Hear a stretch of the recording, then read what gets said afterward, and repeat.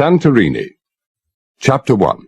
An overhead broadcaster on the bridge of the frigate Ariadne crackled into life. A bell rang twice, and then O'Rourke's voice came through calm, modulated, precise, and unmistakably Irish. O'Rourke was commonly referred to as the weatherman, which he wasn't at all.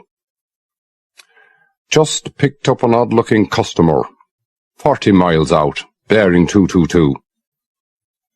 Talbot pressed the reply button. "The skies above us, Chief, are hotching with odd-looking customers. At least 6 airlines crisscross this patch of the Aegean. NATO planes, as you know better than all of us, are all around us. And those pesky fighter-bombers and fighters from the pesky Sixth Fleet bloweth where the wind listeth. Me? I think they're lost half the time." "Ah, but this is a very odd-looking lad." O'Rourke's voice was unruffled as ever, unmoved by the less-than-flattering reference to the Sixth Fleet from which he was on temporary loan. "No Transaegean airline uses the flight path this plane is on. There are no NATO planes in this particular sector on my display screen, and the Americans would have let us know. A very courteous lot, Captain, the Sixth Fleet, I mean." "Yes, true. The Sixth Fleet," Talbot was aware, would have informed him of the presence of any of their aircraft in his vicinity, not from courtesy, but because regulations demanded it, a fact of which O'Rourke was as well aware as he was. O'Rourke was a doughty defender of his home fleet. "That all you have on this lad?" No. 2 things. The plane is on a due southwest to northeast course. I have no record, no information of any plane that could be following this course. Secondly, I'm pretty sure it's a big plane. We should see it in about 4 minutes. His course is on a direct intersection with ours." "Well, the size is important, Chief. Lots of big planes around." "Not at 43,000 feet, sir, which is what this one is. Now, only a Concorde does that, and we know there are no Concordes about. Military job, I would guess." "Of unknown origin. A bandit?" "Yes, could be. Keep an eye on him." Talbot looked around and caught the eye of his second-in-command, Lieutenant Commander Van Gelder. Van Gelder was short, very broad, deeply tanned, flaxen-haired, and seemed to find life a source of constant amusement. He was smiling now as he approached the captain. "I consider it done, sir. The spyglass and a photo for your family album, "Yeah, that's it, thank you." The Ariadne carried an immense, and to the uninitiated, quite bewildering variety of looking and listening instruments that may well have been unmatched by any naval ship afloat. Among those instruments were what Van Gelder had referred to as the spyglass. This was a combined telescope and camera invented and built by the French, of the type used by spy satellites in orbit, and which was capable, under ideal atmospheric circumstances, of locating and photographing a white plate from an altitude of 250 miles. The focal length of the telescope was almost infinitely adjustable. In this case, Van Gelder would probably use a 1 in 100 resolution, which would have the optical effect of bringing the intruder, if intruder it was, to an apparent altitude of 400 feet. In the cloudless July skies of the Cyclades, this presented no problem at all. Van Gelder had just left the bridge when another loudspeaker came to life, the repeated double buzzer identifying it as the radio room. The helmsman, leading Seaman Harrison, leaned forward and made the appropriate switch. "I've got an SOS, I think." "Repeat, think." "Vessel's position is just south of Thera. All I have. It's very garbled. Certainly not a trained operator. Just keeps repeating, 'Mayday, Mayday, Mayday.'" Myers, the radio operator on duty, sounded annoyed. Every radio operator, the tone of his voice said, should be as expert and efficient as he was. "Yeah, wait a minute, though." There was a pause. Then Myers came on again. "Sinking, he says. 4 times he said he was sinking." Talbot said, "That all?" "Yeah, that's all, sir. He's gone off the air." "Well, just keep listening on the distress frequency, Harrison. 090 or near enough. Can't be more than 10, 12 miles away." He reached for the engine control and turned it to full power. The Ariadne, in the modern fashion, had dual engine room and bridge controls. The engine room had customarily only one rating, a leading stoker on watch, and this only because custom dictated it, not because necessity demanded it. The lone watchman might just possibly be wandering around with an oil can in hand, but more probably was immersed in one of the lurid magazines, with which what was called the engine-room library was so liberally stocked. The Ariadne's chief engineer, Lieutenant McCafferty, rarely ventured near his own domain. A first-class engineer, McCafferty claimed that he was allergic to diesel fumes, and treated with a knowing disdain the frequently repeated observation that, because of the engine-room's highly efficient extractor fans, it was virtually impossible for anyone to detect the smell of diesel. He was to be found that afternoon, as he was most afternoons, seated in a deck chair aft, and immersed in his favourite form of relaxation, the reading of detective novels, heavily laced with romance of the more dubious kind. The distant sounds of the diesels deepened. The Ariadne was capable of a very respectable 35 knots, and the bridge began to vibrate quite noticeably. Talbot reached for a phone and got through to Van Gelder. "We've picked up a distress signal 10, 12 miles away. Let me know when you locate this bandit and I'll cut the engines." The spyglass, though splendidly gimbaled to deal with the worst vagaries of pitching and rolling, was quite incapable of coping with even the mildest vibration, which more often than not produced a very fuzzy photograph indeed.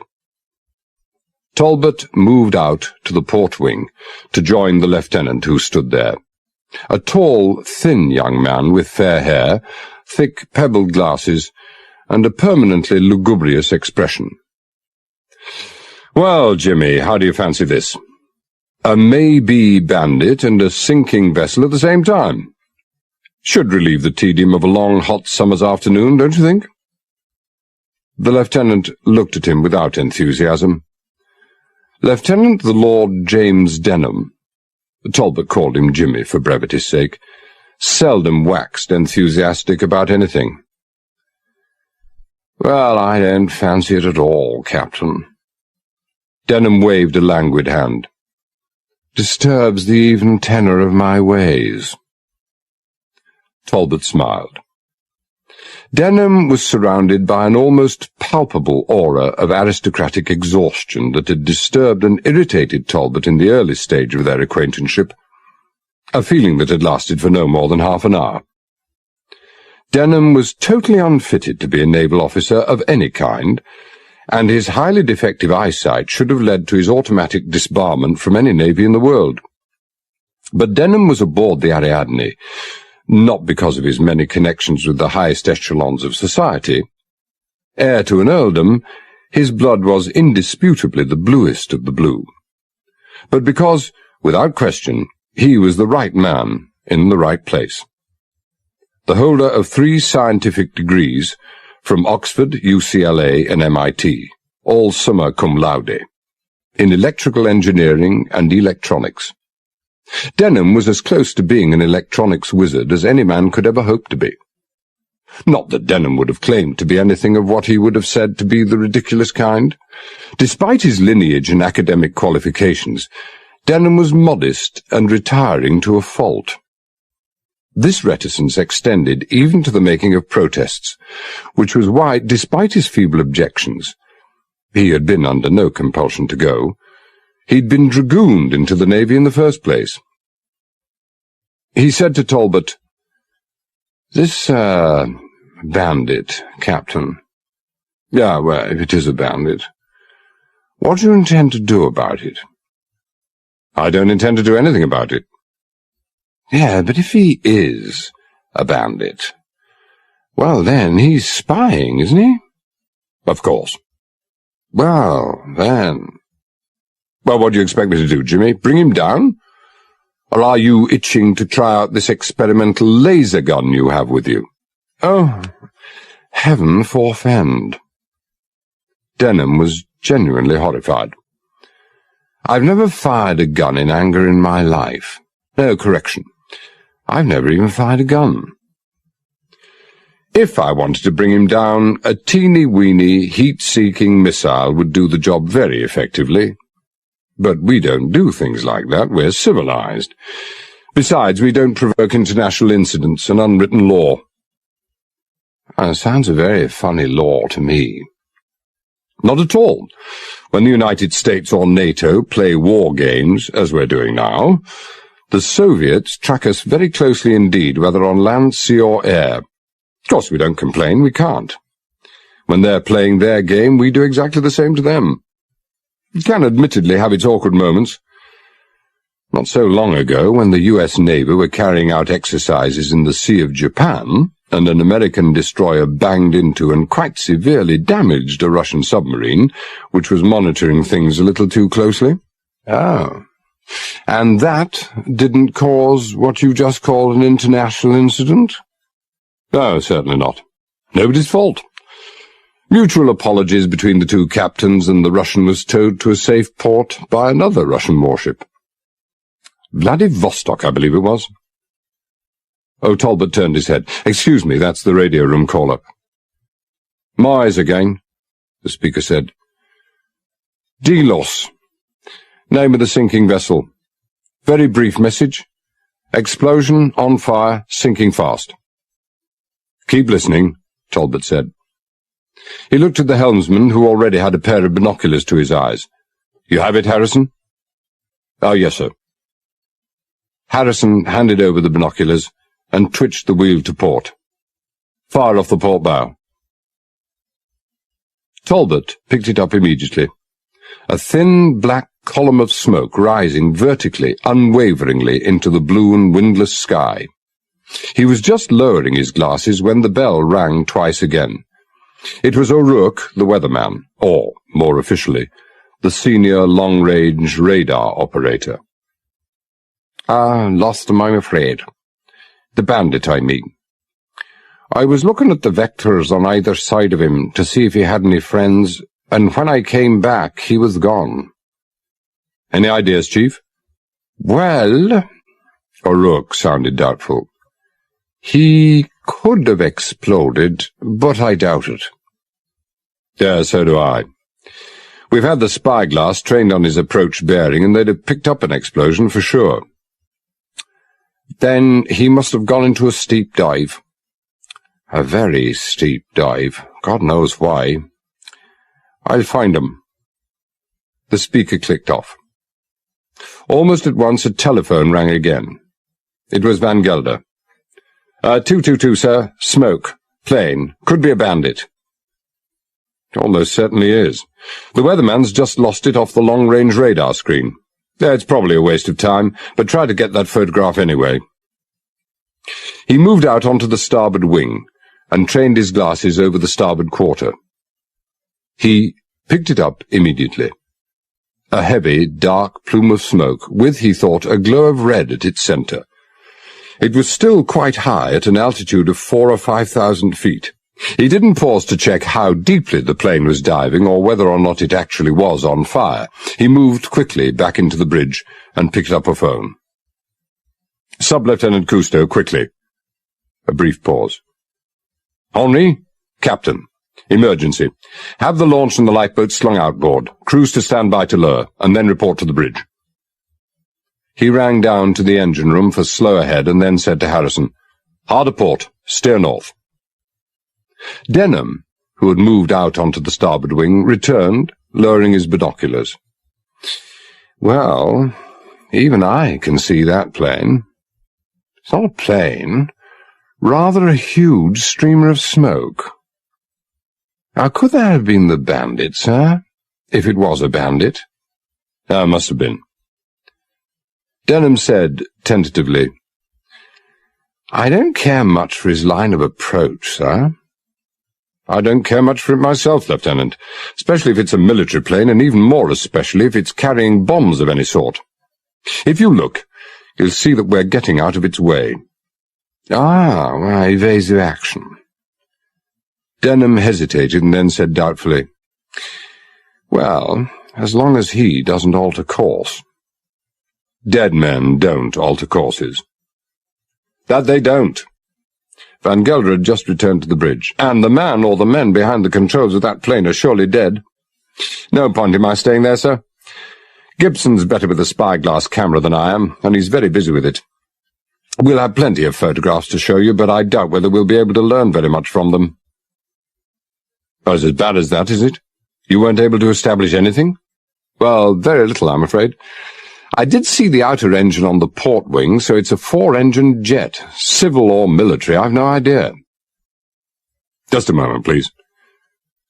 Talbot moved out onto the port wing, looked aft, saw that the blazing plane, there was no mistaking the flames now, was due astern at less than half the height and distance than when he'd first seen it, returned to the bridge, told Harrison to steer due north, then turned again to Van Gelder. That was all you could establish, Yeah, it's about. Except that the fire's definitely located in the nose cone, which would rule out any engine explosion. It couldn't have been hit by a missile, because we know there are no missile-carrying planes around.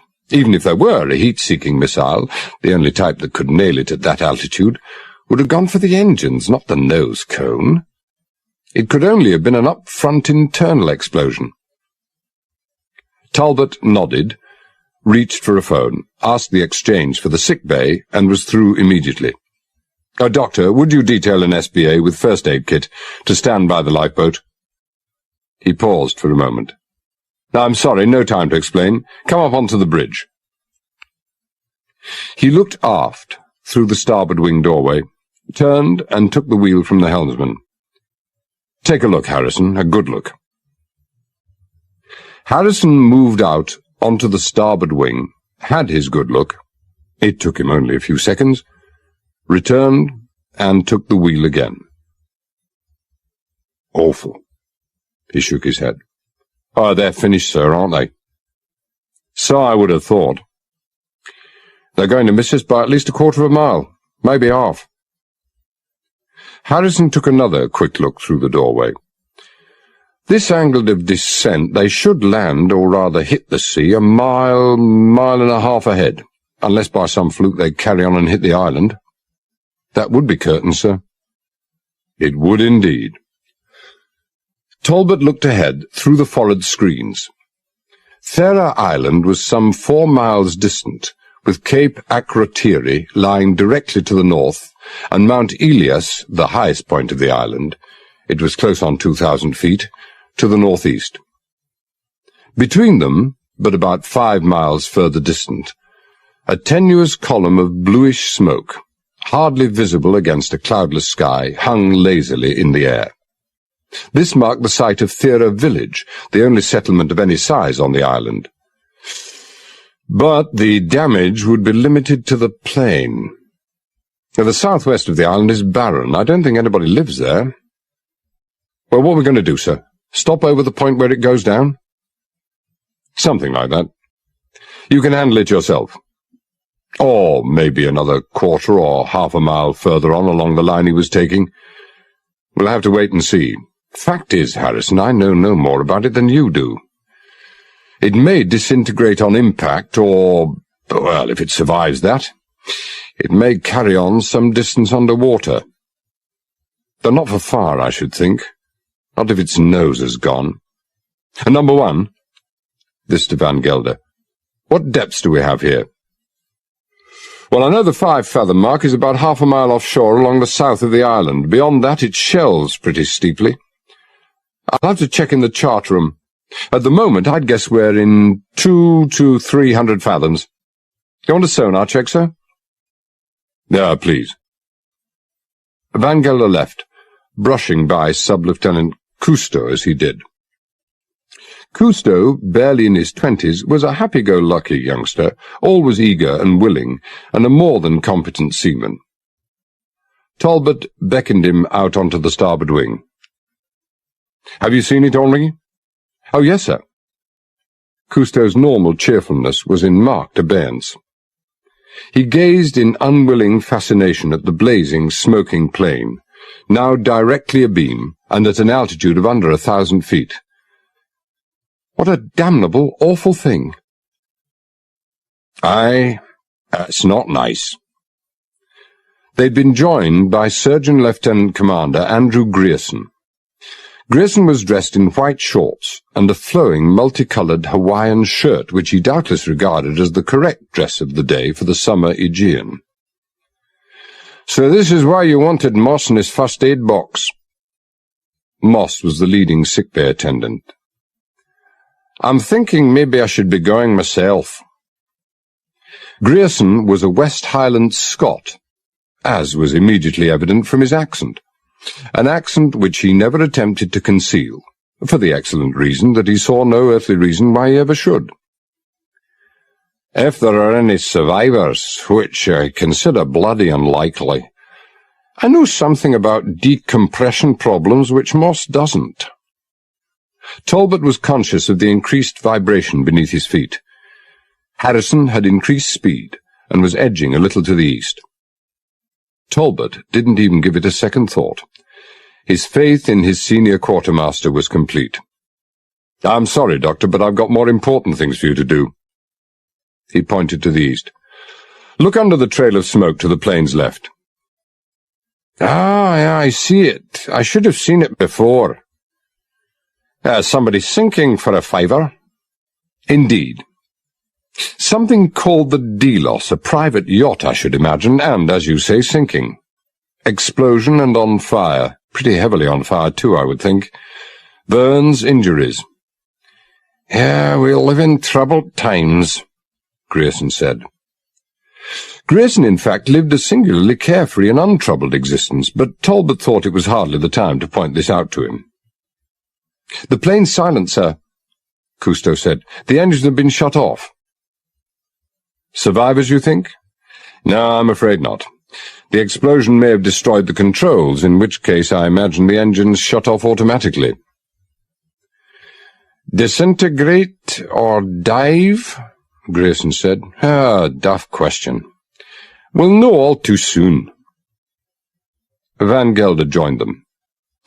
"I make it 80 fathoms here, sir. Sonar says 70. They're probably right. Doesn't matter, it's shallowing anyway." Talbot nodded and said nothing. Nobody said anything. Nobody felt like saying anything. The plane, or the source of the dense column of smoke, was now less than 100 feet above the water. Suddenly, the source of the smoke and the flame dipped, and then was abruptly extinguished. Even then they failed to catch a glimpse of the plane. It had been immediately engulfed in a 50-foot-high curtain of water and spray. There was no sound of impact, and certainly no disintegration, for when the water and the spray cleared away, there was only the empty sea, and curiously small waves, little more than ripples, radiating outwards from the point of impact. Talbot touched Cousteau on the arm. "Your cue, Henri. How's the whaler's radio?" "Tested yesterday, sir. Okay." "Well, if you find anything, anybody, let us know. I have a feeling you won't need that radio. When we stop, lower away and then keep circling around. We should be back in half an hour or so." Cousteau left, and Talbot turned to Van Gelder. "When we stop, tell Sonar I want the exact depth." 5 minutes later, the whaler was in the water and moving away from the side of the Ariadne.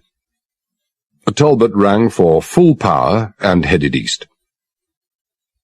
Van Gelder hung up a phone.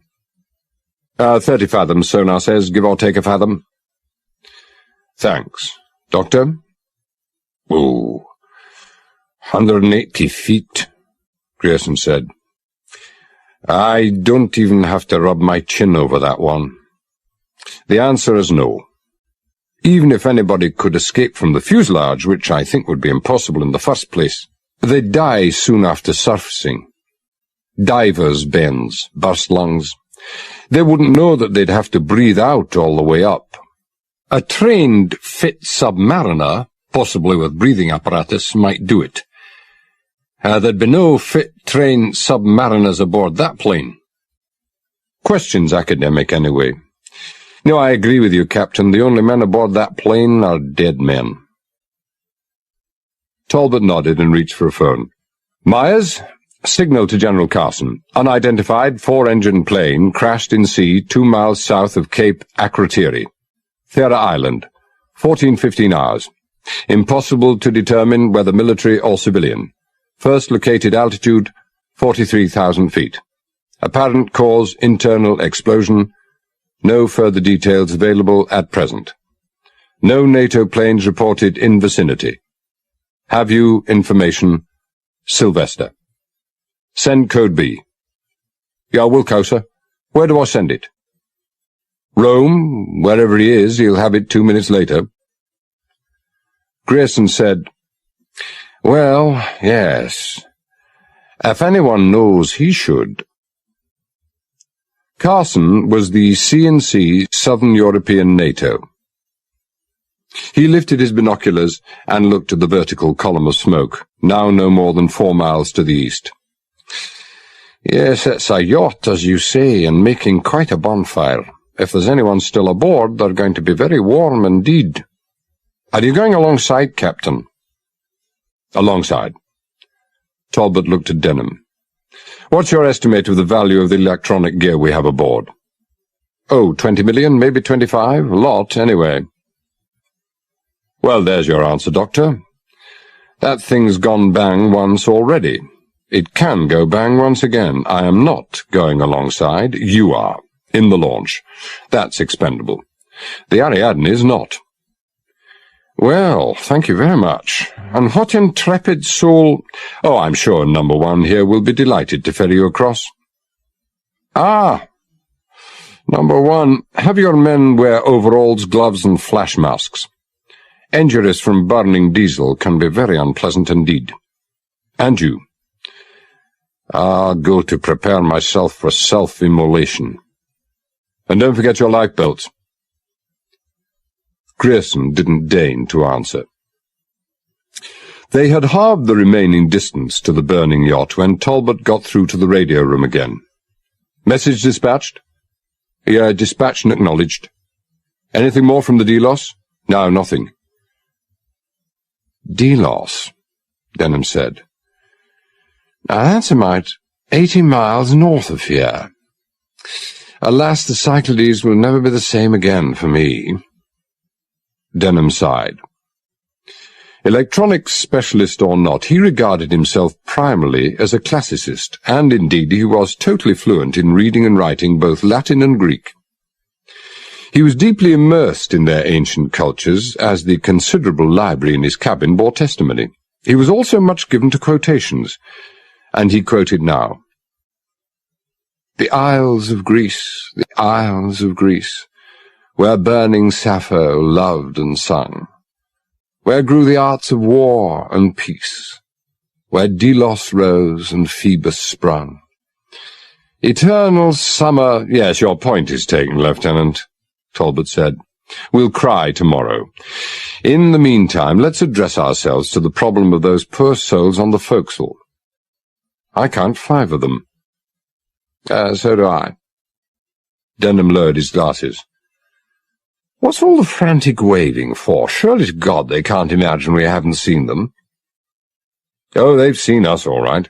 Relief, Lieutenant, expectation of rescue. But there's more to it than that. A certain urgency in their waving. Primitive form of semaphoring. What they're saying is, get us the hell out of here and be quick about it. Well, maybe they're expecting another explosion. Could be that. Harrison, I want to come to a stop on their starboard beam. At, you understand, a prudent distance. What, 100 yards, sir? Fine. The Delos was, or had been, a rather splendid yacht.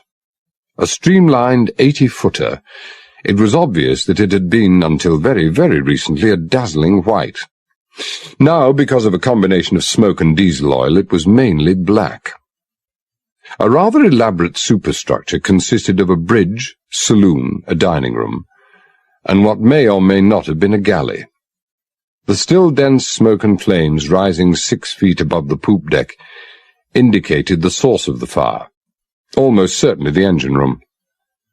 Just after the fire, a small motorboat was still secured to its davits. It wasn't difficult to guess that either the explosion or the fire had rendered it inoperable.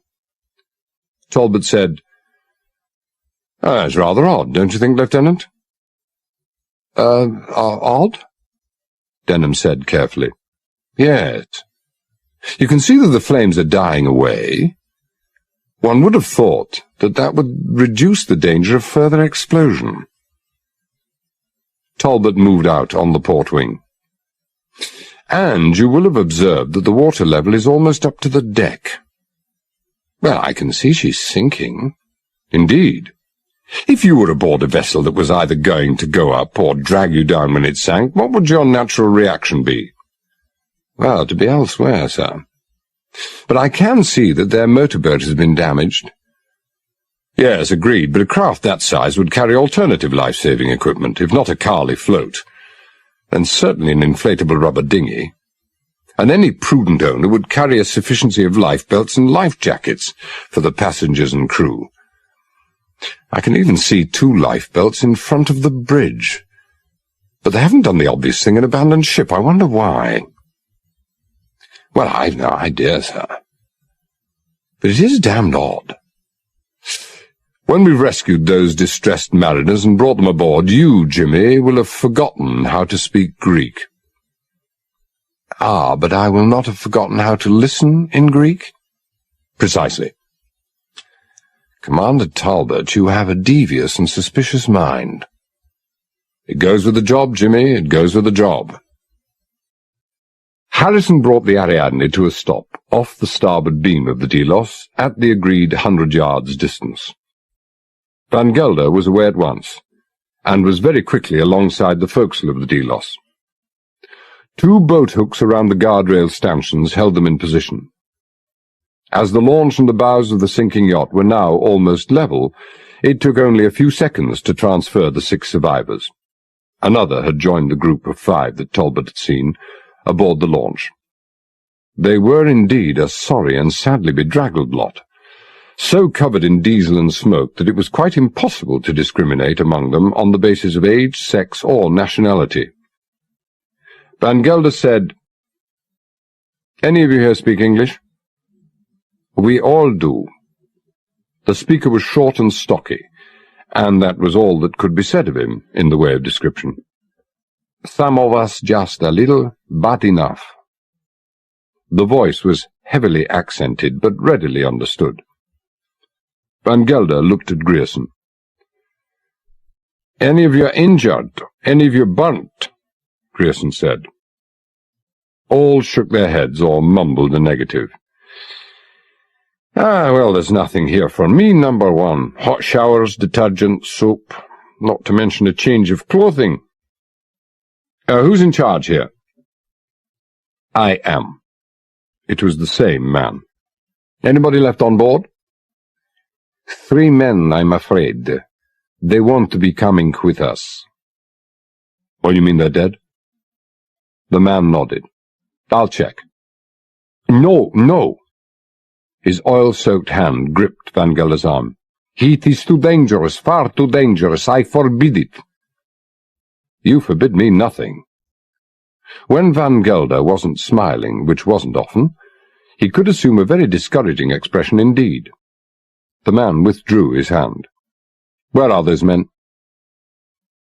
"In the passageway between the engine room and the stateroom aft. We got them out after the explosion, but before the fire began." "Riley?" This to a leading seaman. "Come aboard with me. If you think the yacht's going, give me a call." He picked up a torch and was about to board the Delos when a hand holding a pair of goggles reached out to stop him. Van Gelder smiled. "Yes, thank you, Doctor. I hadn't thought of that." Once aboard, he made his way aft and descended the after companionway. There was smoke down there, but not too much, and with the aid of his torch he had no difficulty in locating the 3 missing men, all huddled shapelessly in a corner. To his right was the engine-room door, slightly buckled from the force of the explosion. Not without some difficulty he forced the door open, and at once began coughing as the foul-smelling smoke caught his throat and eyes. He pulled on the goggles, but still there was nothing to see except for the red embers of a dying fire emanating from some unknown source. He pulled the door to behind him. He was reasonably certain there was nothing for him to see in the engine-room anyway, and stooped to examine the 3 dead men. They were far from being a pretty sight, but he forced himself to carry out as thorough an investigation as he could. He spent some quite considerable time bent over the 3rd man. In the circumstances, 30 seconds was a long time, and when he straightened he looked both puzzled and thoughtful. The door to the after stateroom opened easily. There was some smoke there, but not so much that he required to use his goggles.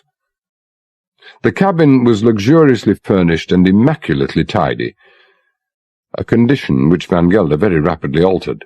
He pulled a sheet from one of the beds, spread it on the floor, opened up wardrobes and drawers, scooped up armfuls of clothes.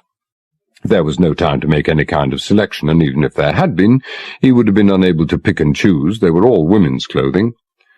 Dumped them on the sheet, tied up the 4 corners, lugged the bundle up the companionway, and handed it over to Riley.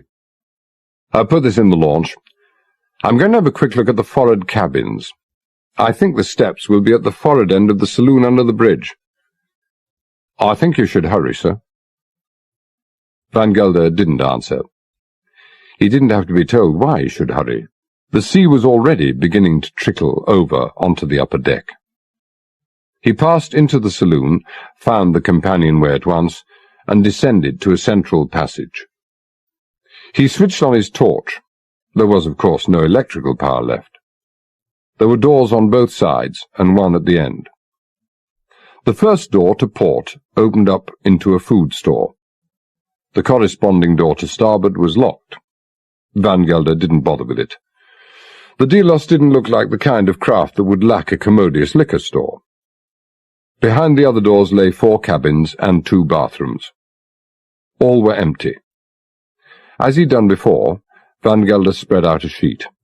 In the passageway this time, threw some more armfuls of clothes onto it, secured the corners, and hurried up on deck.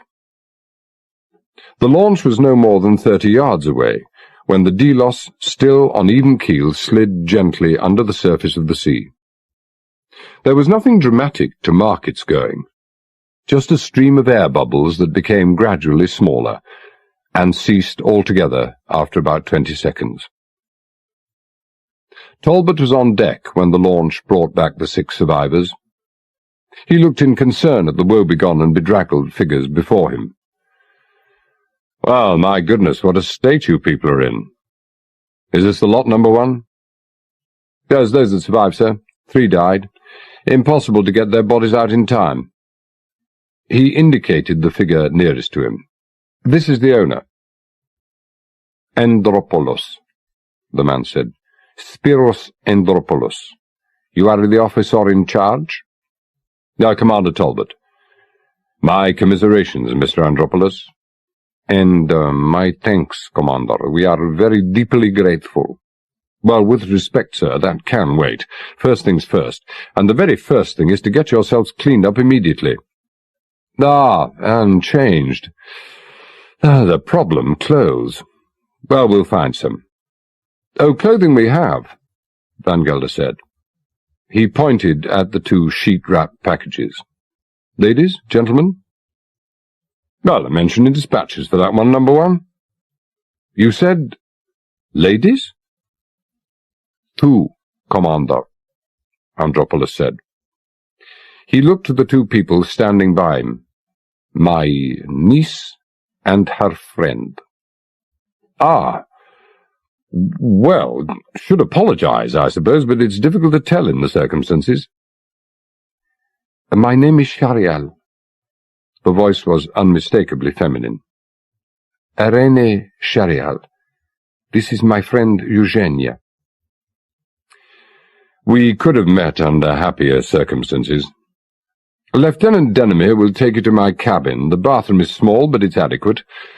By the time you bring them back, Lieutenant, I trust they're recognizable for what they are. He turned to a burly, dark-haired figure who, like most of the crew, wore no insignia of rank. Chief Petty Officer Mackenzie? Mackenzie was the senior NCO on the Ariadne. The 4 gentlemen here, Chief, you know what to do. Yeah, right away, sir, if you'll come with me, gentlemen. Grierson also left, and Van Gelder and Talbot were left alone. We can find this place again? Van Gelder asked. Yes, no trouble. Talbot looked at him speculatively and pointed towards the northwest. I've taken a bearing on the monastery and radar station on Mount Elias there. Sonar says that we're in 18 fathoms. Just to make sure, we'll drop a marker buoy. General Carson laid down the slip of paper that he'd been studying and looked at the colonel seated across the table from him. What do you make of this, Charles? Well, it could be nothing. Could be important. No, I'm sorry, that doesn't help. I have a feeling I don't like it. It would help a bit if we had a sailor around. Carson smiled and pressed a button. You know if Vice Admiral Hawkins is in the building? Yes, he is, sir. A girl's voice. Do you wish to speak to him or see him? I want to see him, Jean. Ask him if he'd be kind enough to stop by. Vice Admiral Hawkins was very young for one of his rank. He was short, a little overweight, more than a little rubicund as to his features, and exuded an aura of cheerful bonhomie. He didn't look very bright, which he was. He was widely regarded as having one of the most brilliant minds in the Royal Navy. He took the seat to which Carson had gestured him, and glanced at the message slip. Yes, I see. He laid the message down. Yeah, but you didn't ask me here to comment on a perfectly straightforward signal. The Sylvester is one of the code names for the frigate HMS Ariadne. One of the vessels under your command, sir. Yeah, don't rub it in, David. I know it, of course. More accurately, I know of it. Don't forget I'm just a simple landlubber. That's an odd name, isn't it? Royal Navy ship with a Greek name? It's a courtesy gesture to the Greeks, sir. We're carrying out a joint hydrographic survey with them. Oh, is that so? General Carson ran a hand through his grizzled hair. Well, I was not aware that I was in the hydrographic business, David. Well, you're not, sir, although I have no doubt it could carry out such a survey as called for. No, the Ariadne has a radio system that can transmit to and receive transmissions from any quarter of the globe. It has telescopes and optical instruments that can pick out the salient features of, say, any passing satellite, even those in geosynchronous orbit. And that's 22,000 miles up. Carries long-range and surface radar that is as advanced as any in the world, and it has a sonar location and detection system that can pick up a sunken object at the bottom of the ocean just as easily as it can pinpoint a lurking submarine. Now, the Ariadne, sir, is the eyes and the ears and the voice of your fleet. Well, that's nice to know, I must say. Very reassuring. The ability of the commanding officer of the Ariadne is commensurate with this extraordinary array of devices he controls? Oh, no, indeed, sir. For an exceptionally complex task, an exceptionally qualified man. Commander Talbot is an outstanding officer.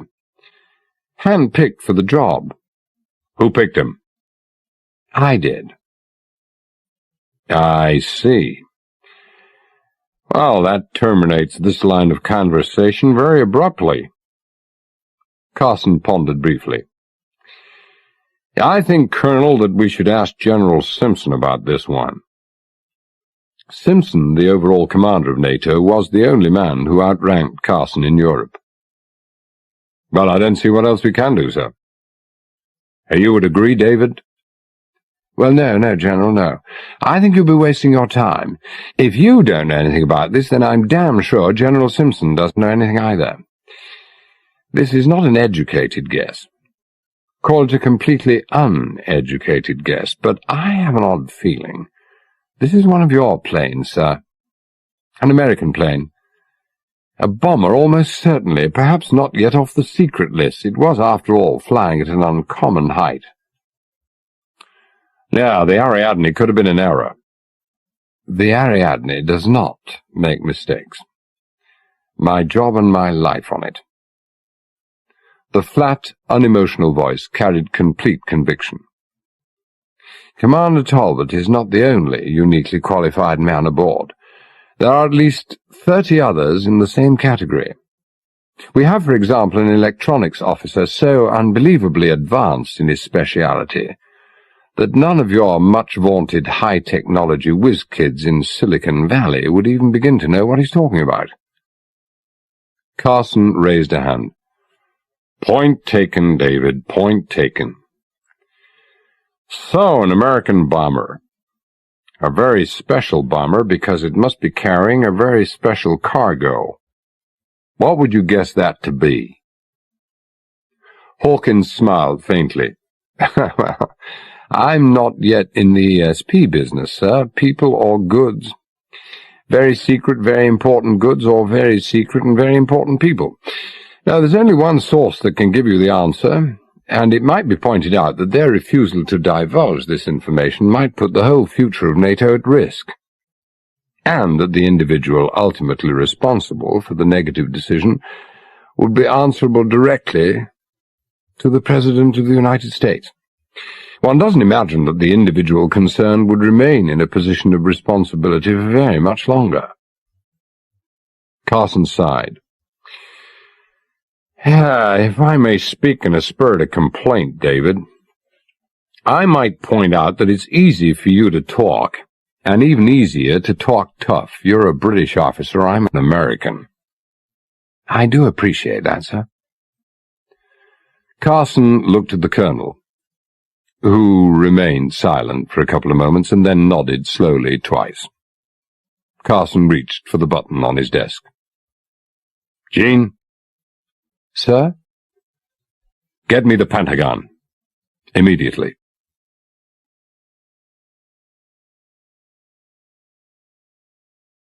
Chapter 2. You're unhappy, Vincent? Vincent was Van Gelder's first name. There were 3 of them seated in the wardroom, Talbot, Van Gelder, and Grierson. Puzzled, you might say, sir. I don't understand why Andropolis and the others didn't abandon ship earlier. I saw 2 inflatable dinghies aboard. Rolled up, admittedly, but those things can be opened and inflated from their gas cylinders in seconds. There were also life belts and life jackets. There was no need for this "the boy stood on the burning deck" act. They could have left at any time. Of course, I'm not saying they'd have been sucked down with the yacht, but they might have had a rather uncomfortable time. Yes, the same thought had occurred to me. Mentioned it to Andrew here. Odd. Maybe Andropolis had a reason. Anything else? Yes, the owner tried to stop me from boarding the yacht. Maybe he was concerned with my health. I have the feeling he wasn't. Then I would much like to know what caused that explosion in the engine room. A luxurious lot like that must have carried an engineer. We can find that out easily enough, and it's a fair guess that the engines would have been maintained in immaculate condition. I don't see how they could have caused an explosion. We'll have to ask McCafferty about that one. That, of course, is why you were so anxious that we pinpoint the spot where the Delos went down. You think an expert on the effects of explosives could identify and locate the cause of the explosion? Well, I'm sure he could, especially if he were an expert at determining the causes of aircraft lost through explosions. Those people are much better at that sort of thing than the Navy is. Explosive experts we have aboard, but no experts on the effects of explosives. Well, even if we did, we have no divers aboard. Well, you and myself apart, trained to work at levels below 100 feet. We could borrow one easily enough from a lifting vessel or salvage tug, but the chances are high that he'd know nothing about explosives. But there's really no problem. It'd be a simple matter for any lifting vessel to raise an aircraft fuselage to the surface. Talbot regarded Van Gelder thoughtfully. But, there's something else worrying you, isn't there? Yes, sir. The 3 dead men aboard the Delos. Well, to be specific, just one of them. That's why I asked the doctor here to come along. The 3 of them were so smoke-begrimed and blackened it was difficult to tell what they were wearing.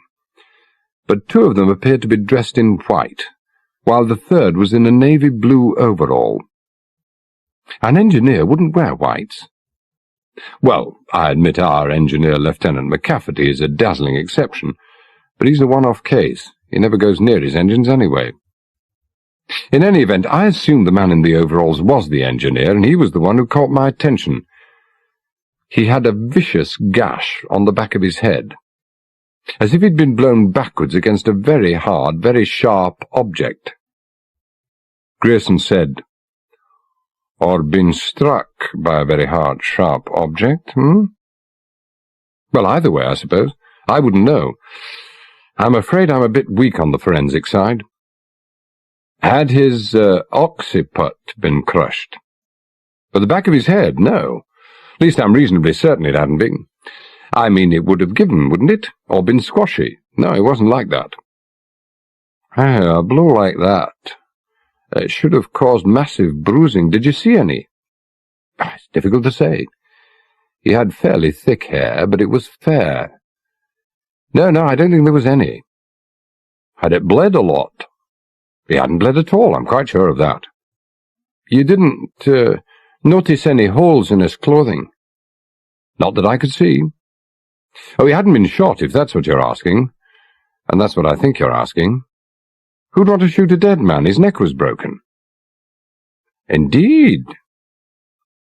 Grayson seemed unsurprised. Oh, the poor man was through the wars, wasn't he? Talbot said, "Well, what do you think, Andrew?" Yes, I don't know what to think. The inflicting of the wound on the head and the snapping of the vertebra could well have been simultaneous. Because if the 2 weren't simultaneous, then it could equally well have been, as Vincent clearly seems to think, a case of murder. Would an examination of the corpse help at all? Well, it might. I very much doubt it. But an examination of the engine room bulkheads would. What, to see if there were any sharp edges or protrusions that could have caused such a head wound? Grayson nodded. Right, well, when and if we ever raise that hull, we should be able to kill 2 birds with 1 stone, determine the causes of both explosions and this man's death. But maybe 3 birds, Van Gelder said. It would be interesting to know the number and the layout of the fuel tanks in the engine room. There are, I believe, 2 common layouts. In one case, there's just one main fuel tank, athwartships, and attached to the forward bulkhead, with a generator or generators on one side of the engine and batteries on the other, plus a water tank to port and another to starboard. Or there could be a fuel tank on either side, with the water tank up front. In that case, the 2 fuel tanks are interconnected to keep the fuel levels equal and maintain equilibrium. Well, a suspicious mind, number 1, Talbot said. Very suspicious. What you would like to find, of course, is just one fuel tank, because you think Andropolis is going to claim that he didn't abandon ship because he thought another fuel tank was about to go, and he didn't want his precious passengers splashing about in a sea of blazing fuel oil, which would, of course, have destroyed the rubber dinghies. Oh, I am grieved, sir. I thought I'd thought of that first. Well, you did, in fact. When the passengers are cleaned up, see if you can get this young lady, Irini Sharial, alone. Find out if she knows anything about the layout of the engine room. The casual approach, Vincent, the innocent and cherubic expression, although I doubt the last is beyond you. Anyway, it's possible she's never been there and may possibly know nothing about it. It's equally possible, sir, that she knows all about it, and may very well choose to tell me something. Miss Sharial is Andropolis's niece. Yes, the thought had occurred. However, if Andropolis is not all he might be, then the chances are high that there's some other member of his ship's company in his confidence.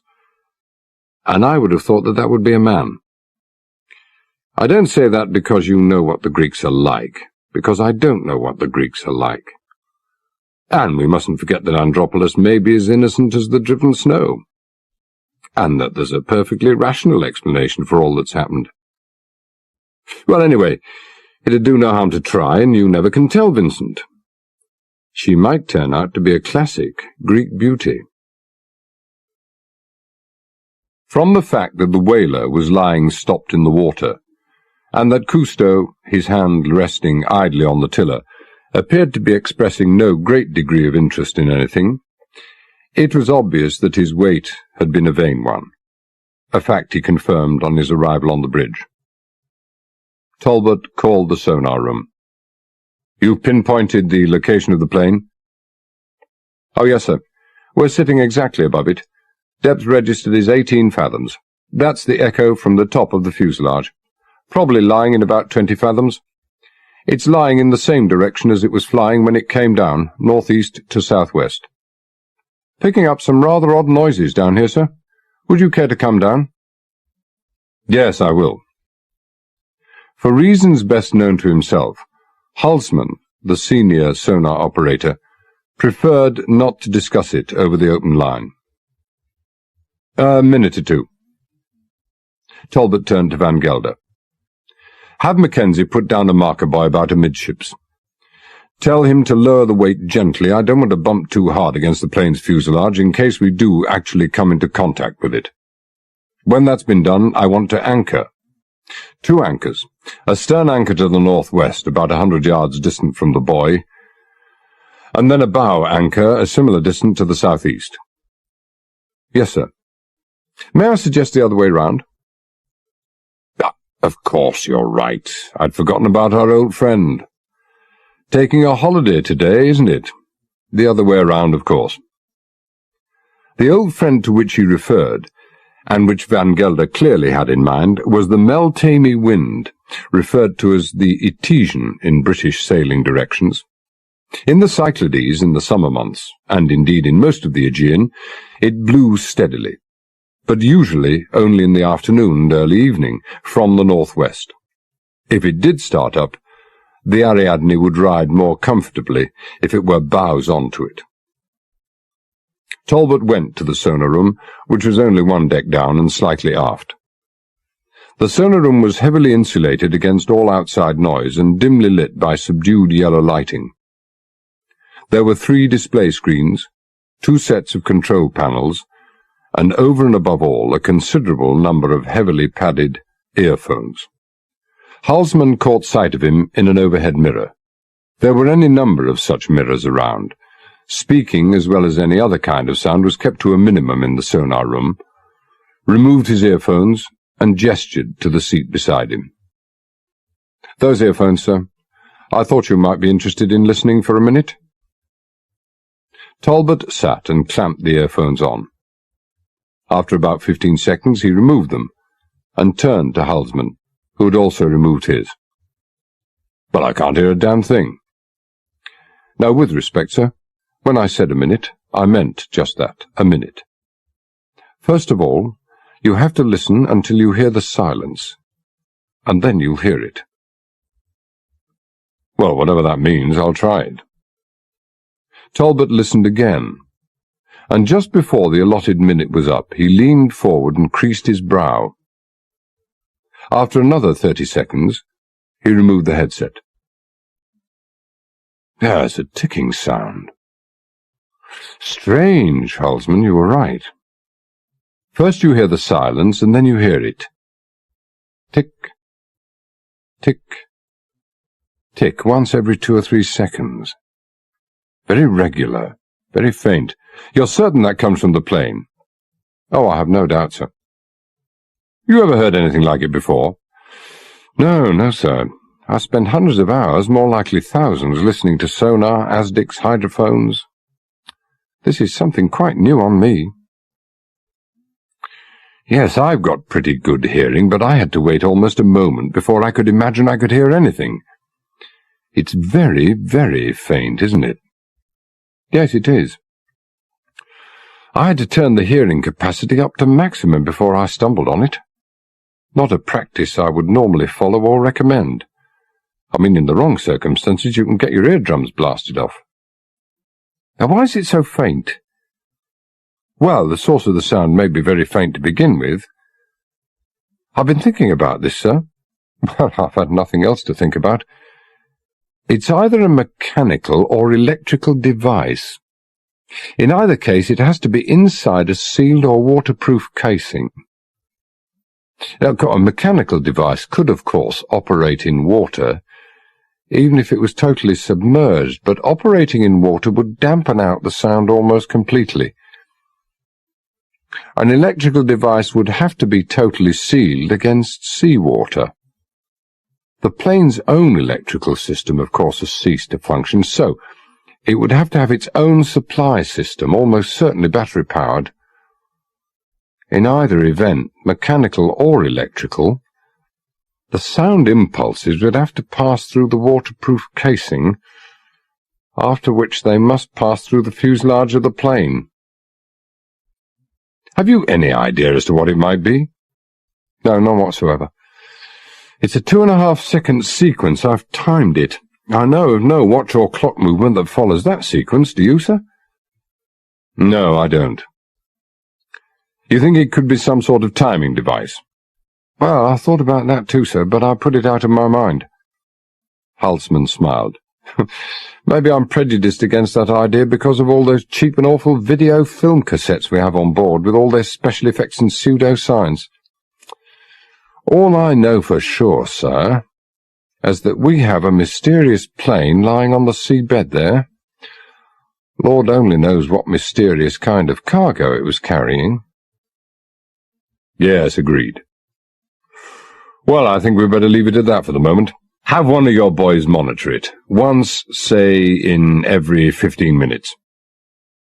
When Talbot returned to the bridge, he could see the marker buoy just astern bobbing very gently in the very small wake Van Gelder was creating as he edged the Ariadne gently to the northwest.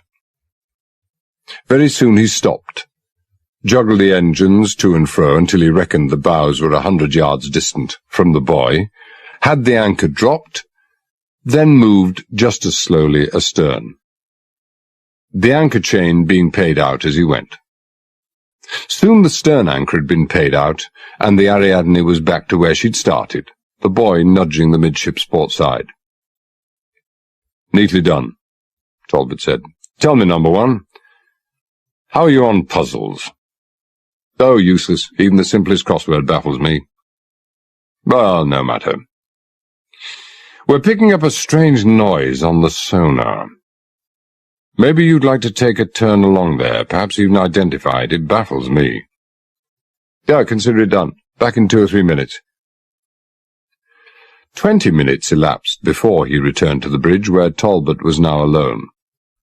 As the ship was no longer under way, Harrison had retired to his mess. Well, that was a long couple of minutes, Vincent. What are you looking so pleased about? I really don't know how you do it, sir. Incredible. I don't suppose you have any Scottish blood? No, not a drop as far as I'm aware. Am I supposed to be following you, number one? Well, I thought maybe the second sight. You were right. A classic Greek beauty. Irene. Miss Shariel, that is. It's odd, mind you. Blonde as they come. I thought all those warm-blooded young Latin ladies had hair as black as a raven's wing. Ah, it's the sheltered life you lead, Vincent. You should go to Andalusia some day, Seville. On one street corner a dusky Moorish maiden, the next a Nordic blonde. We'll discuss pigmentation some other time. What did you learn? Well, enough, I hope. It is an art, sir, this casual, inconsequential approach. The questioning, I mean.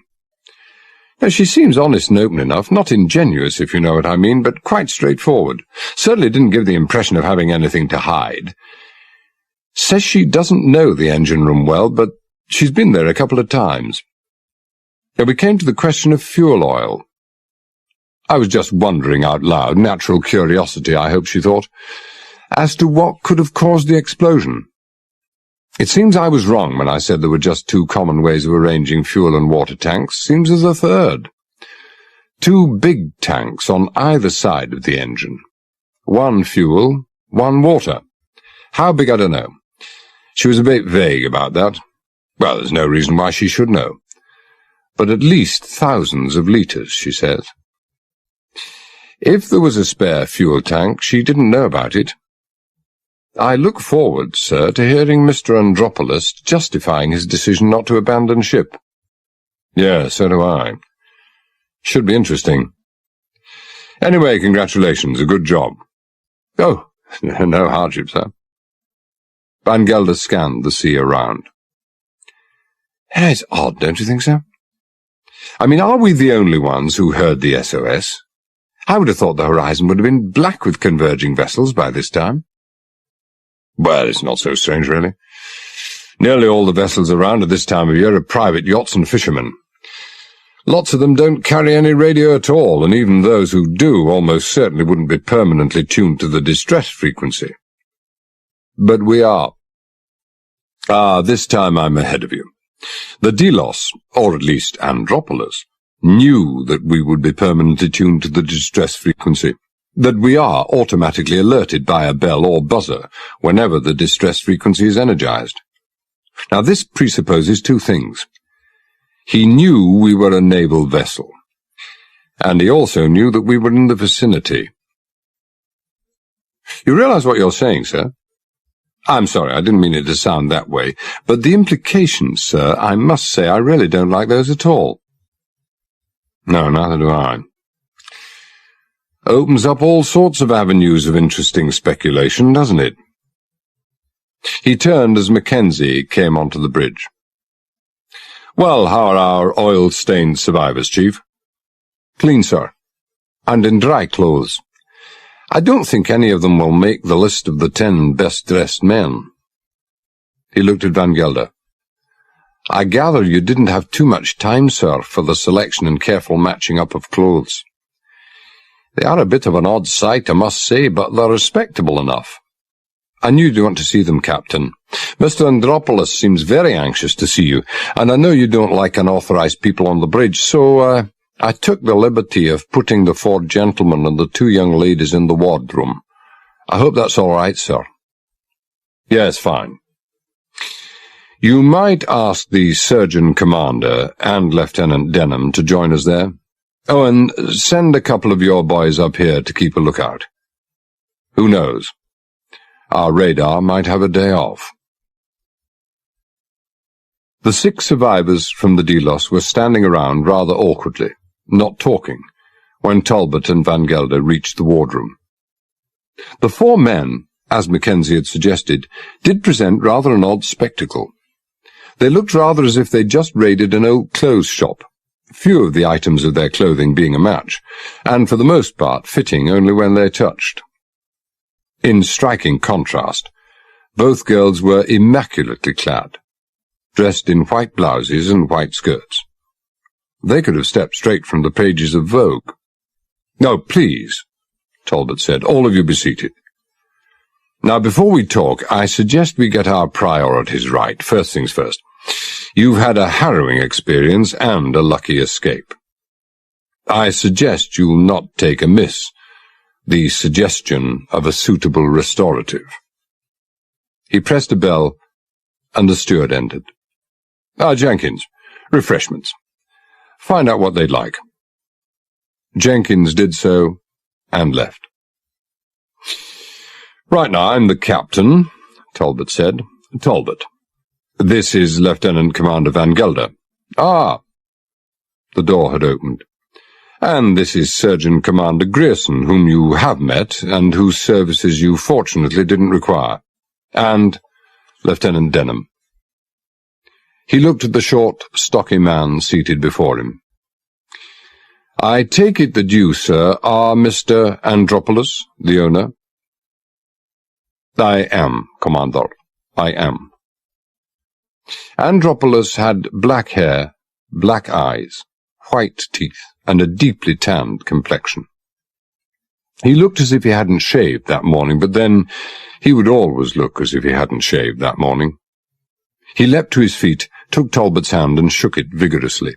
He positively radiated a combined aura of benevolence and bonhomie. Words cannot express our gratitude. "A close run thing, Commander, a very close run thing. We owe you our lives." "Well, I wouldn't go as far as to say that. But I'll admit you were in rather a nasty pickle." A pickle? Dangerous circumstances. "I deeply regret both your loss of the members of your crew and your yacht." "Oh, the yacht, it is nothing. I can always buy another. Well, Lloyd's of London can buy it for me. Still sadder to lose an old friend like the Delos, but sadder still, much sadder to lose the 3 members of my crew. Been with me for many years. I treasured them all." "Who were they, sir?" "My engineer, chef, and steward. With me for many years."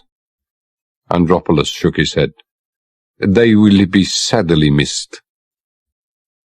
"Wasn't it odd for a chef and a steward to be in the engine-room?" Andropoulos smiled sadly. "No, not aboard the Delos, Commander. It was not exactly run along the lines of a ship of the Royal Navy. They were in the habit of having an after-lunch drink there with the engineer. Oh, they had my permission, of course, but they preferred to be discreet about it. And what more discreet place than the engine-room? Alas, their discretion cost them their lives." "Yeah, that is ironic. May I be introduced to the others?" Of course. This is my very dear friend, Alexander." Alexander was a tall man with a thin, unsmiling face and black, cold eyes, who didn't look as if he could possibly be anybody's very dear friend. "And this is Aristotle, my captain." Andropoulos didn't say whether Aristotle was the first or last name. He had watchful eyes and a serious expression, but looked as if he might, unlike Alexander, be capable of smiling occasionally. "And this is Ahmed." He didn't say what occupation Ahmed held. He was young, pleasant-faced, and smiled readily. Talbot couldn't even begin to guess at his nationality, except that he wasn't Greek. "Oh, but I forget myself. Deplorable. I forget myself. Such manners. Should have been ladies first, of course. This is my niece, Irene." Van Gelder hadn't made any mistakes about her, Talbot thought, except that he'd missed out on the wide green eyes and the rather bewitching smile. "And this is Eugenia." Now this one, Talbot reflected, was much closer to Van Gelder's concept of a warm-blooded young Latin lady. She had a slightly dusky skin, black hair, and warm brown eyes. And she also, no doubt, was quite beautiful. It seemed to Talbot that Van Gelder was going to find himself in something of a quandary. "I congratulate you, Mr. Andropoulos," Talbot said gallantly, "and ourselves.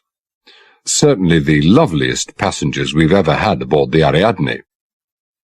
"Ah, the steward." Andropoulos took his glass, a Scotch, and not a small one, and disposed of half the contents in one gulp. "Oh, my goodness, I needed that. Thank you, Commander, thank you. Not as young as I was, nor as tough either. Age cometh to us all."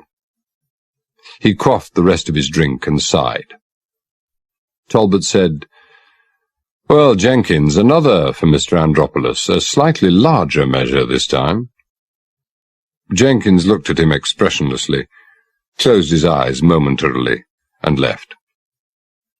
The Ariadne, Andropoulos said. Rather odd, is it not? Greek name, British vessel. Courtesy gesture to your government, sir. We're carrying out a hydrographic charting exercise with your people.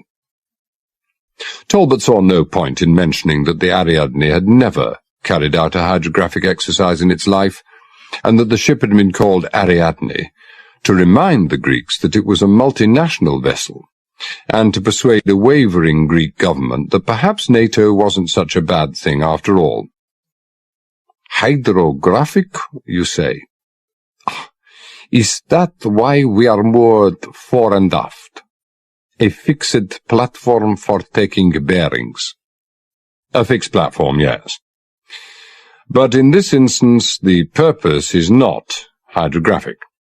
We've had a busy afternoon, Mr. Andropoulos, and at the moment we're anchored over a plane that crashed into the sea just about the time we were receiving your SOS.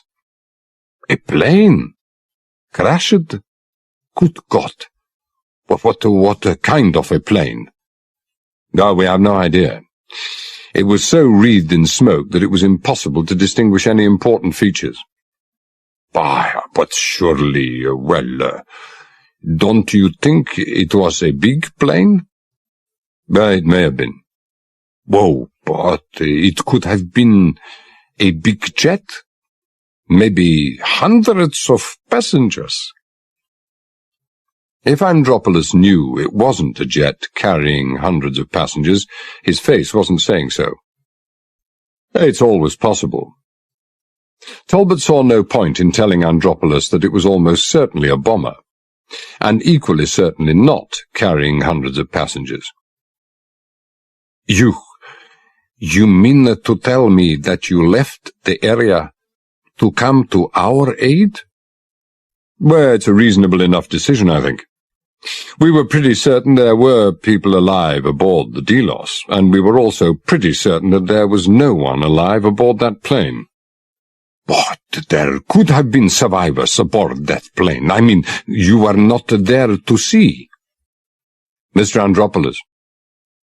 Talbot allowed a certain coldness to creep into his voice. We are, I hope, neither callous nor stupid. Before leaving, we lowered one of our motorboats to circle the area. There were no survivors. Oh, dear, Irene Shariel said. Isn't it awful? All those people dead, and there we were. We were busy doing nothing except feeling sorry for ourselves. I'm not being inquisitive, Captain, and I know it's none of my business. But why do you remain anchored here? I mean, there can't possibly be any hope now that some survivors may surface. There is no hope, Miss Shariel. We're remaining here as a marker until the diving ship arrives. He didn't like lying to her, but thought it inadvisable to tell her that there was no rescue ship hurrying to the scene, and that as far as he knew, the only other people who knew of the disaster were the NATO HQ in Italy. More especially, he didn't want any person or persons in her company to know. But it will be too late to save anyone. Oh, it's already too late, young lady. But they'll send divers down to investigate, find out whether it's a passenger-carrying jet or not, and try to ascertain the cause of the accident. He was looking, without seeming to look, at Andropoulos as he said the last words, and felt almost certain that he saw a flicker of expression cross his face. Andropoulos's captain, Aristotle, spoke for the first time. How deep is this plane, Commander? Oh, 17, 18 fathoms. Just over 30 meters or so. 30 meters, Andropoulos said. Oh, but even if they do get inside, and there's no guarantee they will be able to do so, won't it be difficult to move around and see anything? Oh, I can guarantee they'll get inside. There are such things as oxyacetylene torches, you know, and they have powerful underwater torches. But they won't bother with either of those things. No, the divers will carry down a couple of slings with them. A diving ship will have no difficulty at all in bringing the fuselage to the surface. Then they'll be able to examine the plane at their leisure. This time there was no trace of expression in Andropolis's face. Talbot wondered if he, Andropolis, had become aware that such changes in expression were being sought for. Jenkins entered and handed Talbot a sealed envelope. "Oh, it's from the radio room, sir. Marsh said it was urgent." Talbot nodded, opened the envelope, extracted and read the slip of paper it had held. He slipped it in his pocket and stood.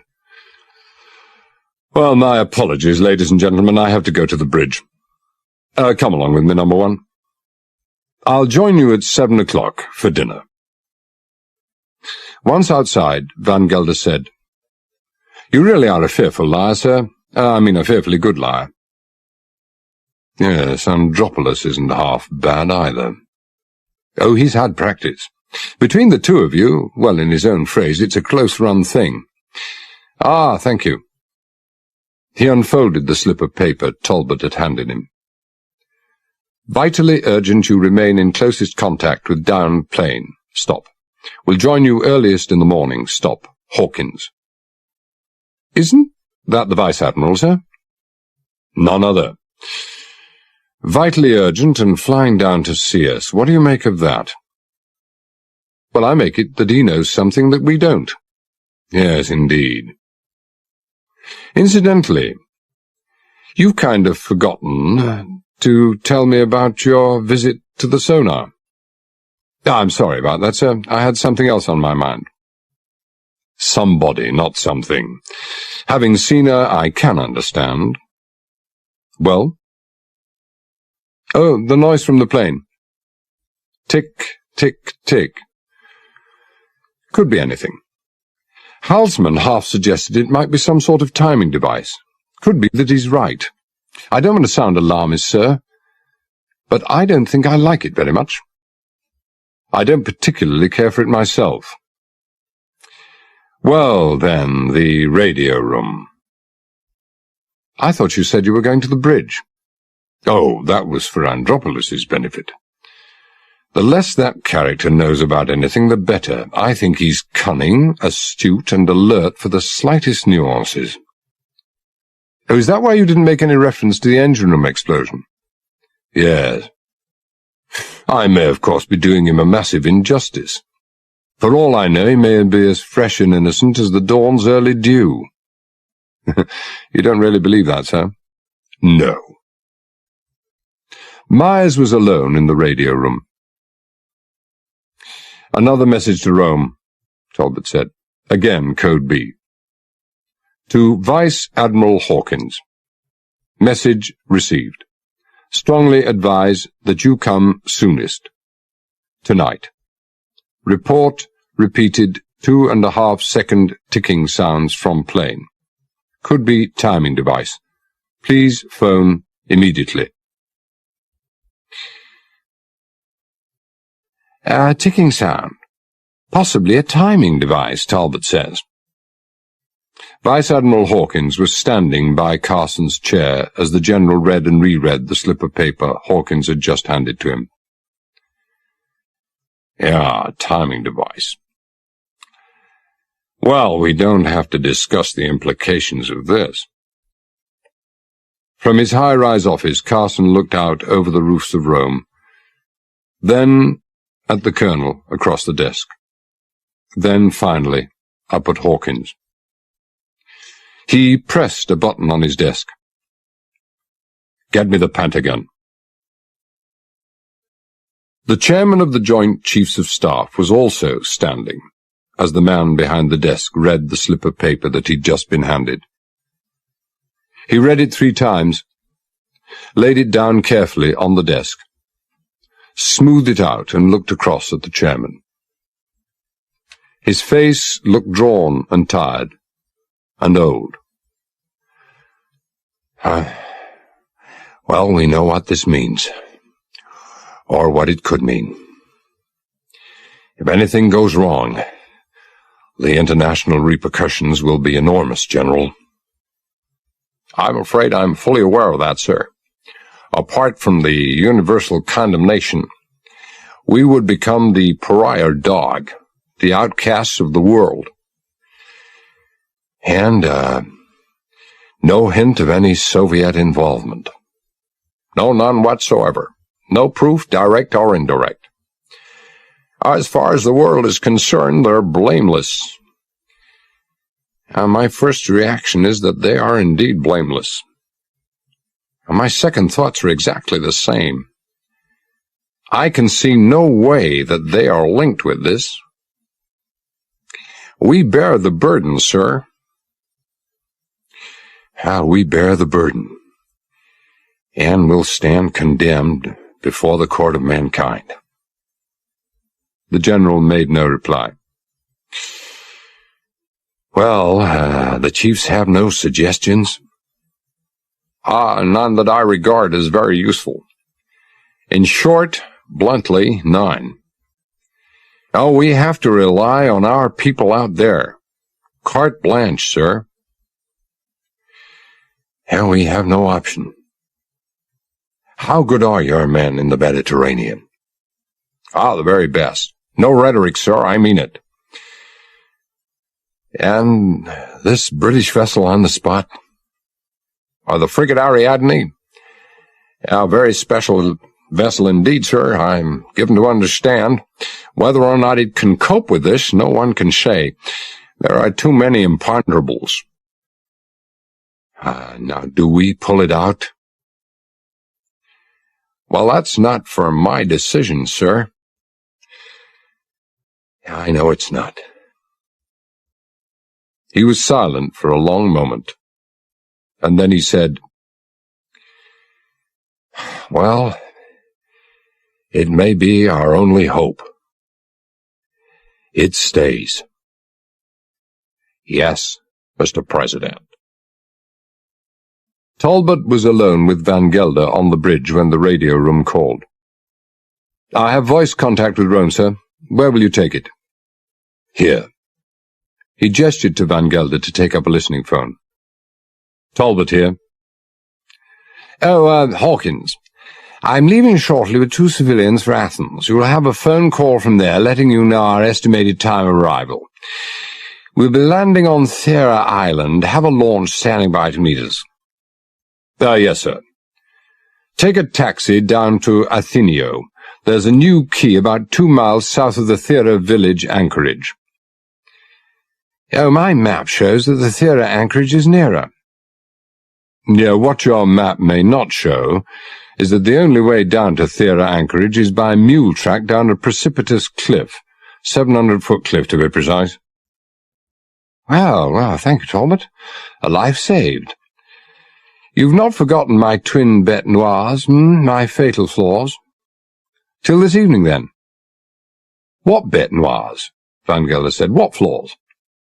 He hates horses. I would imagine the detestation extends to mules, and he suffers from acrophobia. Well, that sounds a very nasty thing to suffer from. What might that be? Vertigo. Fear of heights. Almost got him disbarred from entry into the Navy. He had a powerful aversion to climbing up the rigging. You know him well, then? Well, yes, pretty well. Now, this evening. I'd normally send young Henri to pick anybody up, but Vice Admiral Hawkins and the 2 no doubt equally distinguished civilians who are with him are not anybody. So we do it in style. A lieutenant commander, I thought. My pleasure, sir. And tell them all you know about the plane, the Delos, and the survivors. Also our suspicions about the survivors. Saves the time when they get here. I'll do that. Speaking about the survivors, when I go ashore, do you want me to take them along and dump them? You are unwell, number 1. I'm fine. No, I didn't for a moment think you'd want them out of your sight, and we couldn't very well abandon the 2 young ladies on that barren rock there. It's as well the islanders can't hear you. There's 1,400 people on the Thera township, and there's a fair amount of tourist accommodation. And speaking again of the survivors, not to mention our 3 other visitors, we'll have to find sleeping accommodation for them. Now, the Admiral can have the Admiral's cabin. It'll be the first time an Admiral has slept there.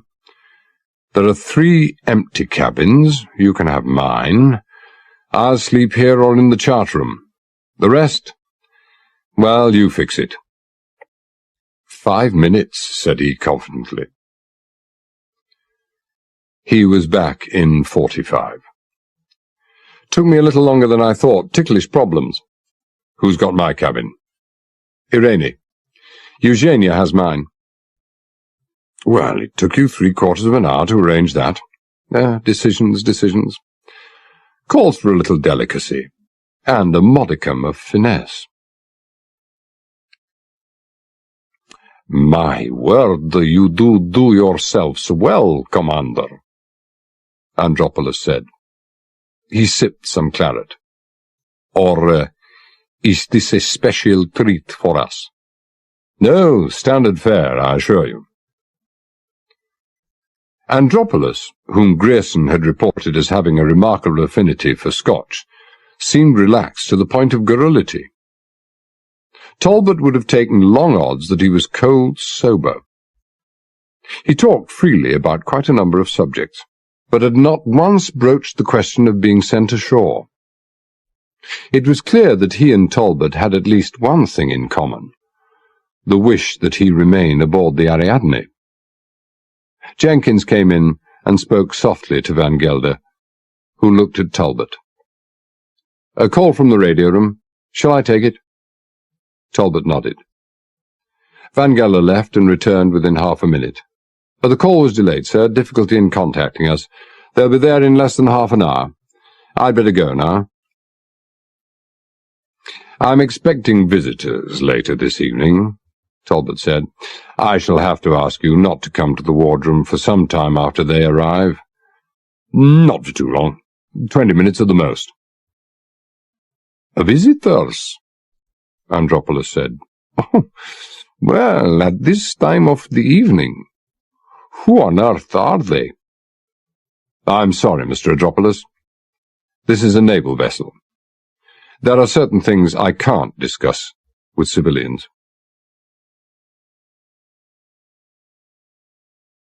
Chapter 3. Vice Admiral Hawkins was the first up the gangway. He shook Talbot's hand warmly. The Admiral didn't go in much for saluting. Delighted to see you again, John. Well, I would be if it weren't for the circumstances. How are you, my boy? Oh, fine, sir. Again, considering the circumstances. And the children, little Fiona and Jimmy. Oh, in the best, thank you, sir. You've come a long way in a short time. Needs must when the devil drives, and he's sitting on my tail right now. He turned to the 2 men who'd followed him up the gangway. Professor Benson and Dr. Wickerham. Gentlemen, Commander Talbot, the captain of the Ariadne.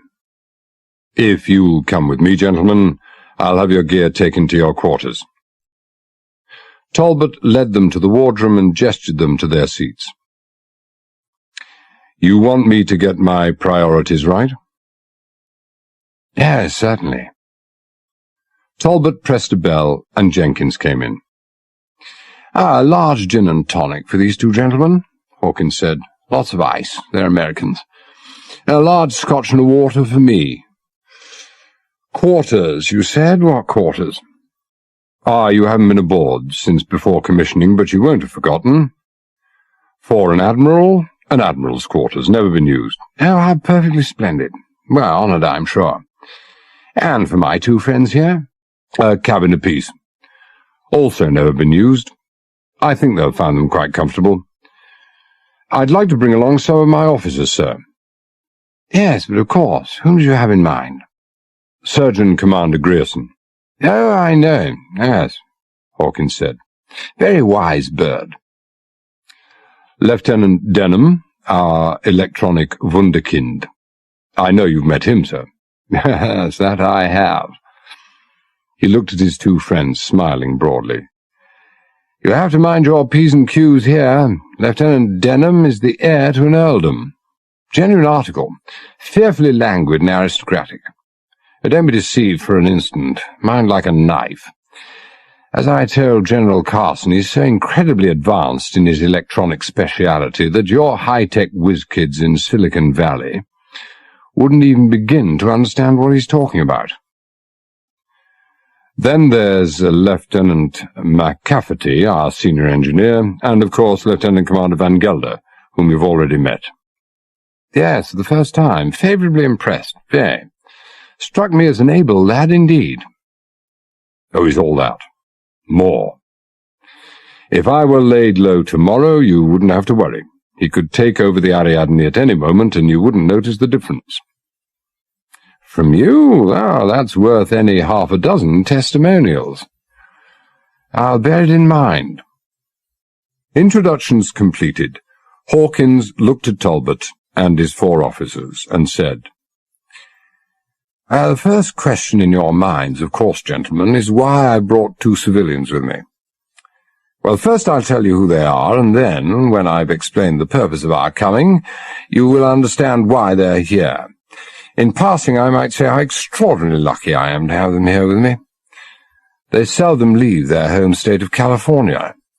It just so happened that both were attending an international conference in Rome.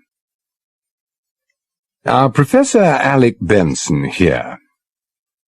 Benson was a large, calm man in his early 60s, grey of hair, cherubic and cheerful of countenance, and wearing a sports jacket, flannels and polo jersey, all of varying shades of grey, and all so lived in, comfortable and crumpled, that he could well have inherited them from his grandfather.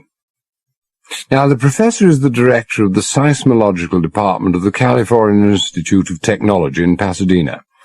He's also a geologist and a volcanologist. Anything that makes the earth bang or shake or move is his field, regarded by everybody in that line as the world's leading expert. He chaired, or was chairing until I so rudely interrupted him, an international conference in seismology in Rome. Yeah, you all know, of course, what seismology is. A rough idea, Talbot said.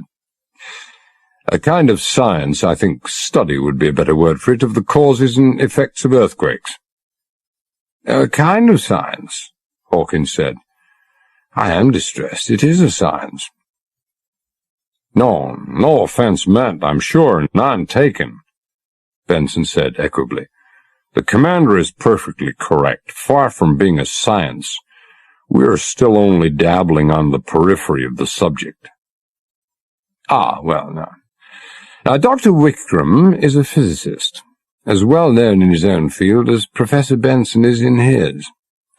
He specializes in nuclear physics.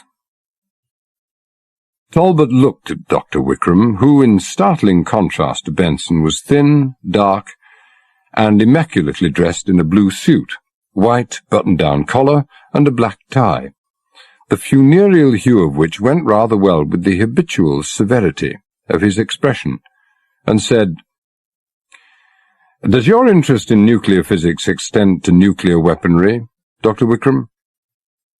Well, yes, it does, rather. Well, you and the professor are to be congratulated. There should be some kind of civilian medal for this.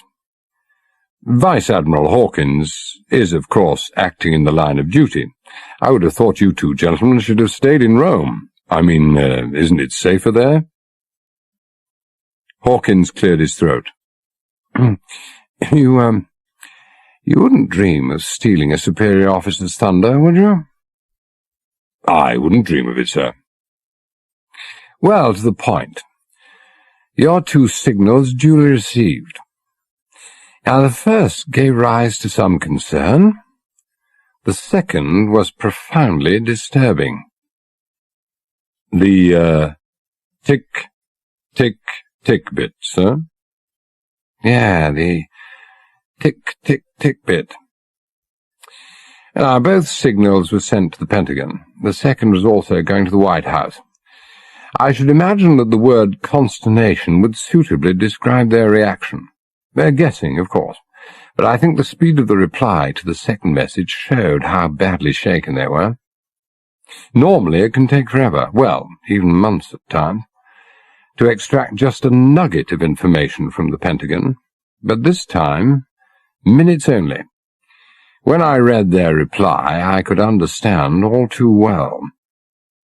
Hawkins paused, possibly for suitable dramatic effect. "So can I," Talbot said. "How do you mean?"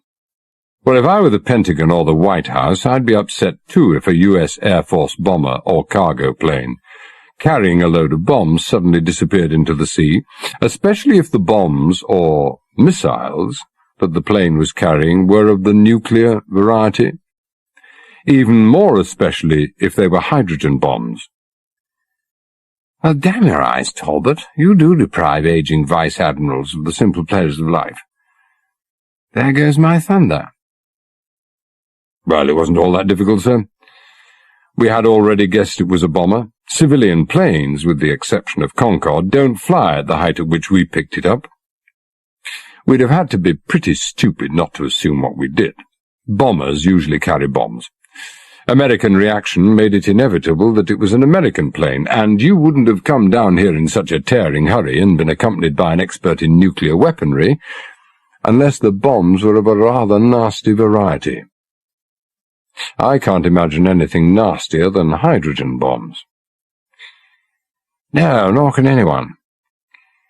"Well, when you put it the way you put it, I suppose I should have guessed that you'd guessed. Even the Pentagon don't know or won't divulge what type of plane it was. They suggest an advanced design of the C-141 Starlifter cargo plane. It was refueled in the Azores and heading for Greece. From your first message, we gathered you saw the plane crash into the sea, but you couldn't identify it. Why not?" "Number one, show the Admiral why not." Van Gelder produced a sheaf of photographs and handed them to Hawkins, who flipped through them quickly, and then, more slowly, a second time. He sighed and looked up. "Well, intriguing, I suppose, if you're a connoisseur of the pattern effects of smoke and flame. I'm not.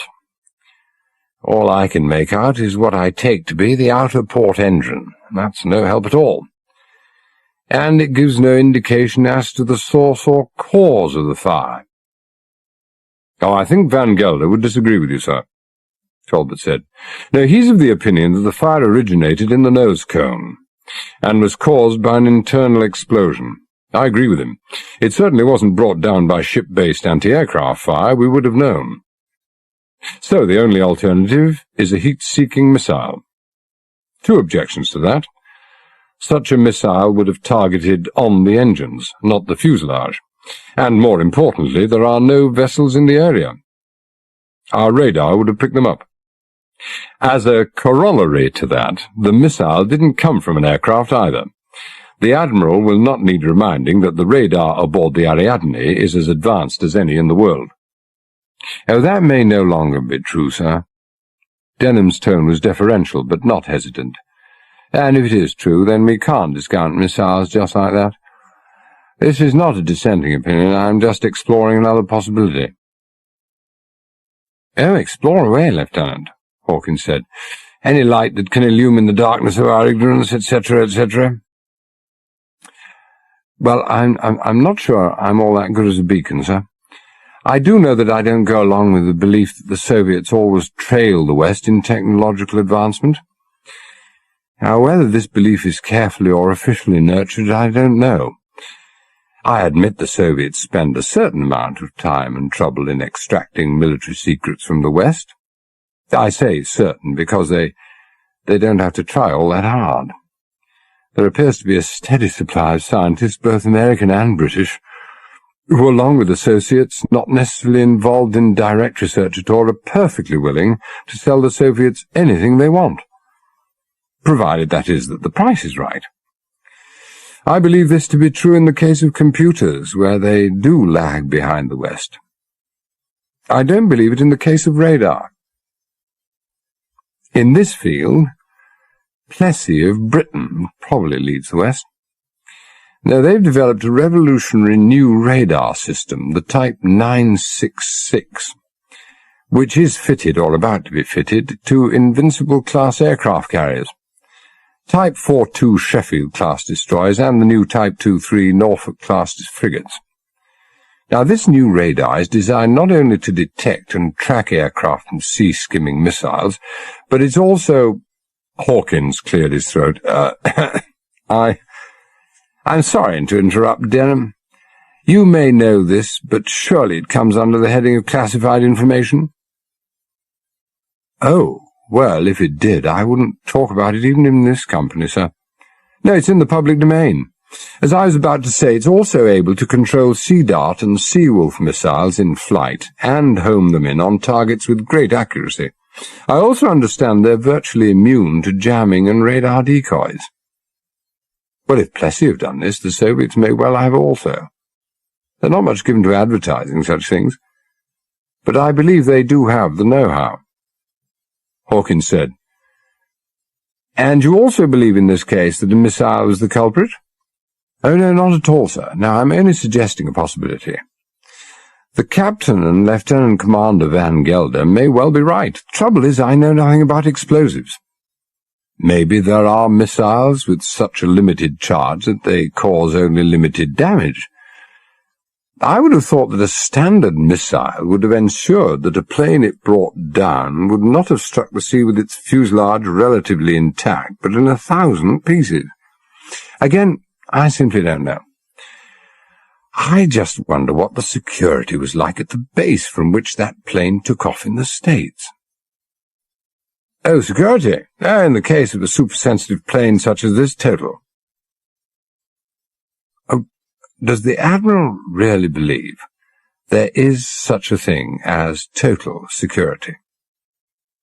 The Admiral didn't say what he believed. He just sipped his scotch in silence. There were 4 major air disasters last year, all 4 planes involved having taken off from airports which were regarded as having maximum security. In all 4 cases, terrorists found the most stringent airport checks childishly easy to circumvent. Oh, those are civilian airports. Now, this would be a top-secret U.S. Air Force base manned exclusively by U.S. Air Force personnel, specially chosen for their position, rigidly screened backgrounds, exhaustively researched, and all subjected to lie detector tests. Well, with respect to the Vice Admiral and our American friends, lie detector tests, more accurately, polygraph tests, are rubbish. I mean, any moderately intelligent person can be trained to beat the polygraph test, which after all depends on crudely primitive measurements of pulse rate, blood pressure, and perspiration.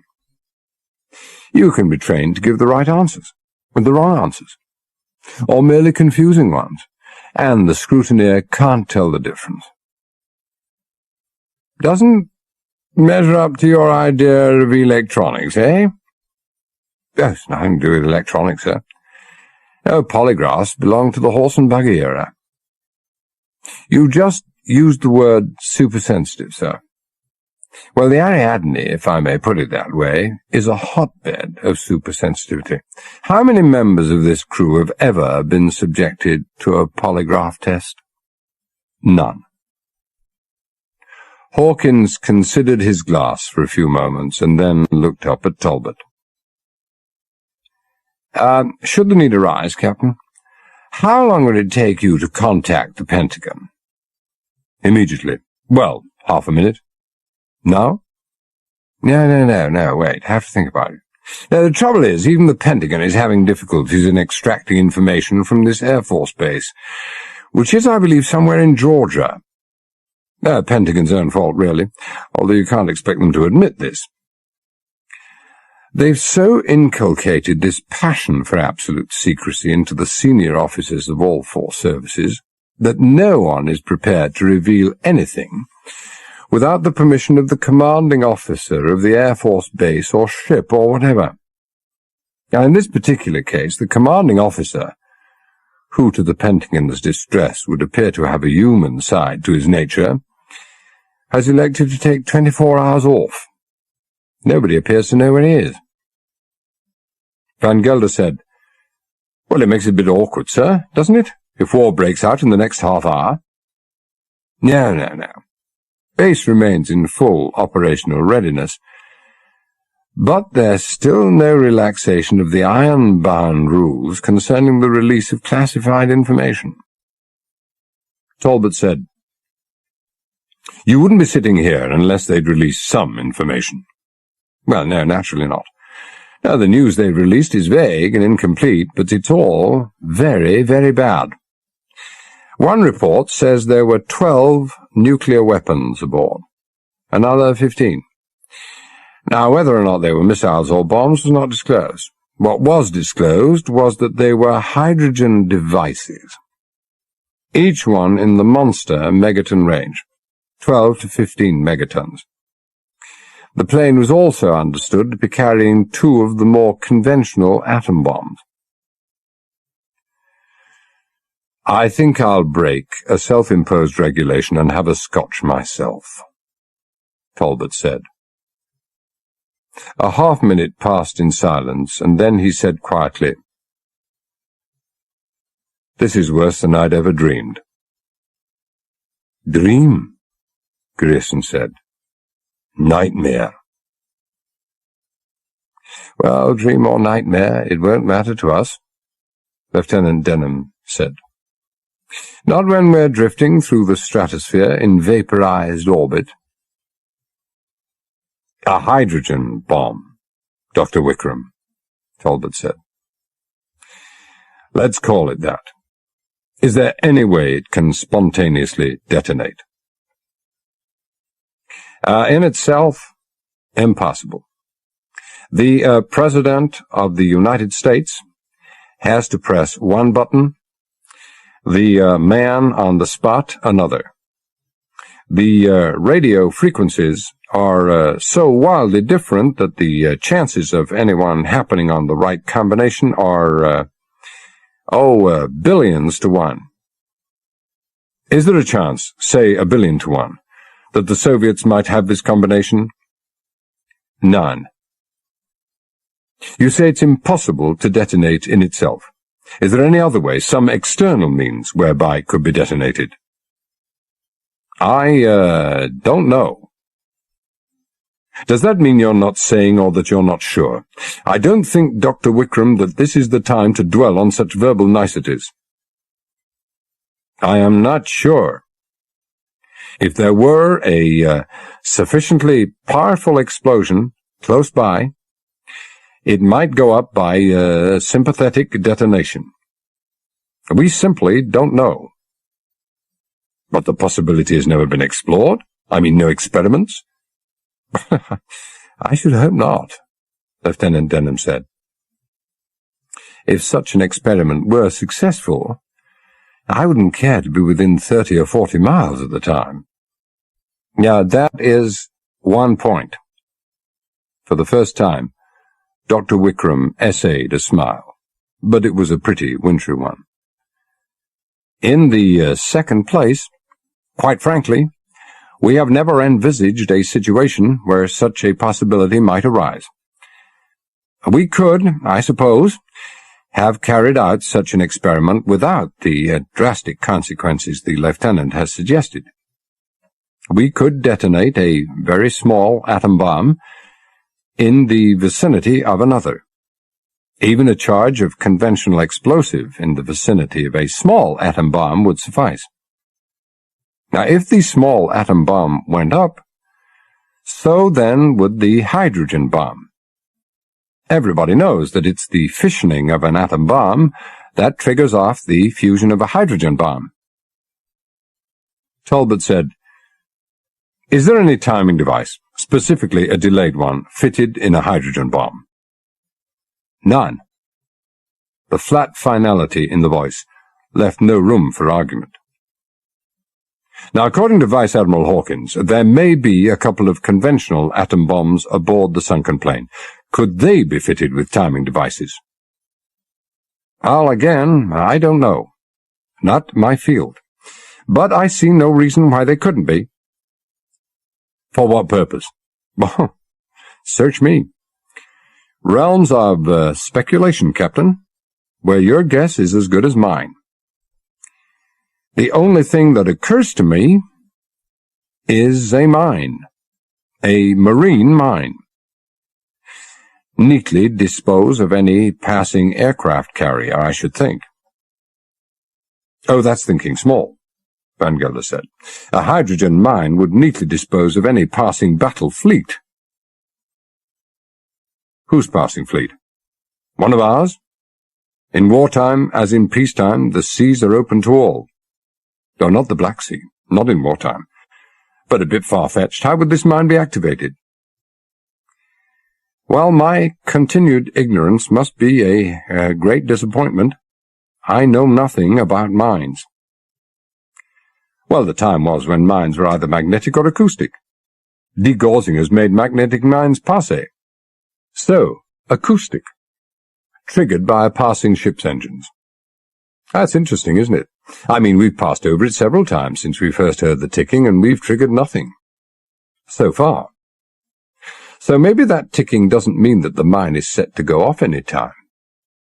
Maybe it's not activated, by which I mean ready to go off when a vessel passes over it, until the ticking stops. Or maybe it's just set to go up whenever the ticking stops. Trouble is, we've no idea what started the ticking in the first place. I can't see any way it could have been deliberate. It must have been caused by the explosion that brought down the plane, or by the impact of striking the water.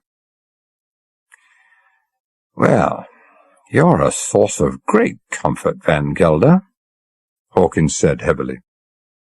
Well, I admit, sir, that the alternatives aren't all that attractive.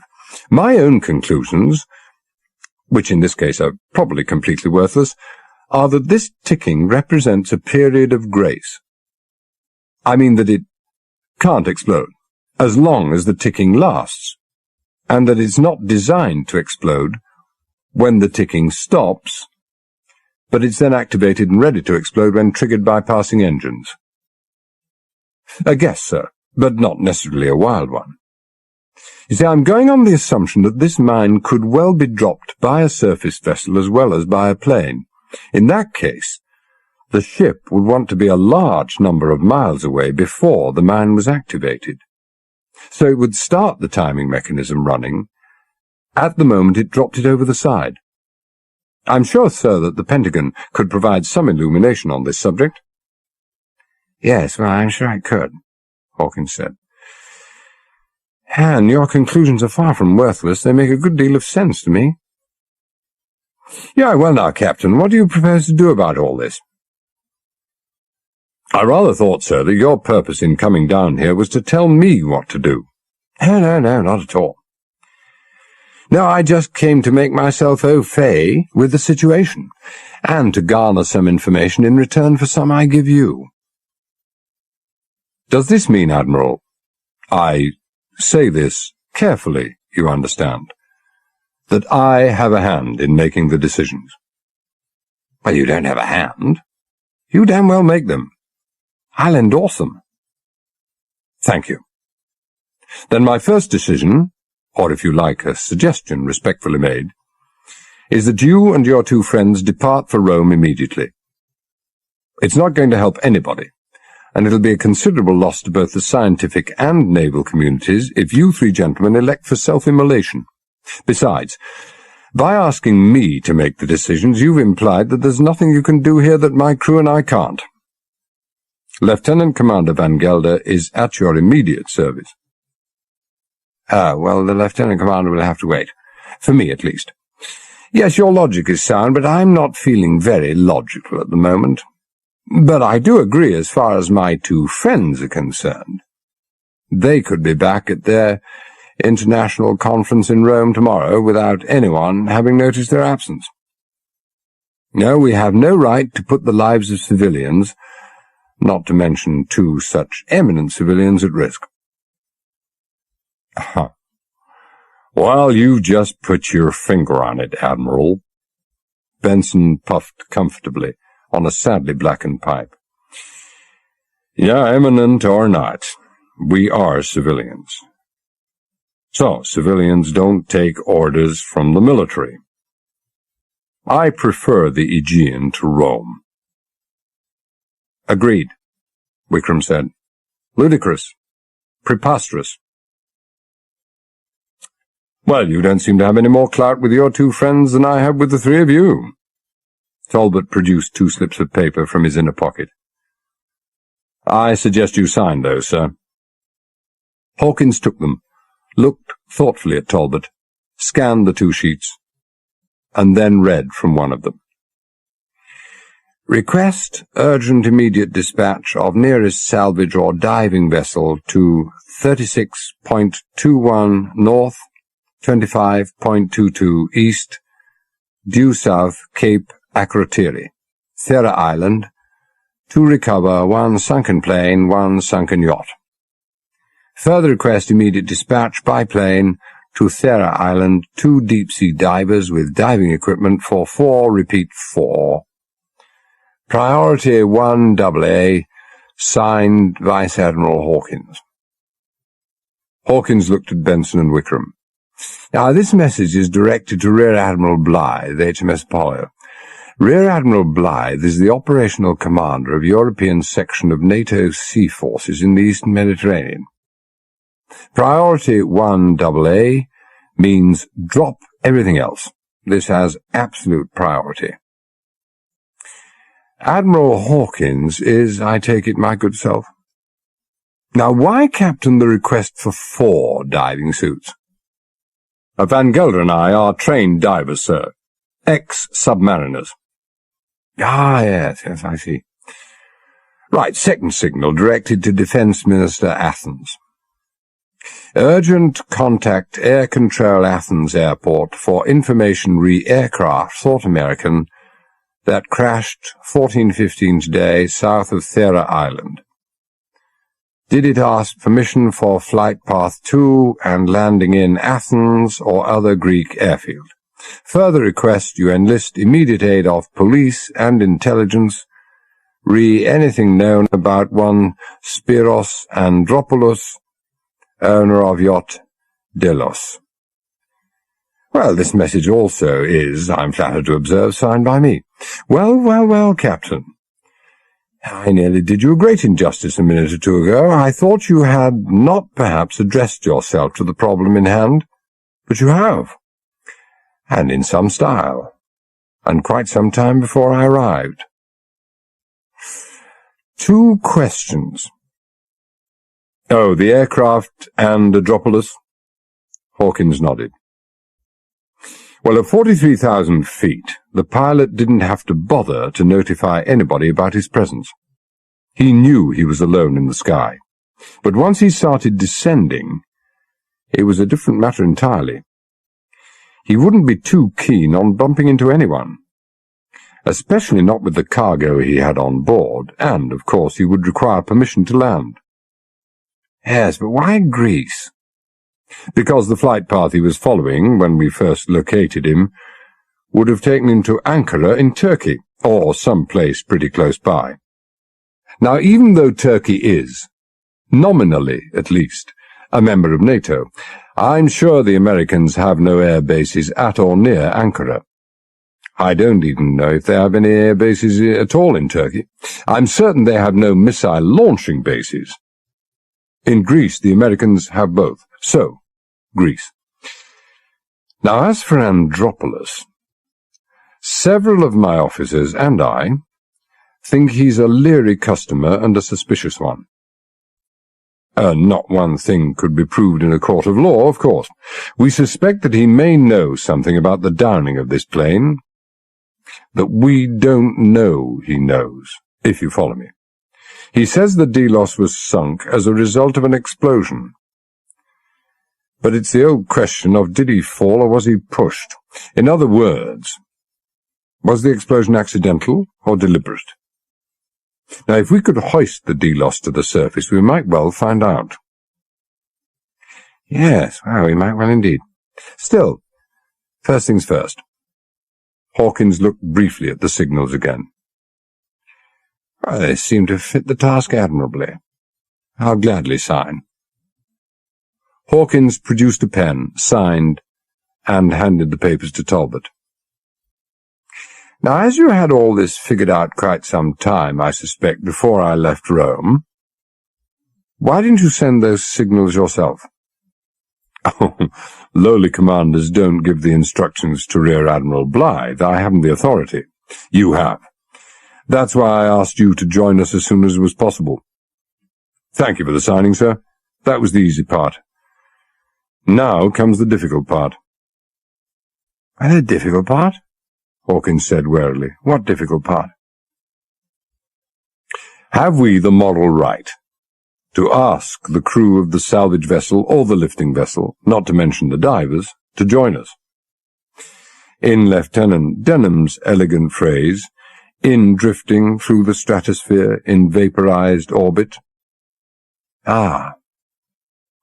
Yes. That's the point, of course. What do you think? Oh, again, not a decision for lowly commanders. Admirals only. Oh dear.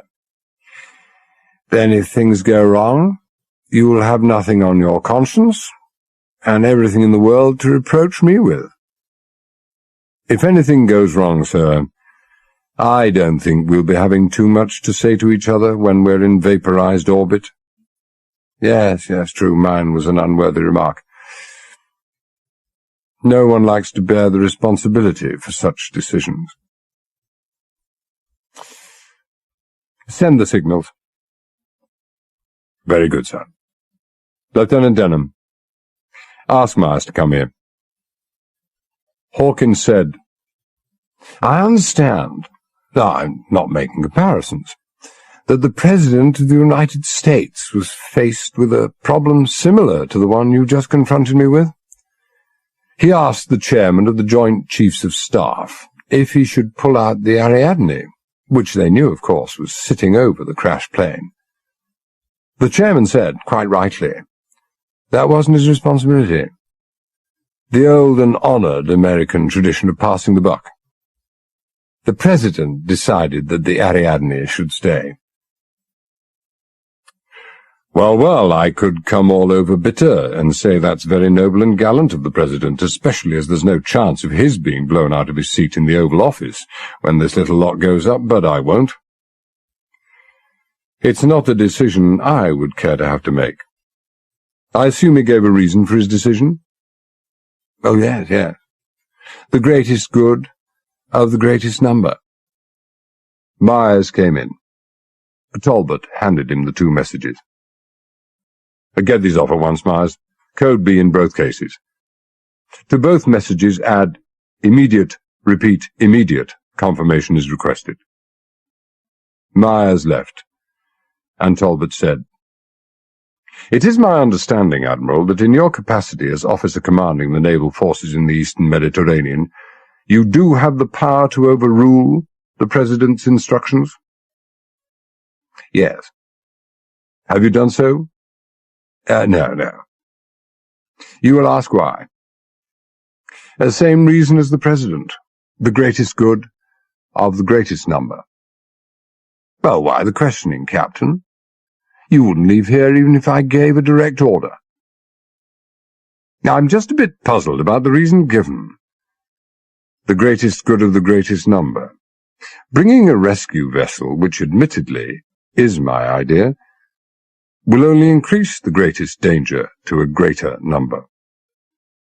And I don't think you quite appreciate just how great the greatest number is in this case. Well, I think Professor Benson here can enlighten you. Enlighten all of us, because I'm rather vague about it myself. That's why Professor Benson is here. Oh, well, the good professor is not at his best, Benson said. He's, hungry. Oh, most remiss of me, Talbot said. Of course you haven't eaten. Well, dinner, say, in 20 minutes? I'll settle for a sandwich. Talbot looked at Hawkins and Wickham, both of whom nodded. He pressed the bell. "I'm a bit vague about it myself," Benson said. "Certain facts are beyond dispute. What we're sitting on top of at this moment is one of them. According to which estimate of the Pentagons you choose to believe, there's something like a total of between 144 and 225 megatons of high explosive lying down there. Not that the difference between the lowest and the highest estimate is of any significance. I mean, the explosion of a pound of high explosive in this wardroom would kill us all. Now, what we're talking about is the explosive power of, well, let me see now, yes, 4.5 billion pounds. Well, the human mind can't comprehend. Differences in estimates become irrelevant. All we can say with certainty is that it would be the biggest man-made explosion in history. Which doesn't sound so bad when you say it quickly as I'm saying it now. The results of such an explosion are quite unknown, but stupefyingly horrendous, however optimistic your guess might be, if optimistic is the word I'm looking for, which it isn't. It might fracture the Earth's crust with cataclysmic results, might destroy part of the ozone layer, which would permit the sun's ultraviolet radiation either to tan us or fry us, depending on how large a hole had been blasted in the stratosphere. It might equally well cause the onset of a nuclear winter, which is so popular a topic both among scientists and laymen these days. And lastly, but by no means least, are the tsunami effects. Fast tidal waves usually generated by undersea earthquakes. Those tsunami have been responsible for the deaths of tens of thousands of people at a time when they struck low-lying coastal areas. Benson reached out a grateful hand for a glass that Jenkins had brought. Talbot said, "If you're trying to be encouraging, Professor, you're not doing too well at it." "Ah, better, much better." Benson lowered his glass and sighed. "I needed that. There are times when I'm quite capable of terrifying even myself." "Encouraging? Well, that's only the half of it. Santorini's the other half. In fact, Santorini is the major part of it. Gifted though mankind is in creating sheer wanton destruction, nature has him whacked every time." "Santorini?" Vikram said. "Who or what is Santorini?" "Oh, ignorance, George, ignorance. You and your fellow physicists should look out from your ivory towers from time to time. Santorini is less than a couple of miles from where you're sitting. Had that name for many centuries. Today it's officially known, as it was 5,000 years ago at the height of its civilization, as Thera Island. The island, by whatever name, has had a very turbulent seismic and volcanic history. Now, don't worry, George, I'm not about to sally forth on my old hobby horse. Not for long, anyway. Just long enough to try to explain what the greatest number means in the term the greatest good of the greatest number. It's commonly enough imagined that earthquakes and volcanic eruptions are two faces of the same coin. This is not necessarily so. The venerable Oxford English Dictionary states that an earthquake is specifically a convulsion of the Earth's surface caused by volcanic forces. The dictionary is specifically wrong. It should have used the word rarely instead. Earthquakes, especially the big ones, are caused when two tectonic plates, segments of the Earth's crust that float freely in the molten magma beneath, come into contact with one another, and one plate bangs into another, or rubs alongside it or sort of dives under it. Now, the only two recorded and monitored giant earthquakes in history were of this type. In Ecuador in 1906 and in Japan in 1933. Now, similarly, but on a lesser scale, although still very big, the Californian earthquakes of San Francisco and Owens Valley were due to crustal movement, not to volcanoes. It's true that practically all the world's 500 to 600 active volcanoes, some of you may have bothered to count them, I haven't, are located along convergent plate boundaries. Now, it's equally true that they're rarely associated with earthquakes. But there have been 3 large volcanic eruptions along such boundaries in very recent years. Mount St. Helens in the state of Washington, El Chicon in Mexico, and one just northwest of Bogota in Colombia. Now, the last one happened only last year, was particularly nasty.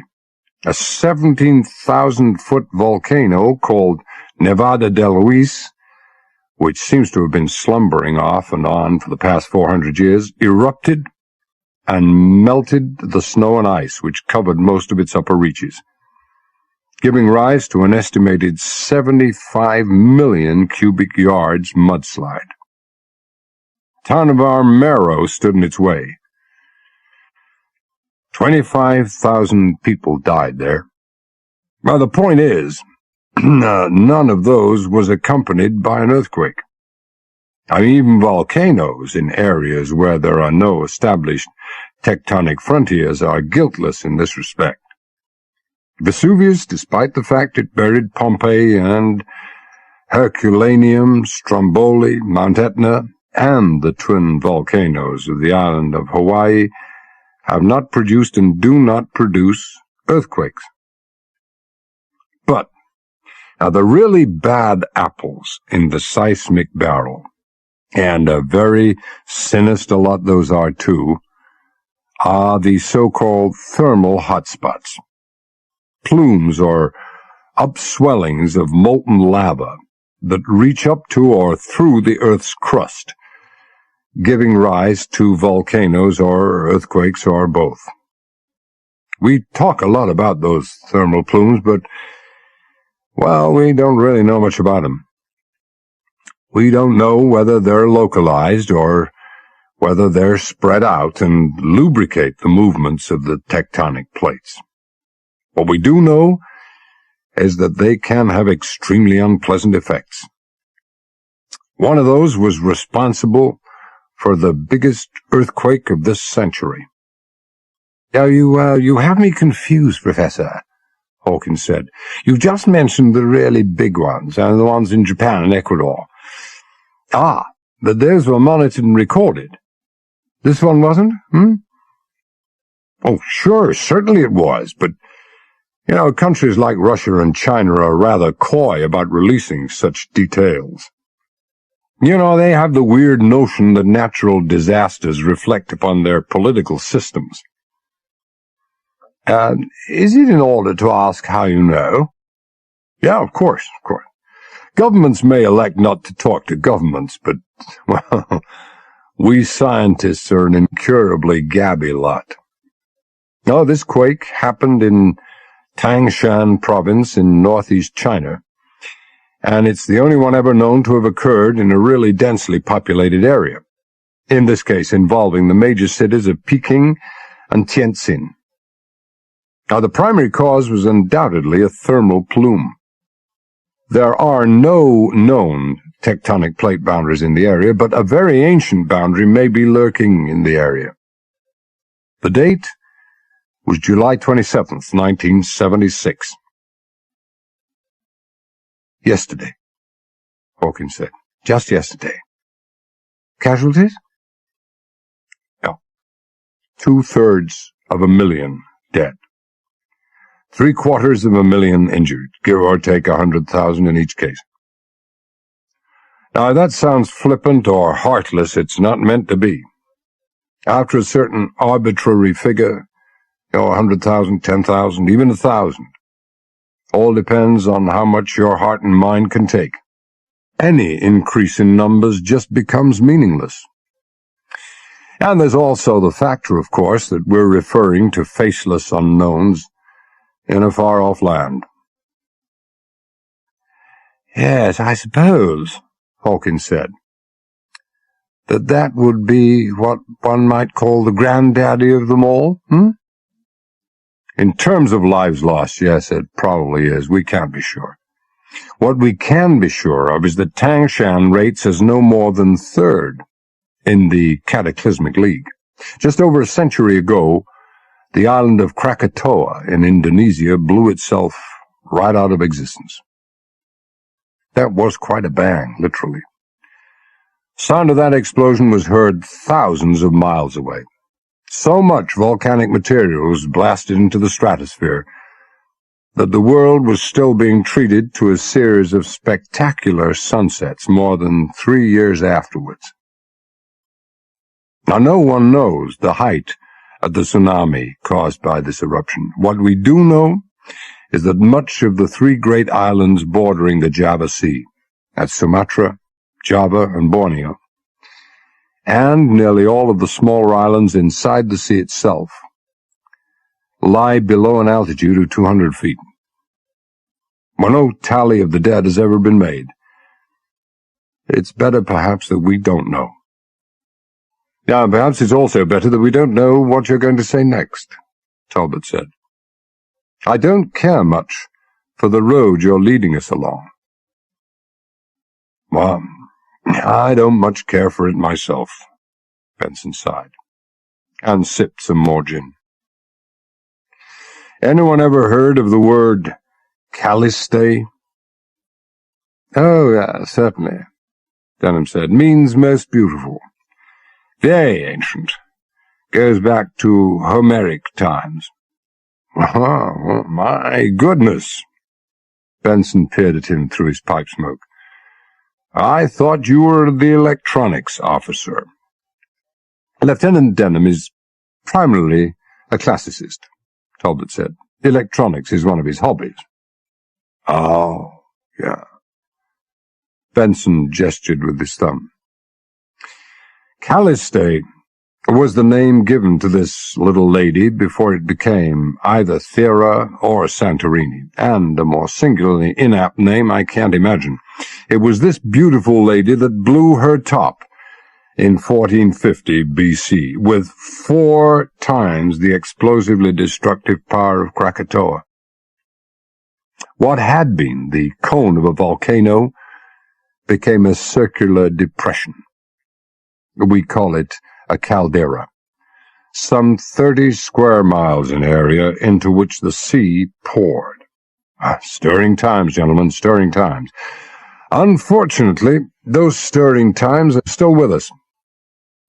Santorini has had and continues to have a very turbulent seismic history. Incidentally, mythology has it that there was an even bigger eruption around 2500 BC. However, it hasn't done too badly since 1450 BC. In 236 BC, another eruption separated Thracia from northwest Thera. 40 years later, the islet of old Gymene appeared. There have been bangs and explosions, the appearances and disappearances of islands and volcanoes ever since. In the late 16th century, the south coast of Thera, together with the port of Eleusis, vanished under the sea and stayed there. Even as late as 1956, a considerable earthquake destroyed half the buildings on the west coast of the island. Santorini, one fears, rests on very shaky foundations. Talbot said, "What happened in 1450 BC?" Well, regrettably, our ancestors of some 35 centuries back don't seem to have given too much thought to posterity, by which I mean they left no records to satisfy their descendants' intellectual curiosity. Well, one can hardly blame them. They had too many urgent and pressing matters on hand at the time to worry about such things. But according to one account, the explosion caused a tidal wave 165 feet high. I don't know who worked this out. I don't believe it.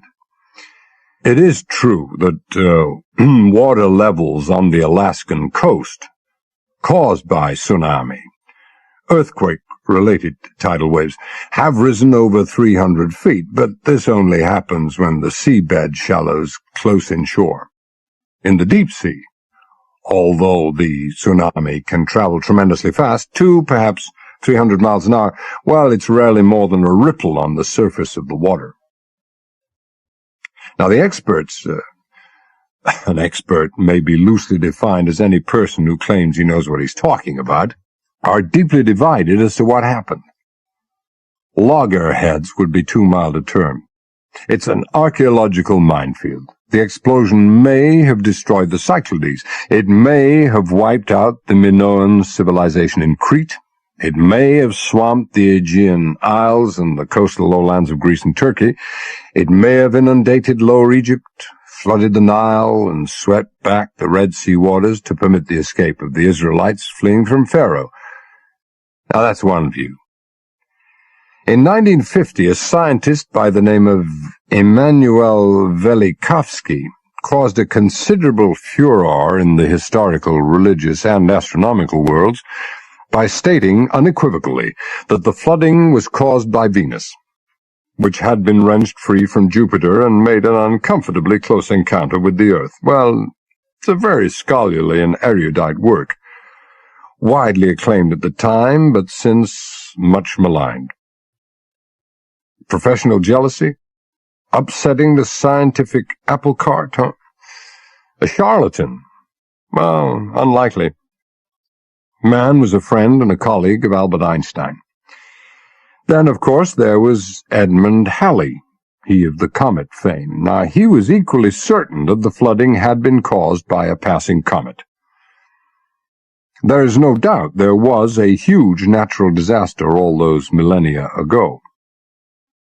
As to its cause, well, take your pick. Your guess is as good as mine. But reverting to the situation we find ourselves in at this moment, there are 4 facts that can be regarded as certainties, well, near certainties anyway. Santorini is about as stable as the proverbial blancmange. It's sitting on top of a thermal plume.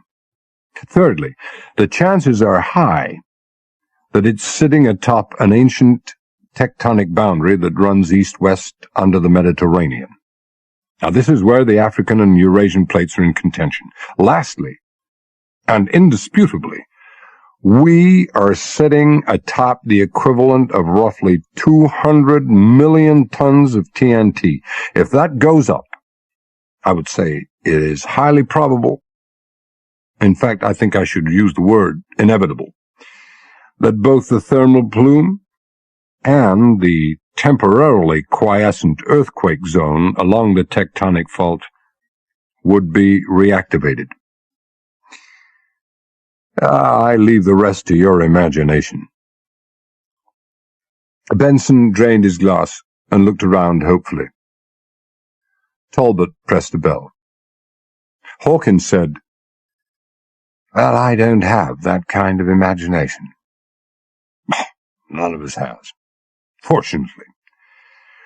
We're talking about the combined and simultaneous effect of a massive thermonuclear detonation, a volcanic eruption, and an earthquake.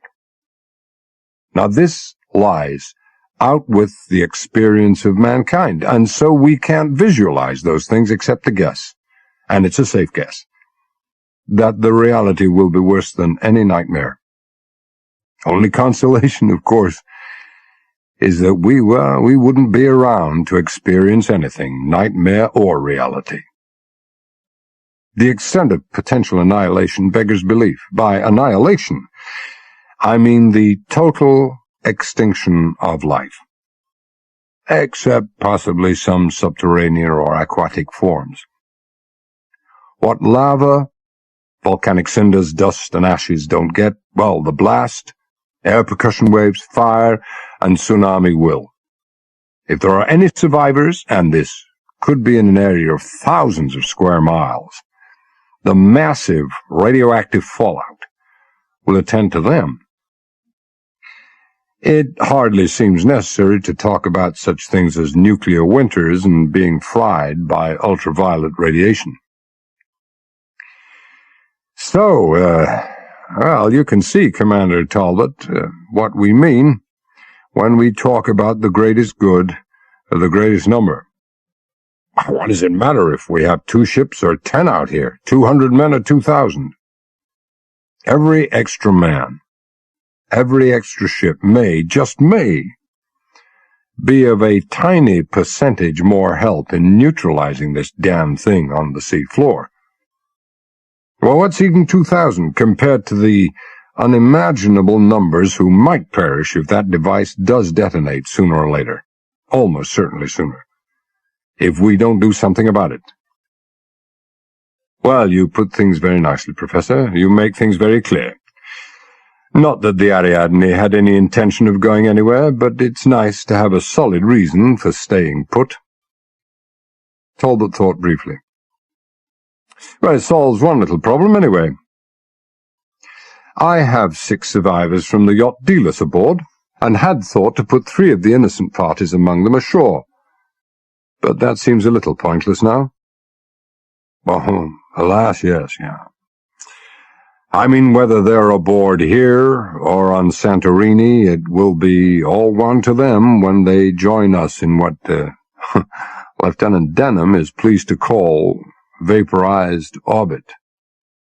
Talbot lifted a phone, asked for a number, listened briefly, and hung up. The sonar room. Still tick, tick, tick. Ah, Benson said. Tick, tick, tick.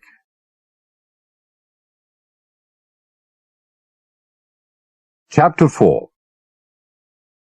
You had an enjoyable tete-a-tete with Mr. Andropoulos, sir?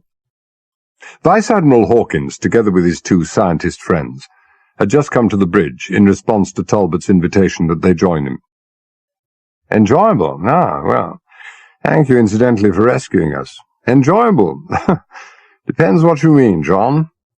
Well, I mean, were you suitably impressed? No, I was suitably unimpressed. Interested, mind you, but deeply unimpressed. That man's character, I mean, not his quite extraordinary affinity for strong spirit. He comes across as whiter than the driven snow.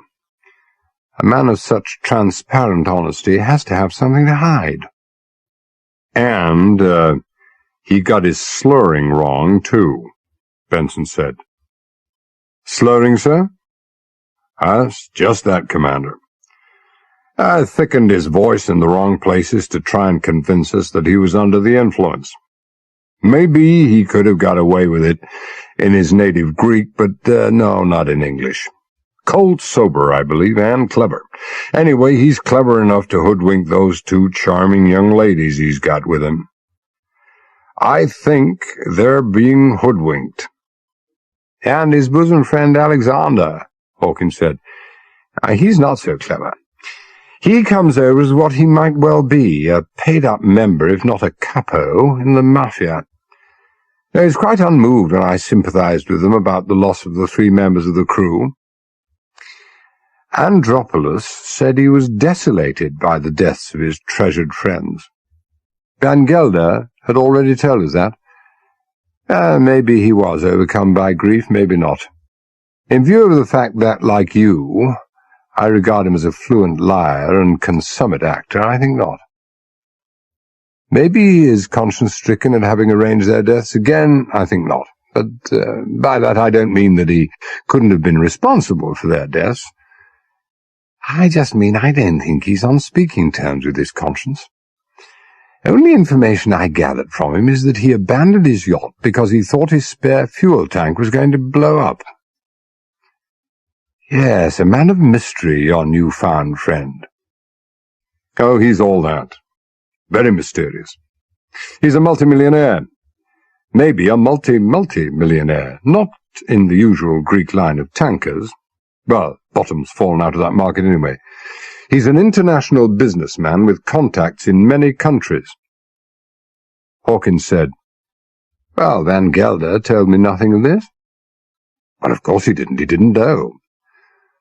Your name, attached to a message, Admiral, is a guarantee of a remarkably quick service. Reply received to our query to the Greek Defence Ministry received 25 minutes ago. Businessman? Really, what kind of business? Oh, they didn't say. I knew that would be your question, so I immediately radioed a request for that information. Signed by me, of course. Oh, naturally, sir. Had it been a different matter, I would, of course, have asked your permission.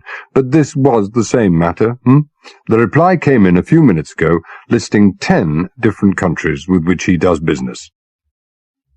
Well, again, what kind of business? Again, they didn't say. Extraordinarily odd. What do you make of it? The foreign minister must have authorized this reply. Maybe censored it a little. He is, of course, a member of the government. I would assume that the mysterious Mr. Andropoulos has friends in the government.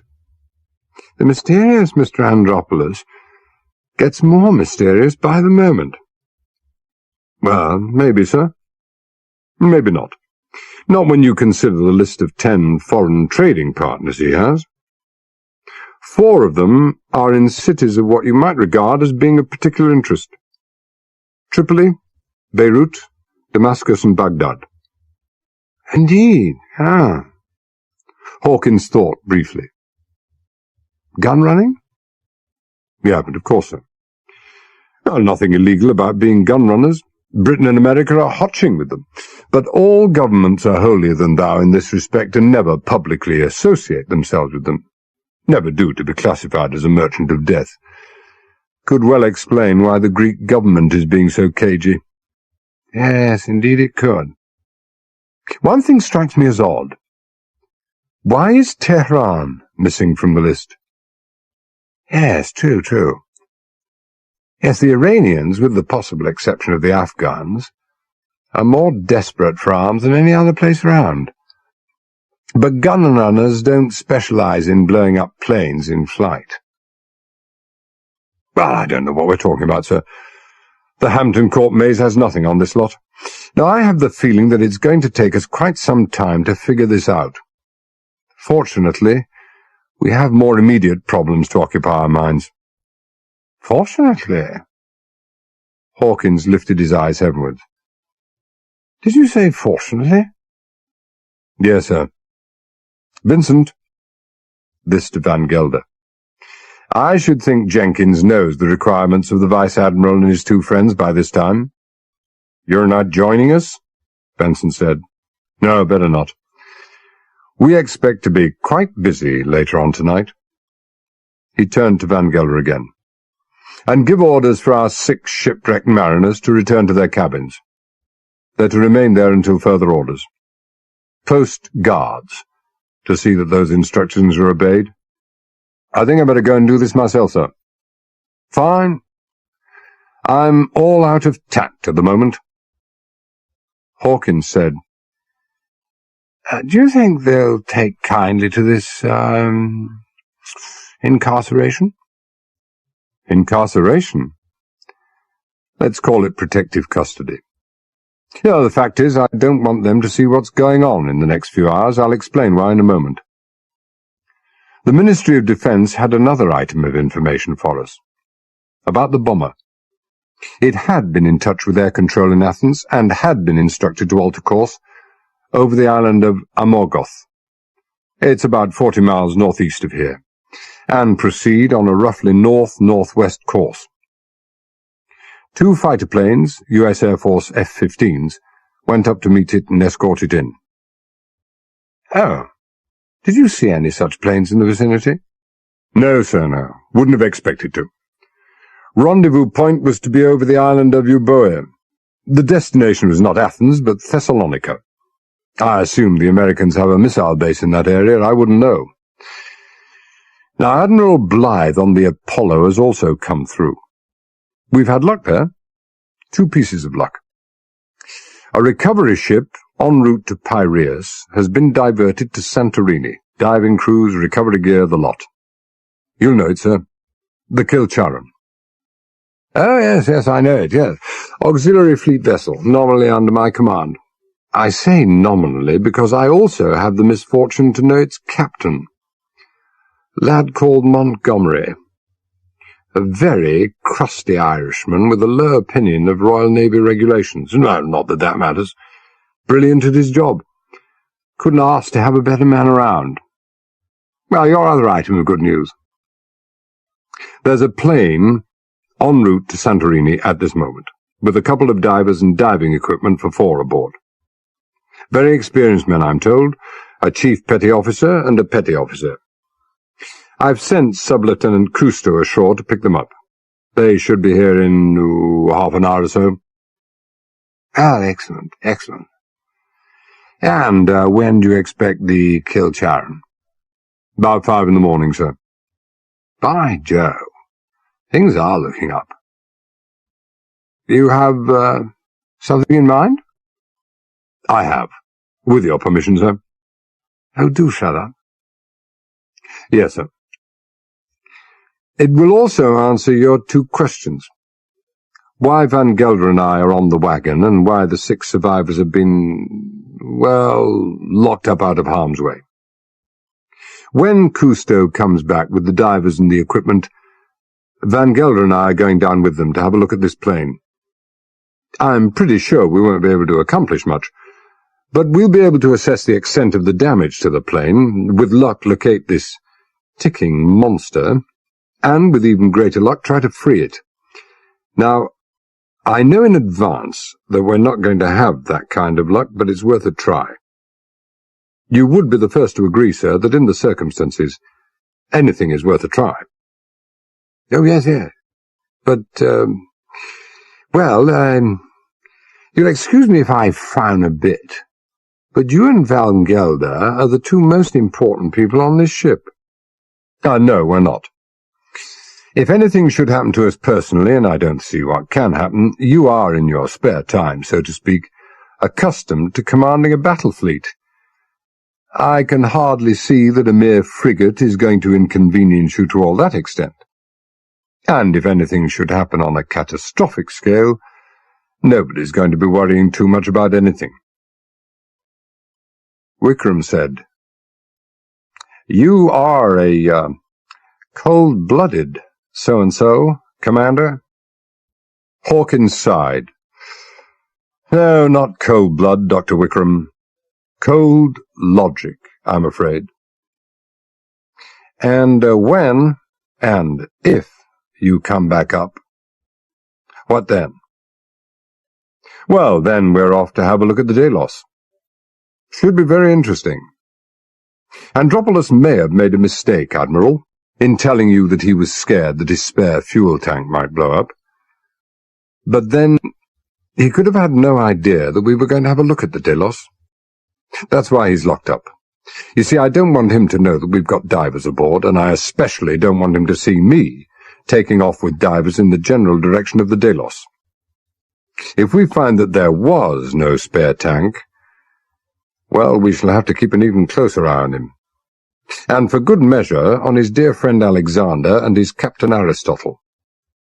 I can't believe that young seaman, Ahmed, or whatever his name is, or either of the 2 girls can have anything to do with this. No, I think they're along for the purpose of camouflage. Respectability, if you will.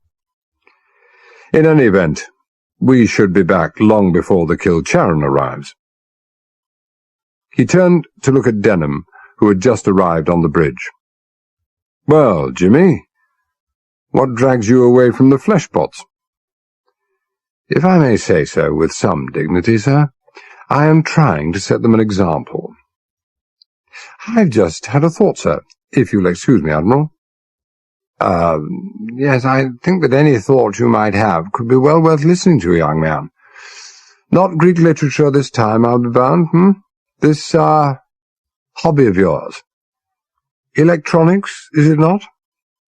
Well, yes, sir. Yes, it is. Denham seemed faintly surprised. He looked at Talbot. That, atom bomb down there, The one that goes tick, tick, tick. The intention is, or the hope, anyway, to detach it from the other explosives, if it can be done. And then, sir. Oh, one thing at a time, Jimmy. That's as far as my thinking has got so far. Well, would we, try to deactivate it? Denham looked at Wickham. Do you think it could be deactivated, sir? I, honestly don't know, Lieutenant. I have powerful suspicions, but I just don't know. Now, I should have imagined that this lay more in your field than mine. Electronics, I mean. I know how to build those damn weapons, but I know nothing about those fancy triggering devices. No, neither do I. Well, not without knowing how they work. For that, I'd have to see the blueprint, a diagrammatic layout. Now, you said you had powerful suspicions. What suspicions, sir? I suspect that it can't be deactivated. In fact, I'm certain the process is irreversible. The second suspicion is also a certainty. I'm damn sure that I'm not going to be the one to try. Oh, well, that makes two of us. So, what other options are open to us? Benson said, "May a total ignoramus venture an opinion? Why don't we take it to some safe place 100 miles away and dump it at the bottom of the deep blue sea?" "Well, that's a tempting thought, Professor," Denham said, "but not a very practical one. It is, of course, 100% certain that this triggering device is battery-powered. The latest generation of knife cells can lie dormant for months, even years, and still spring smartly to attention when called on to do their duty. Well, you can't declare a whole area of the Mediterranean off-limits to all shipping for years to come. I did preface my suggestion by saying I was an ignoramus. Well, in for a penny, in for a pound. Another doubtlessly ludicrous suggestion. We take it to the self-same spot, and we detonate it. Denham shook his head. Well, I'm afraid that still leaves us with a couple of problems. The first is, how are we going to get it there? Well, we take it there. Yes, we take it there. Or we set out to take it there. Then somewhere en route the ticking stops, And the triggering device cocks its ear and says, "Aha, what is this I hear? Ship's engines." And it detonates. There wouldn't be even a second's warning. Ah, yes, hadn't thought of that. Well, we could, I say this hopefully, tow it there. Our little friend is still listening. And we don't know, we've got no means of knowing how sensitive its hearing is. Engines, of course, would set it off. So would a generator. Now, a derrick winch, even a coffee grinder in the galley, might provide all the impulse it requires. Talbot said, "Well, you came all the way up to the bridge, Jimmy, just to spread sweetness and light. Your own special brand of Job's comfort?" Well, not quite, sir. It's just that a couple of ideas occurred to me, one of which will have occurred to you, and one which you probably don't know about. Getting the bomb to its destination would be easy enough. We use a sailing craft. Lots of them hereabouts. Aegean luggers. Talbot looked at Hawkins. Oh, one can't think of everything. I forgot to mention, sir, that in addition to being a student of ancient Greek language and literature, Lieutenant Denham is also a connoisseur of the small craft of the Aegean. Used to spend all his summers here. Well, until we nabbed him, that is. Well, I wouldn't begin to know how to say steadying sails, but there's quite a few, both with engines and a full set of sails. Those are the Trehandiri and the Parama types, and I know there are some in the Cyclades. Now, one of those would be ideal for our purposes, because, you see, they have shallow keels, and they've got a minimum draft and no ballast, They're almost useless performers to windward, but that wouldn't matter in this case, because the prevailing wind here is northwest, and the open sea lies to the southeast. Yes, useful information to have, Talbot said. Very useful indeed. You wouldn't happen to know anyone with such a craft? Well, as a matter of fact, I do. Good God. You're as useful as your information. Talbot broke off as Van Gelder entered the bridge. Our duty done, number one. Oh, yes, sir. Andropolis was a bit reluctant to go, so were Alexander and Aristotle. In fact, they point-blank refused to go. Infringement of their liberties as Greek civilians, or some tosh to that effect. They demanded to know on whose orders. I said yours. Demanded to see you, I said in the morning. More outrage. Well, I didn't argue with them. I just called up Mackenzie and some of his merry men, who removed them forcibly. I told Mackenzie not to post any guards, just lock the doors and pocket the keys. You're going to hear from the Greek government about this, sir? Ah, excellent. I wish I'd been there. And the girls? Oh, sweet reason. No problem. Fine. Now, Jimmy, you said a couple of ideas had occurred to you. What was the second one?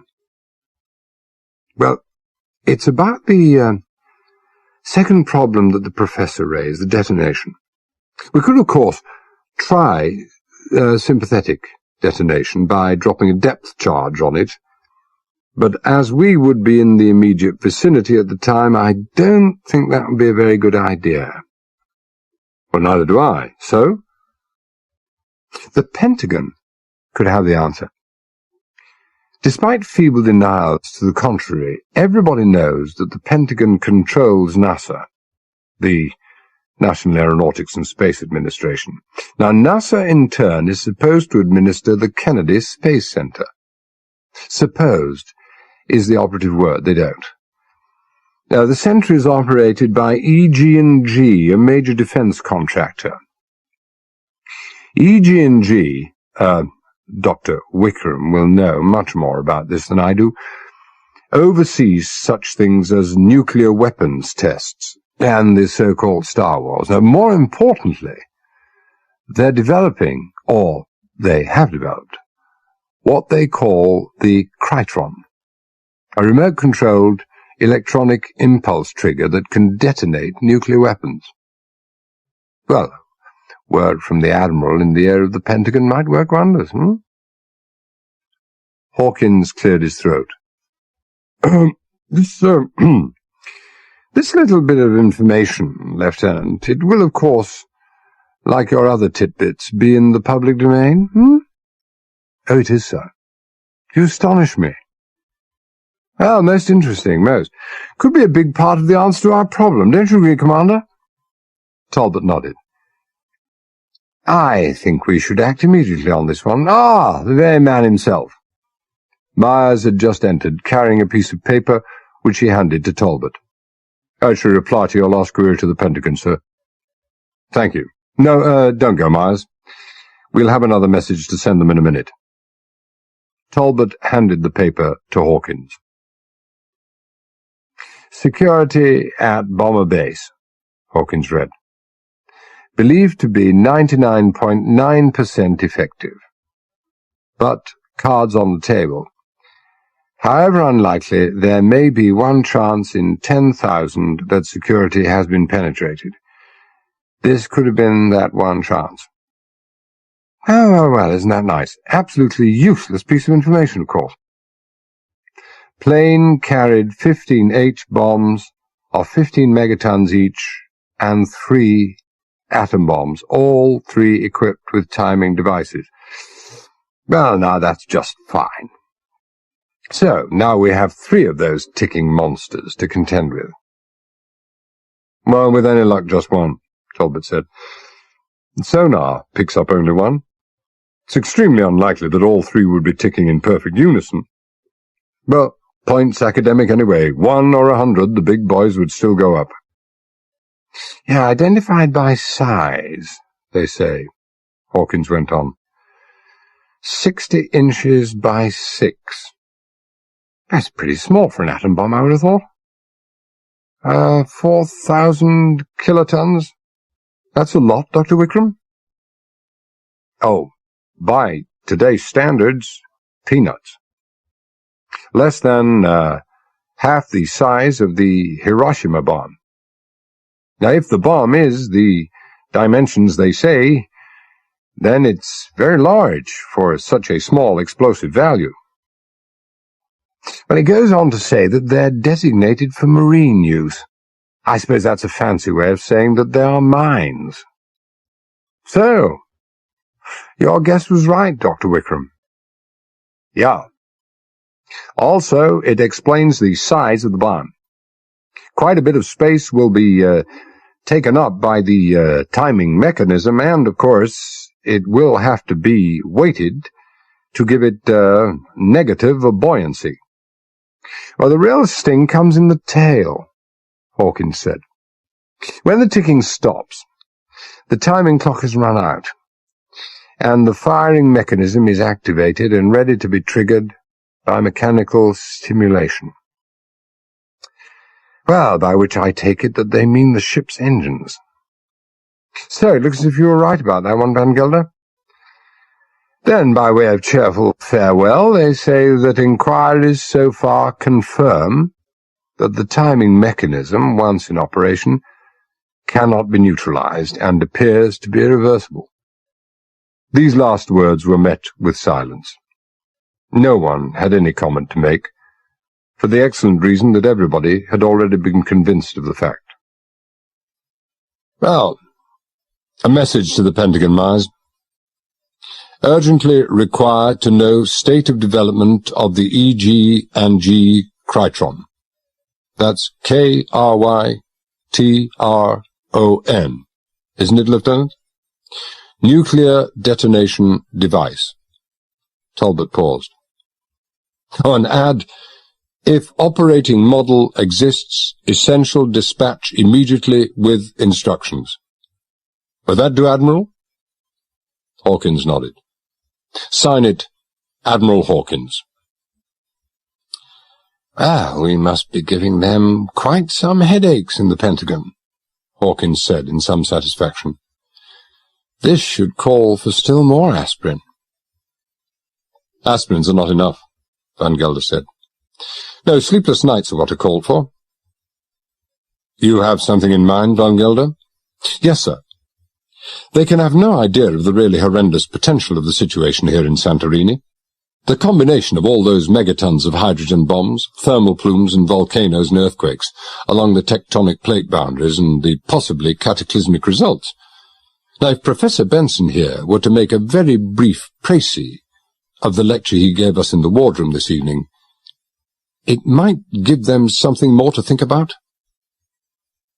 You've got an evil mind, Van Gelder. What a perfectly splendid suggestion. How uneasy will lie the heads along the Potomac this night. What do you think, Professor? It'll be a pleasure. When Sub-Lieutenant Cousteau, together with the two divers and their equipment, returned from Santorini, they found the Ariadne in virtual darkness. With the thought of the malevolent listening bug on the sea floor dominating every other in his mind, Talbot had sought Lieutenant Denham's advice on the question of noise suppression. Denham had not been half-hearted in his recommendations, with the result that the use of all mechanical devices on the ship, from generators to electric shavers, had been banned. Only essential lighting, radar, sonar, and radio were functioning normally. All these could function equally well, as they'd been designed to do, on battery power. The sonar watch on the ticking device in the crashed bomber was now continuous. The two divers, Chief Petty Officer Carrington and Petty Officer Grant, were curiously alike, both aged about 30, of medium height and compact build. Both were much given to smiling, a cheerfulness that in no way detracted from their almost daunting aura of competence. They were with Talbot and Van Gelder in the wardroom. Well, that's all I know about the situation down there, Talbot said, and heaven knows it's little enough. I just want to know those three things: the extent of the damage, the location of this ticking noise, and to see if it's possible to remove this atom bomb or whatever, which I'm convinced in advance is impossible. You are aware of the dangers, and you are aware that I cannot order you to do this. How does the prospect appeal, Chief? Oh, it doesn't appeal at all, sir. Carrington was imperturbable. Neither Bill Grant nor I is cast in the heroic mould. We'll walk very softly down there. Yeah, you shouldn't be worrying about us. You should be worrying about what your crew is thinking. If we slip up, they'll all join us in the wide blue yonder or whatever. I know you want to come down, sir, but is it really necessary? We are pretty experienced in moving around inside wrecks without banging into things, and we're both torpedo gunner mates. And explosives, as you might say, are our business. Not, I admit, the kind of explosives you've got down there, but we know enough not to trigger a bomb by accident. Oh, and we might. Talbot smiled. You're very tactful, Chief. Now, what you mean is that we might bang into things or kick a detonator on the nose or something of that kind. When you say necessary, do you mean wise? I refer to our diving experience or lack of it. Oh, no, we know about your diving experience, sir. You will understand that when we knew what we were coming into, we made some discreet enquiries. We know that you've commanded a submarine, and the lieutenant commander was your first lieutenant. We know that you've both been through the HMS Dolphin submarine escape tower, and that you've done more than a fair bit of free diving. No, we don't think you'll be getting in our way or banging things about. Carrington turned up palms in acceptance. What's your battery capacity, sir? Well, for essential and non-mechanical purposes, ample. Several days. Right, then we'll put down 3 weighted floodlights and suspend them about 20 feet above the bottom. That should illuminate the plane nicely. We'll have a powerful hand flash each. We have a small bag of tools for cutting, sawing and snipping. We've also got an oxyacetylene torch, which is rather more difficult to use underwater than most people imagine. But as this is just a reconnaissance trip, we won't be taking it along. Now, the closed-circuit breathing is of the type we prefer, sir, 50-50 oxygen and nitrogen with a carbon dioxide scrubber. At the depth of 100 feet, which is what we'll be at, we could easily remain underwater for an hour without any risk of either oxygen poisoning or decompression illness. That is academic, of course.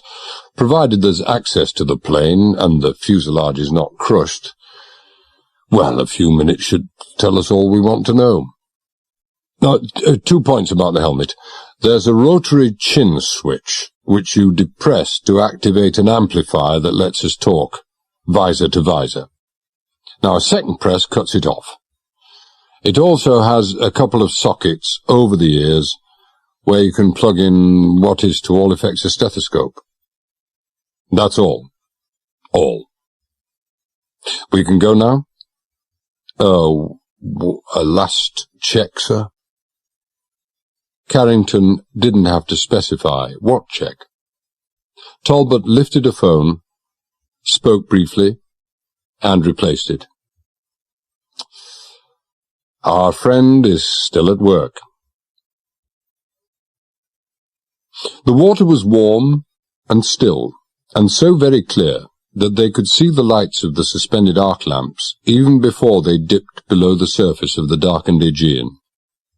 With Carrington in the lead and using the marker buoy anchor rope as a guide, they slid down 50 feet and stopped. The 3 arc lamps had come to rest athwart the sunken bomber, sharply illuminating the fuselage and the 2 wings. The left wing, though still attached to the fuselage, had been almost completely sheared off between the inner engine and the fuselage, and was angled back about 30 degrees from normal. The tail unit had been almost completely destroyed. The fuselage, or that part of it that could be seen from above, appeared to be relatively intact. The nose cone of the plane was shrouded in shadow.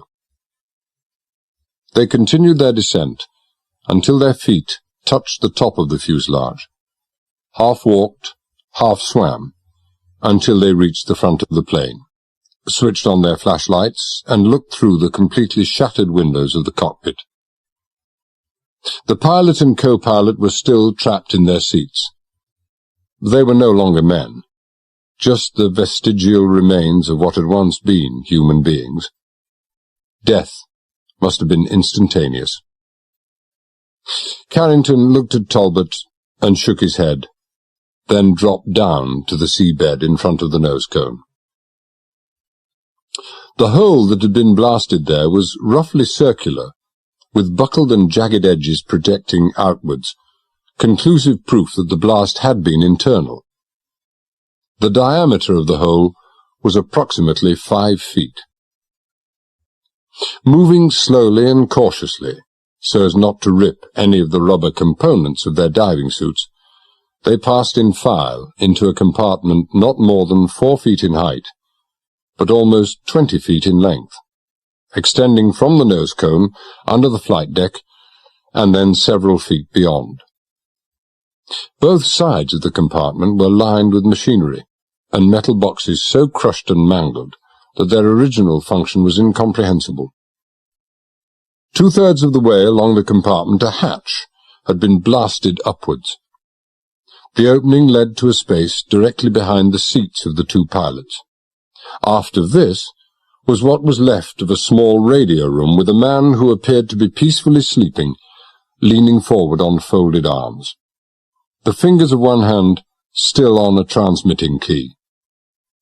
Beyond this, 4 short steps led down to an oval door let into solid steel bulkhead. The door was secured by 8 clamps, some of which had been jammed into position by the impact of the blast. A hammer carried by Carrington in his canvas bag of tools soon tapped them into a loosened position. Beyond the door lay the cargo compartment, bare, bleak, functional, and obviously designed for one purpose only, the transport of missiles. These were secured by heavy steel clamps, which were in turn bolted to longitudinal reinforced steel beams let into the floor and sides of the fuselage. There was oil mixed with the water in the compartment, but even in the weird, swirling, yellowish light, they looked neither particularly menacing nor sinister. Slender, graceful, with either end encased in a rectangular metal box, they looked perfectly innocuous. Each contained 15 megatons of high explosive.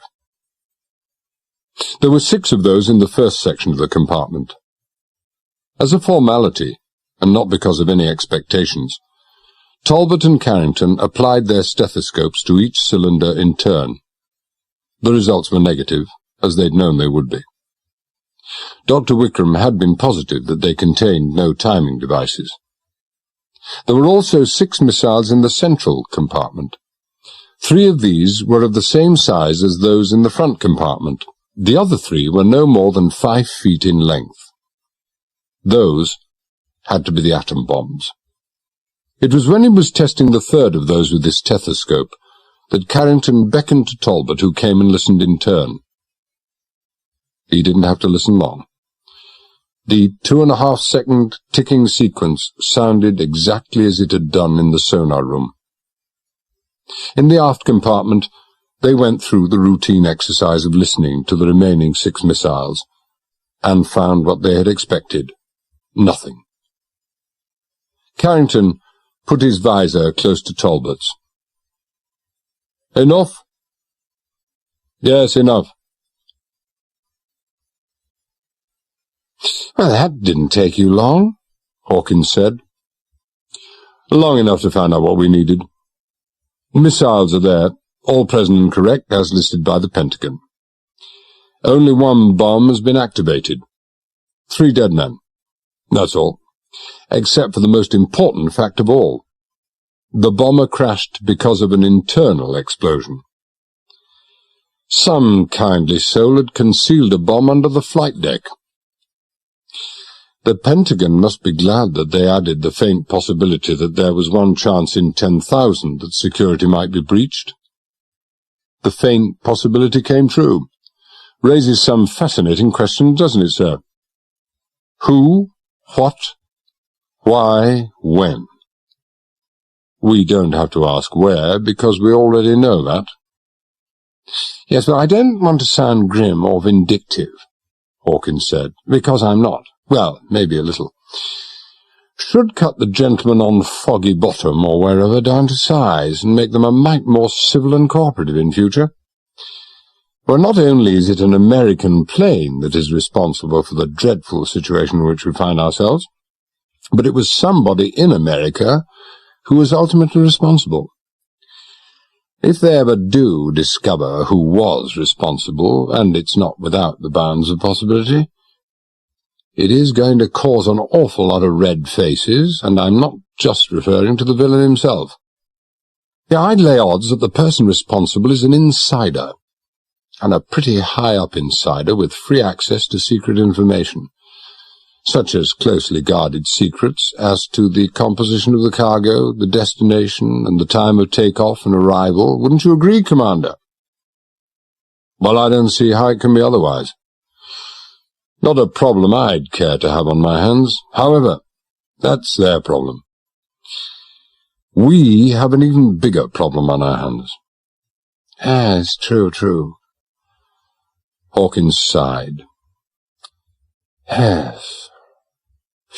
Well, what's the next step, then? In recovering this damned bomb, I mean.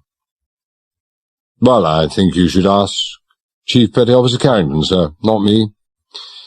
He and Petty Officer Grant are the experts. It is a tricky one, sir, Carrington said.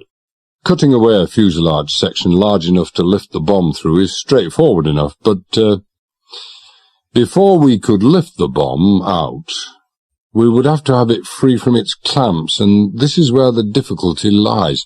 Those clamps are made of high tensile steel fitted with a locking device. For that we need a key, and we don't know where the key is. Yes, but it could be, Hawkins said, that the key is held at the missile base where the bombs are due to be delivered. Well, with respect, sir, I think that's unlikely. I mean, those clamps had to be locked at the Air Force base where they were loaded. So they would have to have a key there. I think it'd be much easier and more logical if they just took the key with them, you know. Trouble is, a key's a very small thing, and that is a very big bomber indeed. If there is no key, there are two ways we can remove that clamp. One is chemical, using either a metal softener or a corrosive. Now, the metal softener is used by stage magicians who go in for spoon bending and such like. Magicians? Hawkins said. Charlatans, you mean? Well, whatever. The principle is the same. They use a colourless paste which has no effect on the skin, but has the peculiar property of altering the molecular structure of a metal and making it malleable. Now, corrosive is simply a powerful acid that eats through steel. There's lots of them on the market, but in this case, both softeners and corrosive have one impossible drawback. You can't use them underwater. Hawkins said, Well, now, you mentioned two ways of removing the clamp. What's the other? Oxyacetylene torch, sir. Make short work of any clamp. It would also, I imagine, make shorter work of the operator. Those torches generate tremendous heat. And I should also imagine that anybody who even contemplates using an oxyacetylene torch on an atom bomb is an obvious candidate for the loony bin. Hawkins looked at Wickram. Comment? No comment. Not on the, unthinkable. Yes, well, I speak in no spirit of complaint, Carrington, Hawkins said. but you are not very encouraging. What you're about to suggest, of course, is that we wait for the killed Charon to come along and hoist the damn thing to the surface. Yes, sir. Carrington hesitated. But, well, there is a snag even to that. A snag, Talbot said. You're referring, of course, to the distinct and unpleasant possibility that the ticking might stop while the killed Charon's winch engine is working overtime at hauling the bomber to the surface. Yes, I mean just that, sir.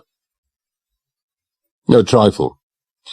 There are no trifles that the combined brain power aboard the Ariadne can't solve. He turned to Denham. You can fix that, Lieutenant? Oh, yes, sir. How, sir? There was a pardonable note of doubt, if not outright disbelief, in Carrington's voice. Lieutenant Denham didn't look like the type of person who could fix anything. Talbot smiled. If I may say this gently, Chief, one does not question Lieutenant Denham on these matters. He knows more about electrics and electronics than any man in the Mediterranean. Oh, it's quite simple, Chief, Denham said. No, we just couple up the combined battery powers of the Ariadne and the killed Charon. The killed Charon's winches are probably diesel-powered. Now, we may or may not be able to convert them to electrical use. If we can't, well, it doesn't matter. We have excellent electric anchor windlasses on the Ariadne. Yes, but, with one of your two anchors out of commission, you'd start drifting, wouldn't you? No, we wouldn't drift. A diving ship normally carries 4 splayed anchors to moor it precisely over any given spot on the ocean floor. We just tie up to the killed Charon, that's all. Yeah. Well, I'm not doing too well, am I? Oh, one last objection, sir. Probably a feeble one. An anchor is only an anchor. Now, this bomber and its cargo probably weighs over 100 tons. I mean, it's quite a lift. Diving ships also carry flotation bags. We strap them to the plane's fuselage and pump them full of compressed air until we achieve neutral buoyancy. I give up, Carrington said. Well, from now on I stick to diving. So, we twiddle our thumbs until the killed Charon arrives, Hawkins said. But, not you, I take it, Commander. No, I think we'll have a look at the Delos, sir.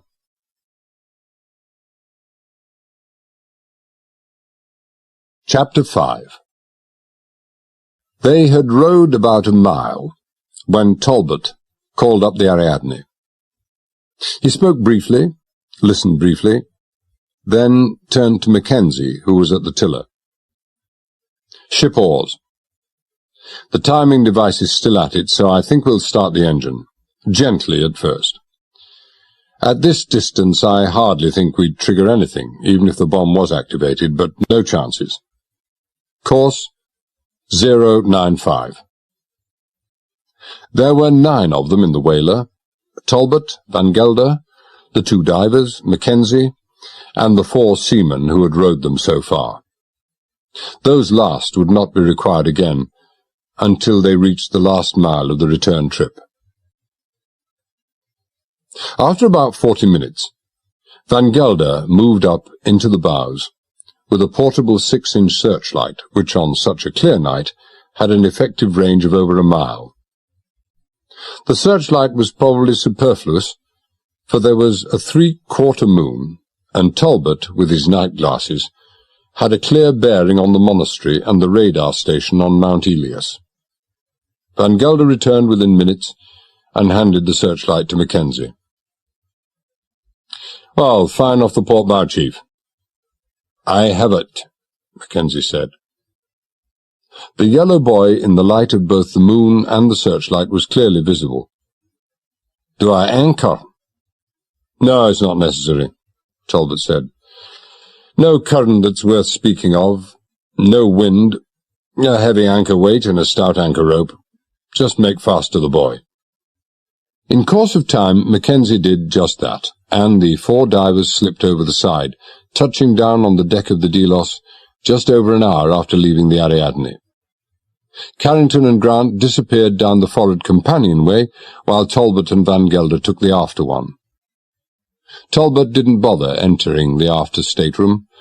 The 2 girls had stayed there, and he knew it would hold nothing of interest for him. He looked at the dead engineer, or the man whom Van Gelder had taken to be the engineer because of his blue overalls, and examined the back of his head carefully. The occiput had not been crushed, and there were no signs of either bruising or blood in the vicinity of the deep gash in the skin of the skull. He rejoined Van Gelder, who had already moved into the engine room. There was, of course, no smoke there now, and very little traces of oil. In the light of their 2 powerful flashlights, visibility was all that could be wished for, and it took them only 2 minutes to carry out their examination. Unless one is looking for some obscure mechanical fault, there's very little to look for in an engine room. On their way out, they opened up a toolbox and took out a long, slender chisel apiece. They found the bridge, when they arrived there, to be all that they would have expected a bridge on such a yacht to be, with a plethora of expensive and largely unnecessary navigational aids, but in all respects perfectly innocuous. Only one thing took Talbot's attention: a wooden cupboard on the after bulkhead. It was locked, but on the understandable assumption that Andropolos wouldn't be having any further use for it, Talbot wrenched it open with a chisel. It contained the ship's papers and ship's log, nothing more. A door on the port side of the same bulkhead led to a combined radio room and chart room. The chart room section held nothing that a chart room should not have had, including a locked cupboard, which Talbot opened in the same cavalier fashion he'd used on the bridge. It held only pilot books and sailing directions. Andropolos, it seemed, just liked locking cupboards. The radio was a standard RCA. They left. They found Carrington and Grant waiting for them in the saloon. Carrington was carrying what appeared to be a portable radio. Grant had a black metallic box slightly larger than a sheet of foolscap paper, and less than 3 inches thick. Carrington put his visor close to Talbot's. "All we could find.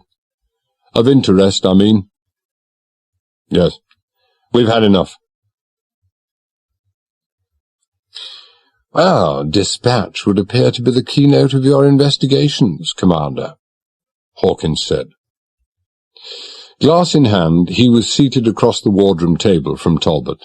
"I mean, you seem to spend singularly little of your time on your aquatic investigations." "You can find out interesting things in a very short space of time, sir. Too much for some people." "Well, you refer to our shipwrecked friends?" "Well, who else?" 5 things, sir. Van Gelder was right. There were no signs of bruising or blood where the engineer had been gashed on the head. An examination of the engine room turned up no signs of protrusions, angle beams, or sharp metallic corners that could have caused the injury. Circumstantial evidence, I know, but evidence that strongly suggests that the engineer was clobbered by a heavy metallic instrument. There's no shortage of those in an engine room.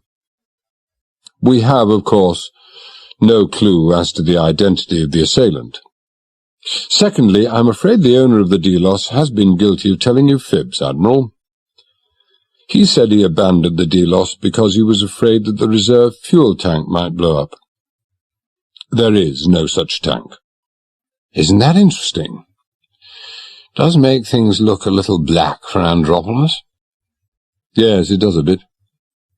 Of course, he could always lay claim that he knew nothing of the layout of the engine room and had always assumed that there had to be a reserve tank, or that, in a panic-stricken concern for the welfare of his beloved niece, he'd quite forgotten that there was no such tank. He's undoubtedly intelligent. We know he's a thespian of some note, and he could put up a spirited and convincing defence in court. But he'd have no defence against a further charge that the explosion was not due to natural causes. Unless you regard the detonation of a bomb almost certainly a plastic explosive, under the main fuel tank as being a natural cause. Well. Well, one wonders how he'll talk his way out of this one. You are quite certain, of course? Oh, we are wounded, sir, Van Gelder said. The captain and I are developing quite some expertise on the effects of explosives on metal. In the bomber, the metal of the fuselage was blown outwards. In this case, the metal of the fuel tank was blown inwards. No, we're not explosives experts, sir, Talbot said, but it would seem that Andropolis wasn't either. He nodded towards Carrington and Grant. But both those two gentlemen are experts. We were talking about it on the way back. Now, they reckon that Andropolis, if it was Andropolis, I mean it could have been Alexander or Aristotle, made an amateurish blunder. They say the villain, whoever he was, should have used what they call an inverted beehive plastic explosive attached to the underside of the tank by a magnetic clamp, in which case more than 90% of the explosive charge would have been directed upwards. It would seem they didn't use such a device. Hawkins looked at Carrington. You can be, sure of this, can you, Chief? Well, as sure as can be, sir. We do know that he couldn't have used a beehive.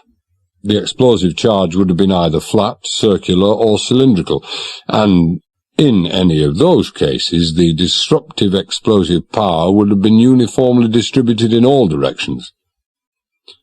Now, Grant and I think he didn't deliberately sink the yacht, but that he just, through ignorance, kind of accidentally blew a hole through the bottom.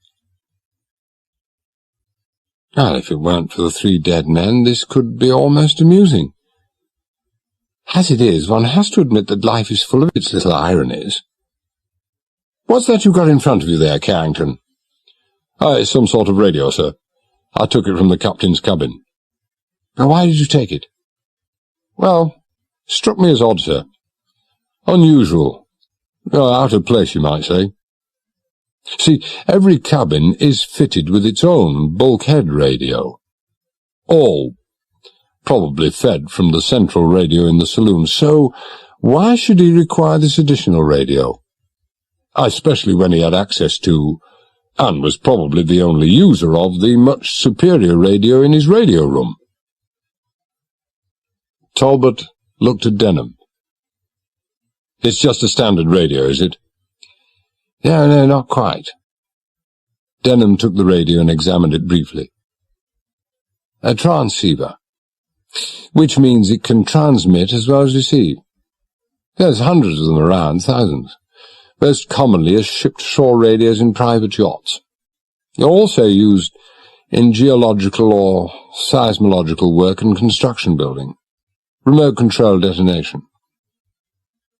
He paused and looked around myopically. I know it sounds sinister, but it could equally well be used to trigger off the detonator in an explosive device being carried by an American Air Force bomber. There was a brief silence, and then Hawkins said, Look, I don't want to complain, Denham, but you do rather tend to complicate matters.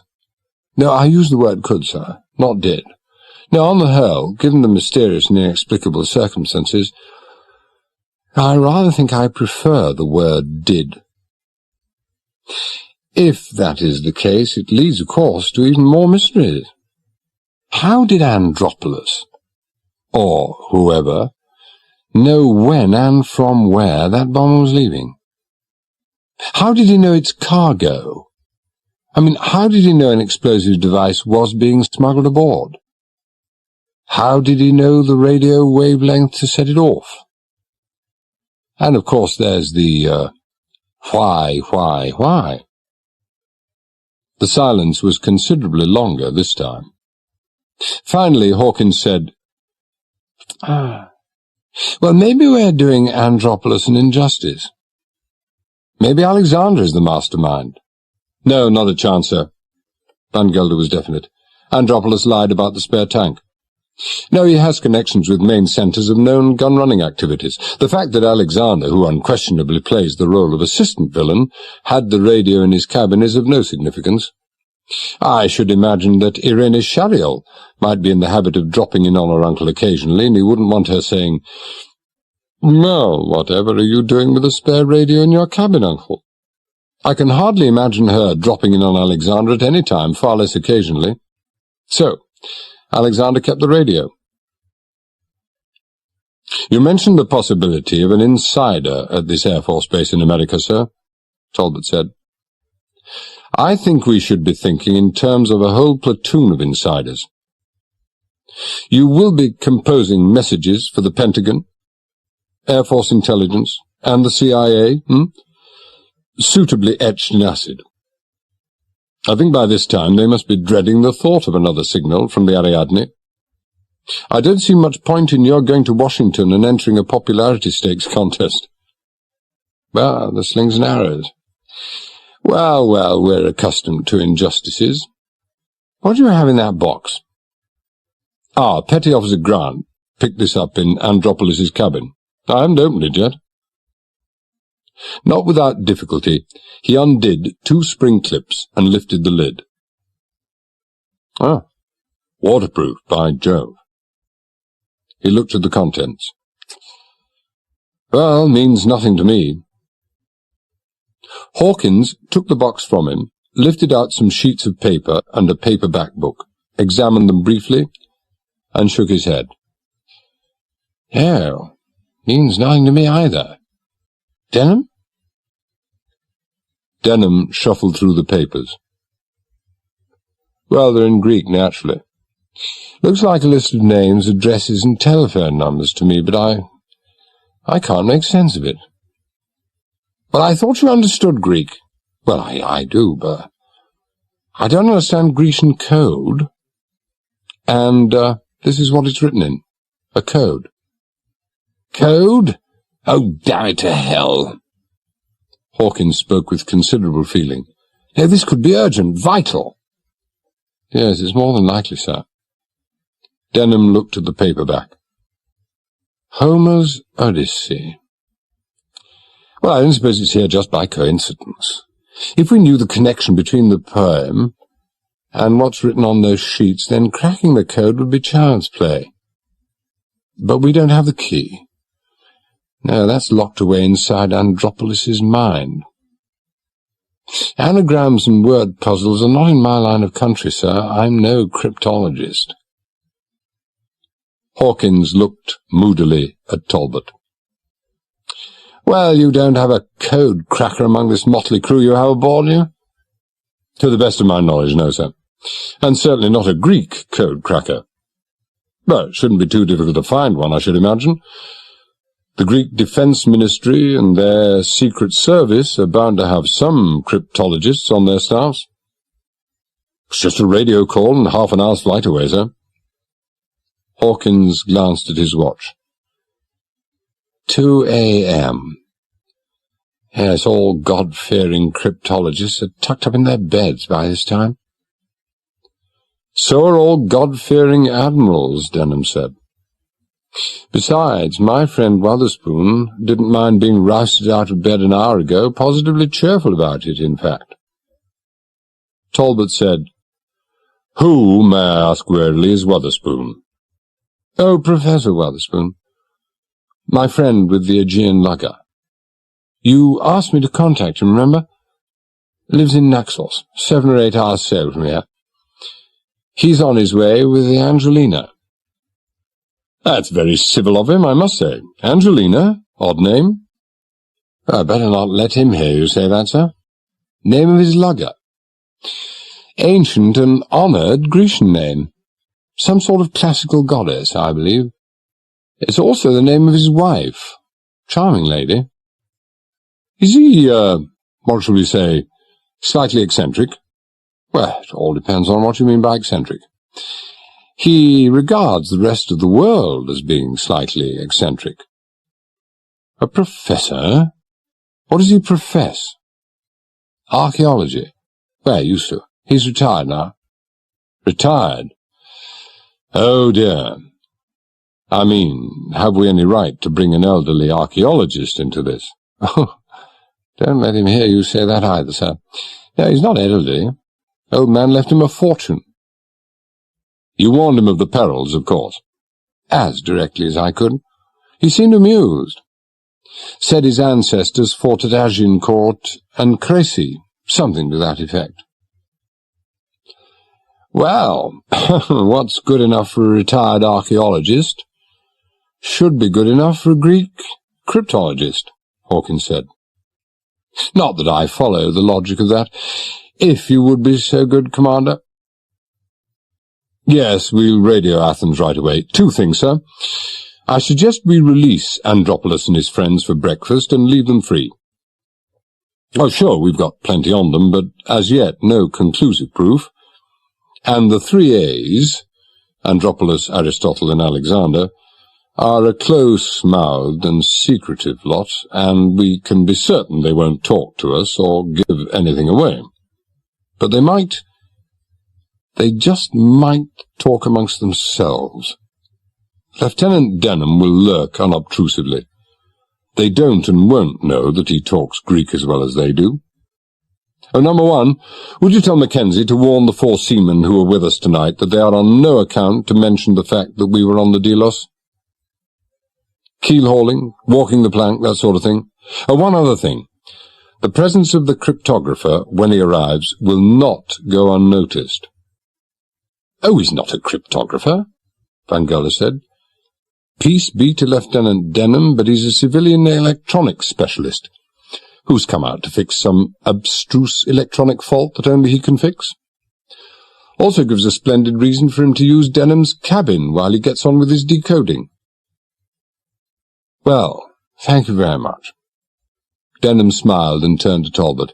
Oh, with the captain's permission, I'd like to retire there right now, actually, and get some sleep before this impostor arrives. Well, an excellent idea. Vice Admiral Hawkins, Professor Benson, Dr. Wickram, I suggest you follow his example. I promise you we'll give you a shake if anything untoward occurs. Ah, now another excellent idea, Hawkins said. After our nightcap, and after you sent your signal to Athens, and I've composed a suitably stirring message to the chairman of the Joint Chiefs of Staff in Washington. Stirring? Oh, certainly. Why should I be the only one suffering from insomnia? I shall tell him that we have every reason to believe that the bomber was carrying a smuggled explosive device aboard, that its detonation was triggered by a radio wave, and that we have the miscreant responsible in our hands. Reason to believe, no, not proof. I shall name Andropolis. I shall want to know how he knew, when, and from where that bomber was taking off. How did he know what it was carrying? How could this explosive device possibly have been smuggled aboard? How did he know the radio wavelength to set it off?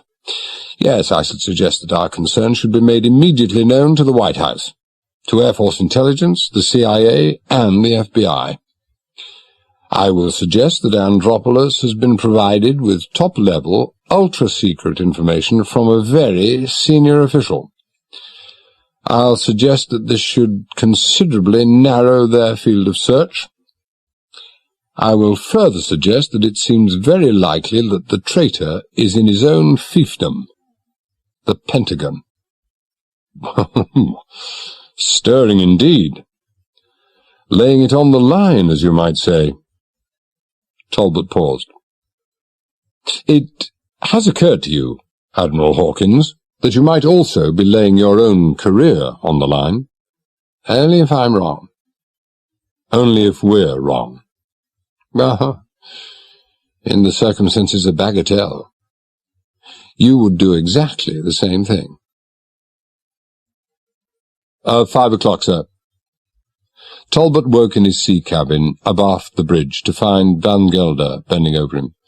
"The Kill Charon is 3 miles out." "Oh, what's the latest word from sonar?" "Oh, it's still ticking away, sir.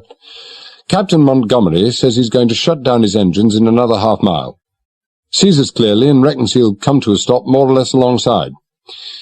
He said that if he's going to overshoot, he'll use a sea anchor or drop a stern anchor, and if he stops short of us, he'll send a crew with a rope. From the way he talks, he seems to regard either possibility as a remote contingency. Doesn't seem the shy or bashful type." "No, I gathered as much from the Admiral." "Has our cryptologist arrived?" "Yes. He calls himself Theodore. Speaks perfect English, but I suppose he's Greek. Installed in Denham's cabin. Denham himself is up in the wardroom trying to resume his slumbers." Van Gelder broke off to accept a sheet of paper from a seaman who had appeared in the doorway, glanced briefly at the message, and handed it without a word to Talbot, who read it in turn, muttered something inaudible, and swung his legs to the deck. "Well, he'll have to try to resume his slumbers later on. Tell him to join us in the Admiral's cabin at once." A pyjama-clad Vice-Admiral Hawkins, propped up on the pillars of his bunk, glowered at the message in his hand and passed it across to Denham. "Pentagon, unsigned. This Krytron device you suggested." "Well, if I were the spluttering type, which I'm not, this would be a surefire starter." Denham reread the message. "Understand Krytron experimental device in hand. Endeavour expedite soonest. Clearance." "Gobbledygook, sir. Writer's ignorant or stupid or thinks he's clever. Very likely all three at once. What does he mean, endeavour? He can either do it or not. What does he mean, understand? He either knows or not. Expedite? Means to try to hurry things along. The Pentagon doesn't expedite. They demand immediate compliance. Yes, and the same goes for that meaningless word, soonest. Again, should be immediate. Clearance by whom? The Pentagon can clear anything they want. What do they mean experimental? Either it works or it doesn't. And doesn't the phrase in hand have a splendid, meaningless vagueness about it? No, it's gobbledygook, sir. "Jimmy's right, sir," Talbot said. "That's insulting. Stalling for time. What they're saying, in effect, is that they're not going to entrust their latest toy to their closest ally because we'd flog it to the first Russian we came across." "Well, it's rich," Denham said. "It's really wonderful. The Americans positively force their Stinger surface-to-air missile on the rebels who are fighting the Marxist regime in Angola and the Contras in Nicaragua. It's no secret that those guerrilla bands contain a fair proportion of characters who are just as undesirable as the dictatorial governments they're supposed to be fighting, and who would have no hesitation in disposing of those $60,000 missiles at a fraction of their cost to any passing terrorists, who in turn would have no hesitation in loosing off one of those missiles at a passing Boeing 747, preferably one packed with 500 American citizens. But that's perfectly okay for the American administration's ad hoc, knee-jerk set of reactions that passes for their foreign policy. But it's unthinkable that they should allow the Krytron into the hands of their oldest ally. It makes me sick." "But it makes me mad," Hawkins said. "Let's give 'em a lesson on clear and unequivocal English." "Unsigned message received. Meaningless mumbo-jumbo designed to stall and delay. Demand immediate dispatch of Krytron, or immediate explanation of why not available. Sender of message and person responsible for delay in clearance will be held directly responsible for possible deaths of thousands. Can you not imagine the worldwide reaction when it is learnt that not only is America responsible for this potential disaster, but it was almost certainly caused by treason in the highest American military echelons? A copy of this message is being sent directly to the President of the United States.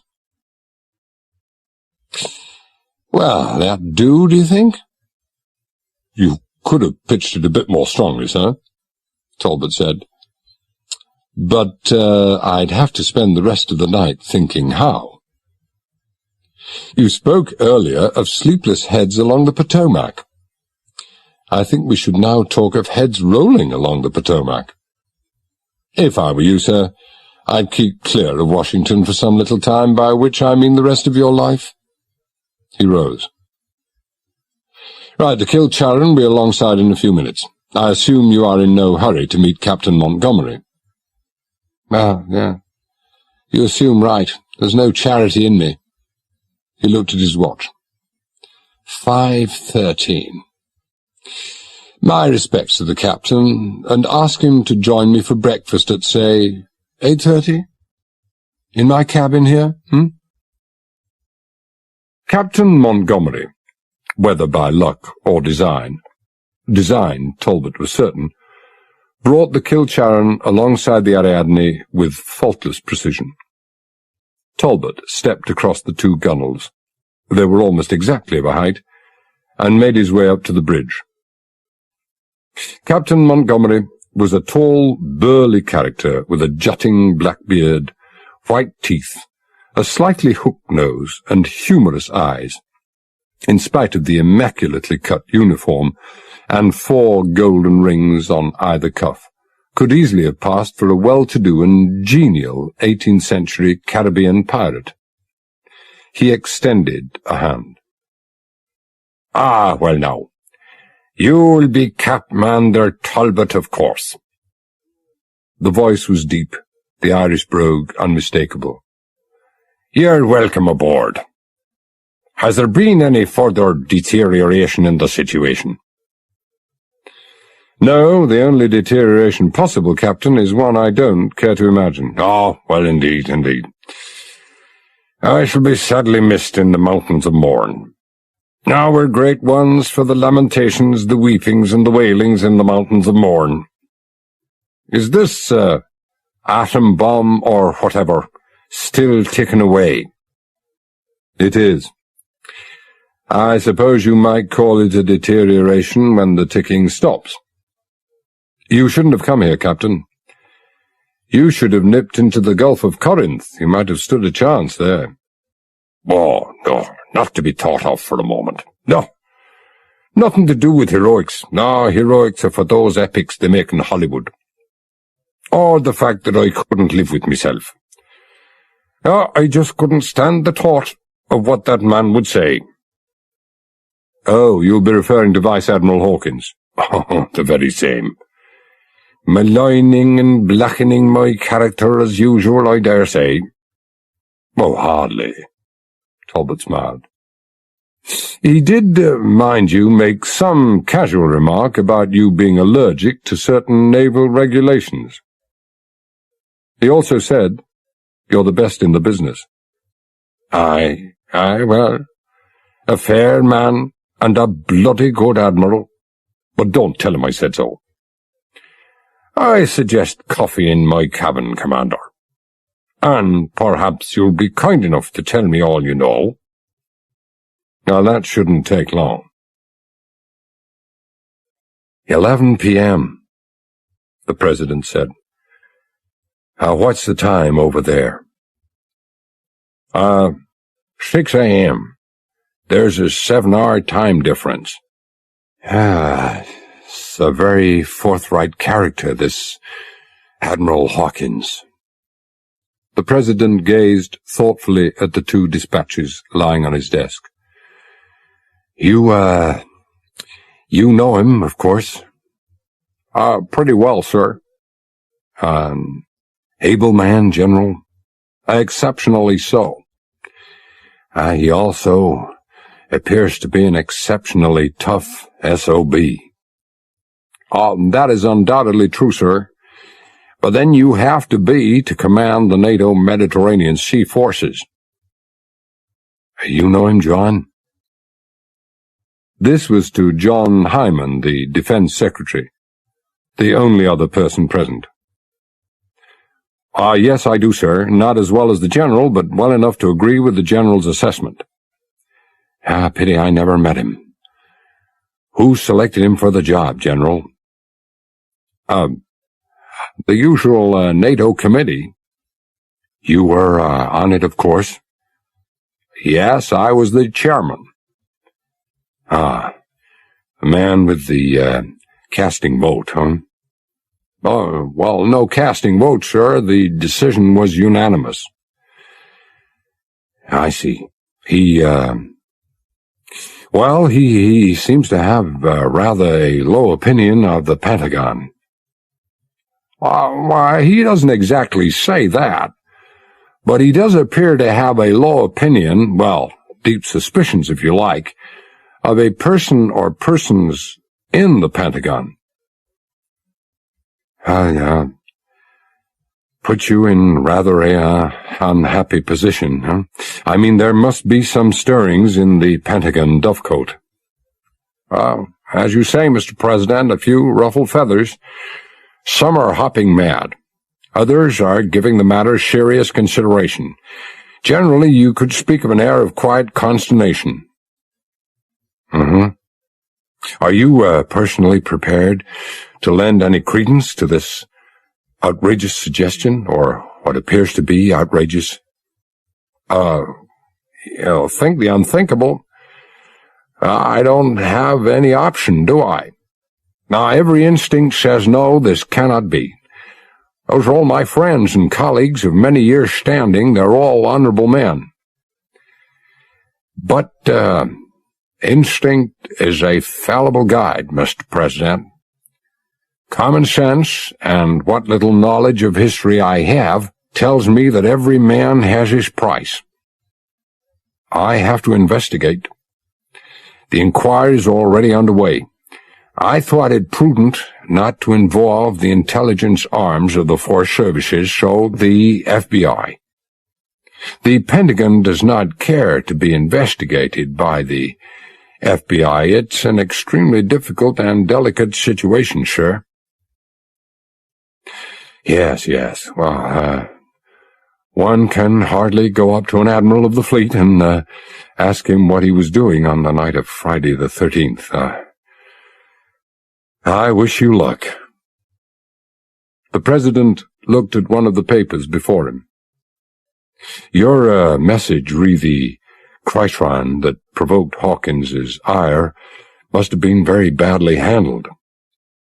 Oh, it was. Very badly. The matter has been attended to. This Krytron device, is it, operational? Yes. Been sent? The General shook his head. The President pressed a button, and a young man entered. I take this message for the General here. Krytron device en route. Would greatly appreciate up-to-date assessment of existing problems and measures being taken. Fully appreciate extreme gravity, dangers, and complexities of the situation. I personally guarantee total and immediate support and cooperation in all measures undertaken. Well, that should do it. Sign my name. Oh, I hope he appreciates the 3 immediates, the General said. 8:40, sir, Mackenzie said. Admiral's apologies, but he'd like to see you. He's in his cabin with Captain Montgomery. Talbot thanked him, rose, washed the sleep from his face and eyes, and made his way to the Admiral's quarters. A shirt-sleeved Hawkins beckoned him to join himself and Montgomery at the breakfast table. Coffee? I'm sorry to disturb you, but these are times that are sent to try men's souls. For a troubled soul, Hawkins looked remarkably fresh, rested and relaxed, and was attacking his breakfast with some gusto. Now, Captain Montgomery has been reporting the state of progress, and I thought you might like to hear it. Incidentally, our friend the timing device is still ticking merrily away. Well, we're making progress, Montgomery said. Slow, but steady. Slow, because the presence of what the Admiral calls your friend the timing device does have a rather inhibitory effect, and we're probably taking some quite needless precautions as far as acoustic levels are concerned. But we're dealing with the devil here we don't know, and we're paying the devil more than is due. Our own sonar is now locked onto this device, and the sonar room has suddenly become the focal centre of interest in the Kilcharan. We have achieved two things. First, by coupling up the battery resources of our two vessels, we have ample electric power to lift the wreck. Your young Lieutenant Denham looks and talks like a character out of P.G. Wodehouse, but he unquestionably knows his stuff. Your engineer officer, McCafferty, is no slouch either, and neither is mine. Anyway, no problem. Secondly, we've cut away the port wing of the bomber. You've what? Talbot said. Well, you know how it is. Montgomery sounded almost apologetic. It was 3 parts torn away in any case, and I figured that neither you nor the U.S. Air Force would have any further use for it, so I had it burnt off. Despite his faint air of apology, it was quite clear that Montgomery had no regrets about what had been a wholly unilateral decision. As the only expert on the spot, he had no intention of consulting anybody. A difficult decision and a tricky operation. No one, as far as I know, has ever before cut away the wing of a submerged big jet.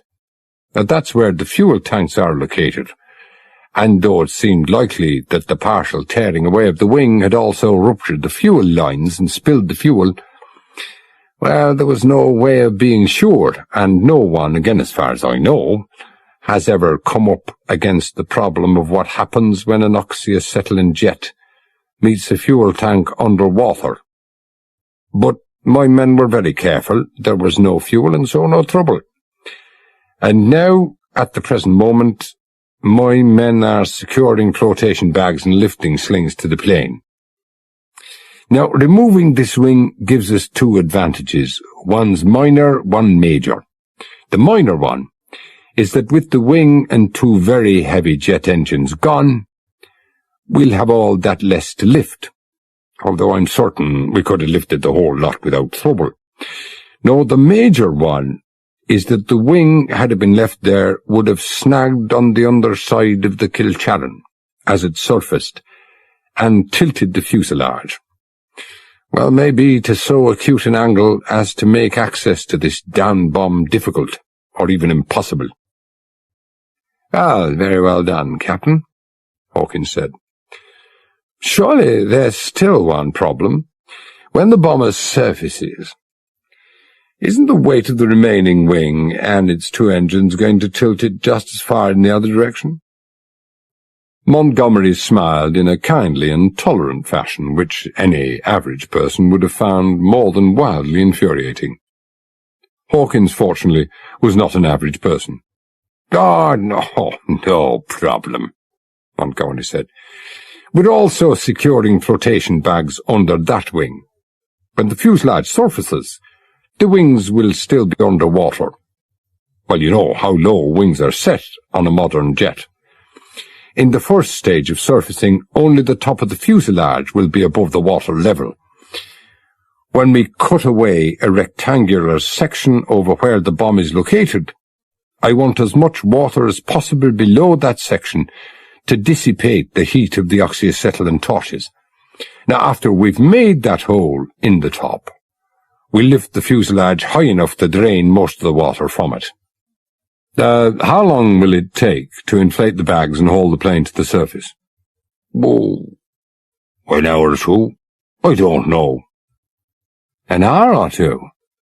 Hawkins made no attempt to conceal his surprise. Well, I should have thought a few minutes. You don't know, you say? I would have thought those things could have been pretty closely calculated. Normally, yes. Montgomery's air of massive restraint was on a par for provocation with his kindly tolerance. But normally we'd use powerful diesel compressors. Out of deference to the little lady lying on the sea floor, no diesel. Electricity again, but using only a fraction of the power, so that's an indeterminate period. Do you think I could have some more coffee?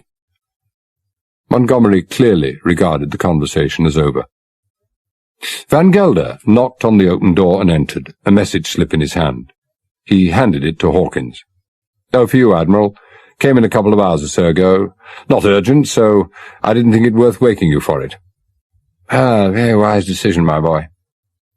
Hawkins read it, smiled broadly, and handed it to Talbot, who glanced at it, smiled in turn, and read it out aloud. Well, well, Talbot said, hobnobbing with presidents. Perhaps, after all, sir, you could walk down Pennsylvania Avenue without being clapped in irons, or whatever they do to you over in those parts. More importantly, you have the Crichton, and this splendid pledge of cooperation. Your indignation, the less charitable would call it calculating gamble, has paid off. I like the repeat immediate bit. The President would appear to have a sense of humour. Yes, he would indeed. One has to be grateful to him for intervening personally. Very, very satisfactory. I note that he requires information, would you please? Oh, naturally. Emphasis, of course, on the gravity and the dangers. Yes, of course. Oh, another item of news, sir, Van Gelder said to Talbot. I've just had a rather intriguing chat with Irina Shariel. Yes, I can well imagine that. Andropoulos and company, of course, are now at liberty. How are they this fine morning? Gliding a bit, sir. At least Andropoulos and Alexander were. But the cook was in fine form, and they seemed to be thawing a bit when I left them chattering away in Greek with Denham sitting among them, and not understanding a word they were saying, Irene wasn't there. Oh. So, naturally overcome by concern, you hurried up to my cabin to inquire after her health? Oh, naturally, yes. I knew that was what you would want me to do, sir. She didn't look as if she'd slept too well, and admitted as much. Seemed worried, well, apprehensive even. At first she was rather reluctant to talk about what was bothering her. Misplaced loyalty, I should say. I would say so too, Talbot said. If, that is, I knew what you were talking about. Oh, I'm sorry. Turned out she wanted to know if Uncle Adam had been sending any radio messages. It seems— Uncle Adam? Adamantios Andropoulos. His parents have a lot to answer for. Now, it seems that she and her pal Eugenia, both sets of parents live in Piraeus, the two girls are at university in Athens, were in the habit of phoning home every night. She wanted their parents to know that they'd had an accident, were safely aboard a Royal Navy ship, and would be home soon. Well, I hope she's right, Hawkins said. Yes, me too, sir. I told her no messages had been sent, and suggested that if Uncle was a businessman— I thought it better not to mention that we already knew he was a multimillionaire businessman— he might naturally tend to be secretive, and that he might also be reluctant to broadcast the fact that he'd lost his yacht through what might have been his own fault. She said that was no excuse for not informing the next of kin of the 3 crew members of the Delos who had died. Well, I asked her if she'd raised the question with him, and she said no. She was a bit evasive on this point. I gather she either doesn't know very much about Uncle Adam, or doesn't care very much about what she does know. Van Gelder produced a paper from his pocket. I told her to write a message, and I would see it was sent. Talbot looked at the paper. It's in Greek. Perhaps this Uncle Adam... Ah, we share the same nasty, suspicious mind, sir. Now, I called Jimmy from the breakfast table. Quite innocent, he says. I've got a better idea. Take the two young ladies to the radio room. It's a simple matter to lock into the telephone landlines through the Piraeus radio station. They can talk direct to their folks. With Jimmy just happening to be there? We share, as you say, the same nasty, suspicious minds. But before you do that, however, I think we'll go and see how our latest recruit is getting on. Ah, yes, our resident cryptologist, Theodore. Theodore. After we've seen him, and the young ladies have finished their calls, I want you to take Irene Sharial aside. And engage her in casual conversation? What else? It would seem that she and her uncle are less than soulmates, and of course she will be feeling suitably grateful to you for having permitted her to speak to her folks. Find out what you can about Andropolis. Find out what she thinks of him. See what you can discover about his business, or businesses. Find out who his business contacts and friends are, and what she thinks of them, assuming, of course, that she's ever met any of them. And it would be very interesting to know where his travels take him. I'm not talking about his yacht cruises when she's with him, and why they take him there. Ah, you're asking me, sir, in effect, to ply Irene with cunning and devious questions, to entrap her, if you will, to engage in duplicity, and extract unwitting information from a sweet and innocent girl? Yes. It's a pleasure, sir. Theodore was a cheerful, plump man in his late 40s, with a pale face and thick pebble glasses. Those last a very probable consequence of having spent a lifetime poring over abstruse codes. You have come to check on progress, gentlemen. I am making some. I am happy to report. Took me quite some time to find the key, the connection between the code and the Odyssey. Since then, it is straightforward. The sheets are in 3 sections, and I am now about 2/3 of the way through the first one. Found anything of interest? Talbot said. Interesting. Fascinating.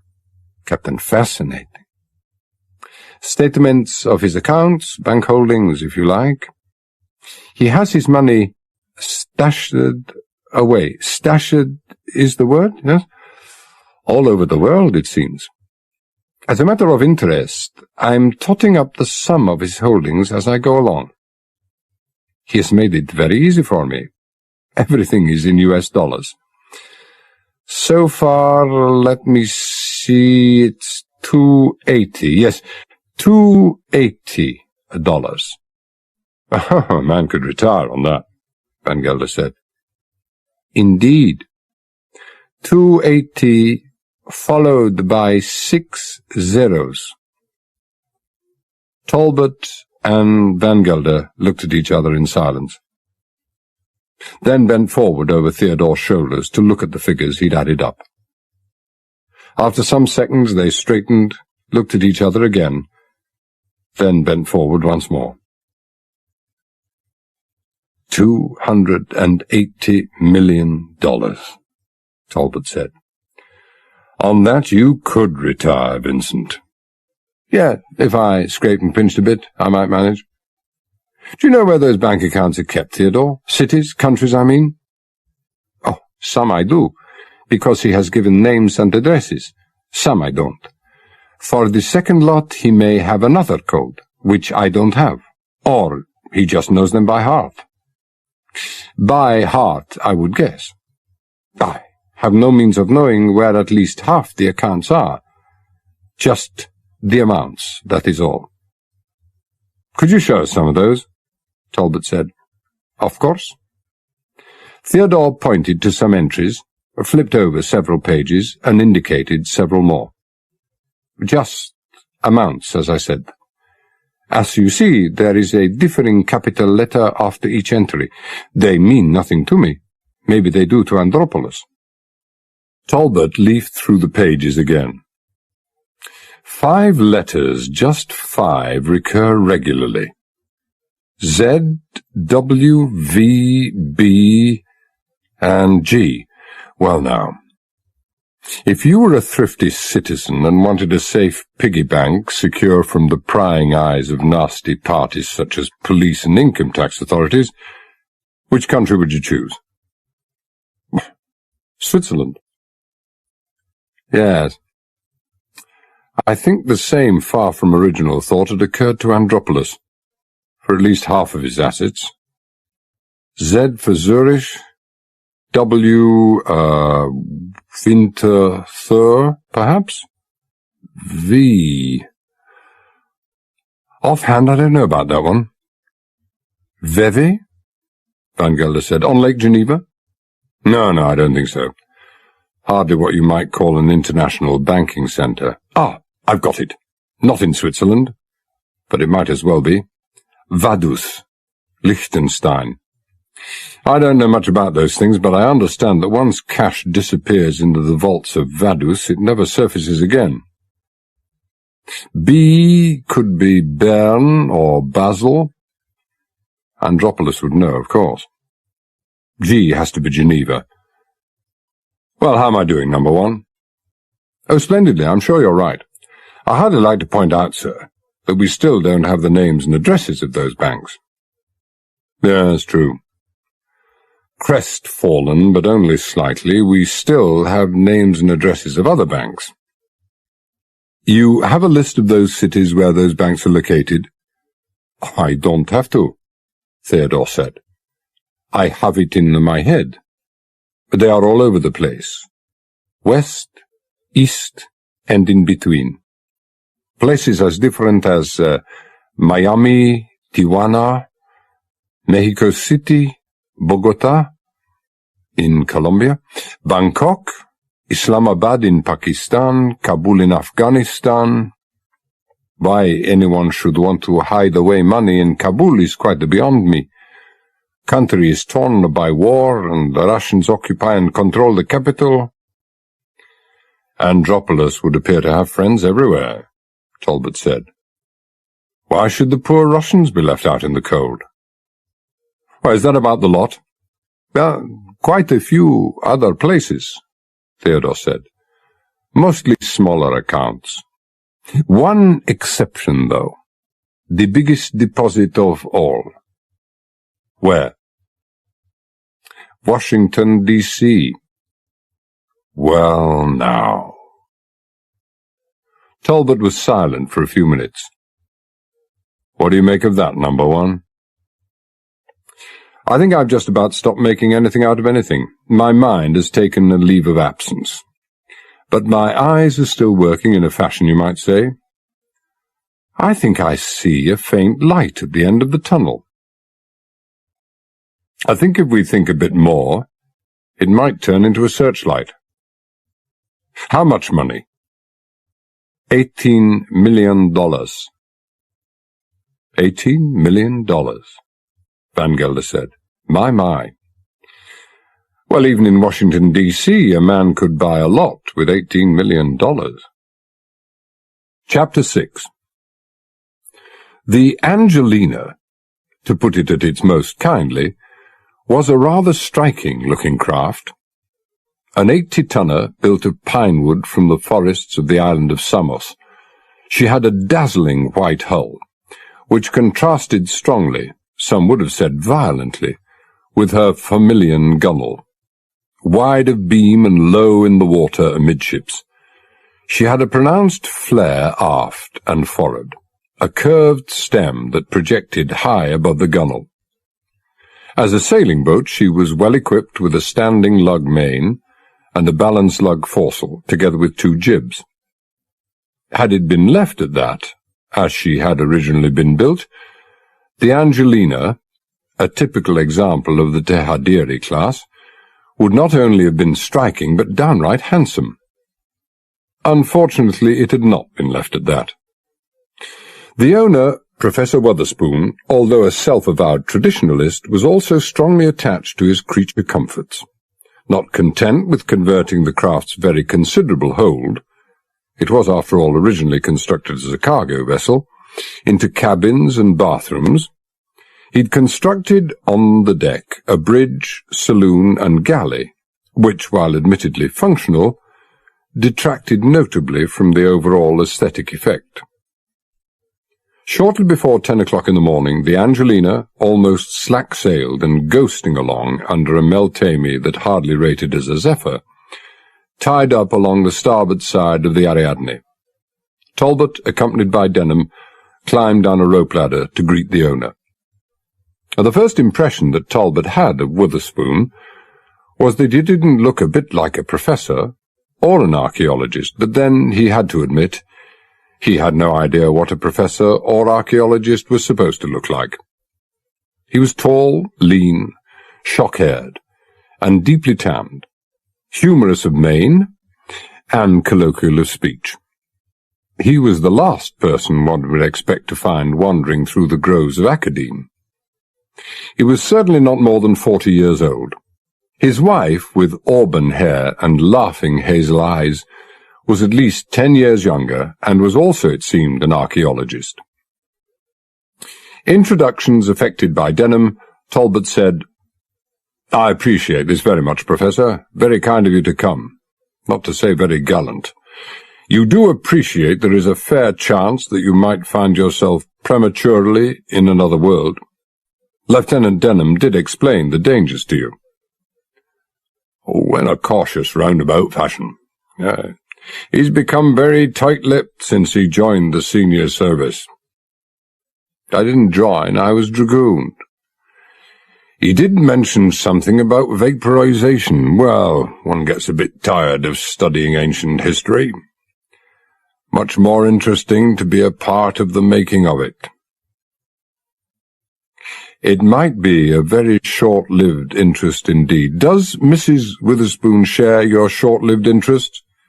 "Oh, Angelina, please. We had to entertain a very prim and proper Swiss lady the other day, and she insisted on addressing me as Madam Professor Witherspoon. Ghastly. No, I can't say I share all of my husband's more extravagant enthusiasms, but alas, he does have one professorial failing. He's horribly absent-minded. Someone has to look after him." Talbot smiled. "A fearful thing for so young and attractive a lady to be trapped for life. Well, again, thank you both very, very much.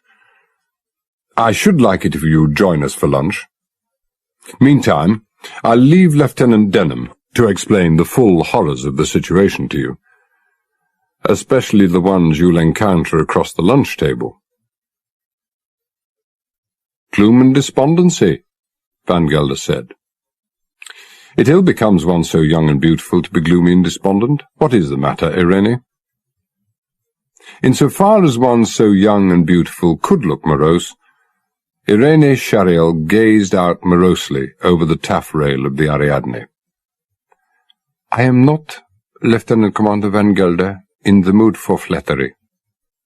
"Vincent, flattery is an insincere compliment. How can the truth be flattery? But you're right about the word mood. You are in a mood. You're worried, upset. What's troubling you?" "Nothing." "Being beautiful doesn't mean you're above telling fibs. You could hardly call that flattery, could you?" "No."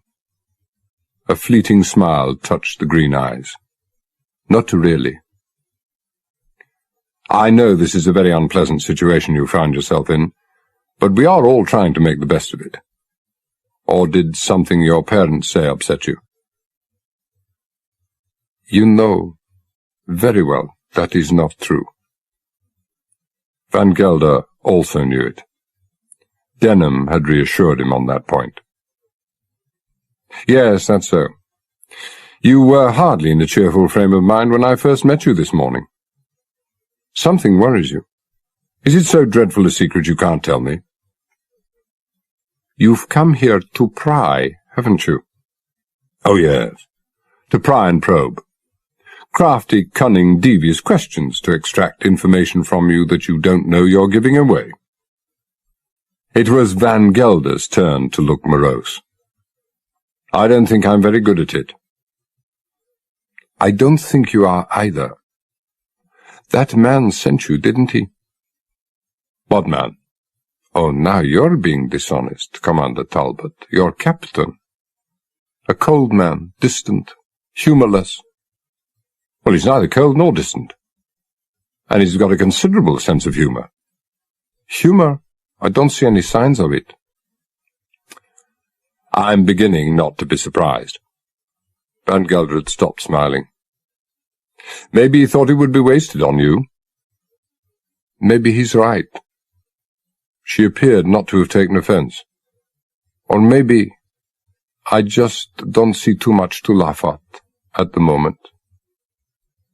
But I'm right about the other thing. He is remote, distant. I have met people like him before. No, I doubt it very much. In the same way that I doubt your power of judgment. You don't seem to be very well equipped in that line. Oh. She made a moue. Flattery and charm have flown out of the window, is that it?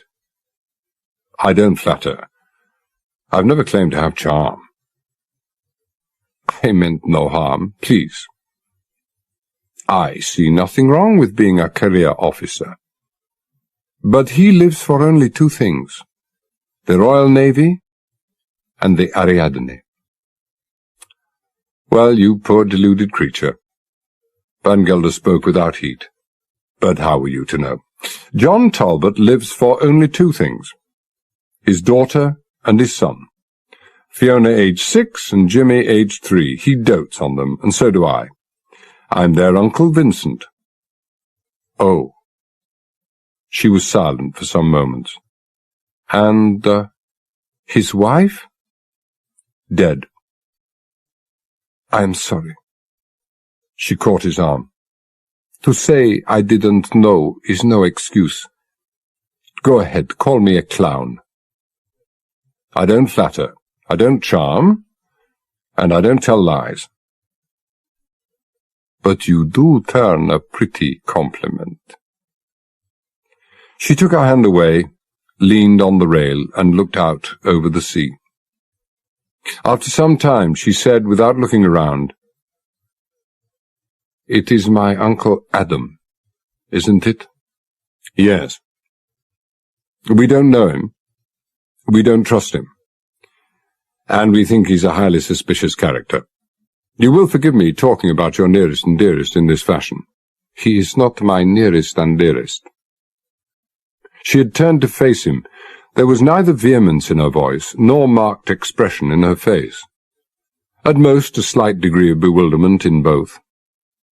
I don't know him. I don't trust him. And I think he's a highly suspicious character. Well, if you don't know him, what on earth were you doing aboard his yacht? I suppose that, too, seems suspicious. No, not really. 3 reasons, I would think. He is a very persuasive man.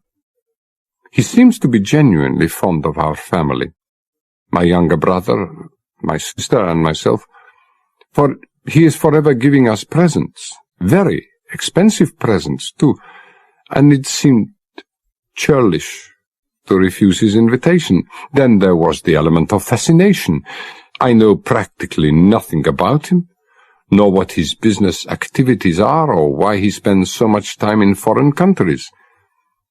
And, of course, perhaps both Eugenia and I are snobs at heart, and we were flattered by the invitation to go cruising on a very expensive yacht. Yes, well, good enough reasons. But still not good enough to explain why you went with him if you dislike him. I didn't say I disliked him. I said I distrusted him. It's not the same thing. And I didn't begin distrusting him until this trip. Oh, Why start now? Alexander is why? She gave a mock shudder. Would you trust Alexander? No, candidly, no. And Aristotle is almost as bad.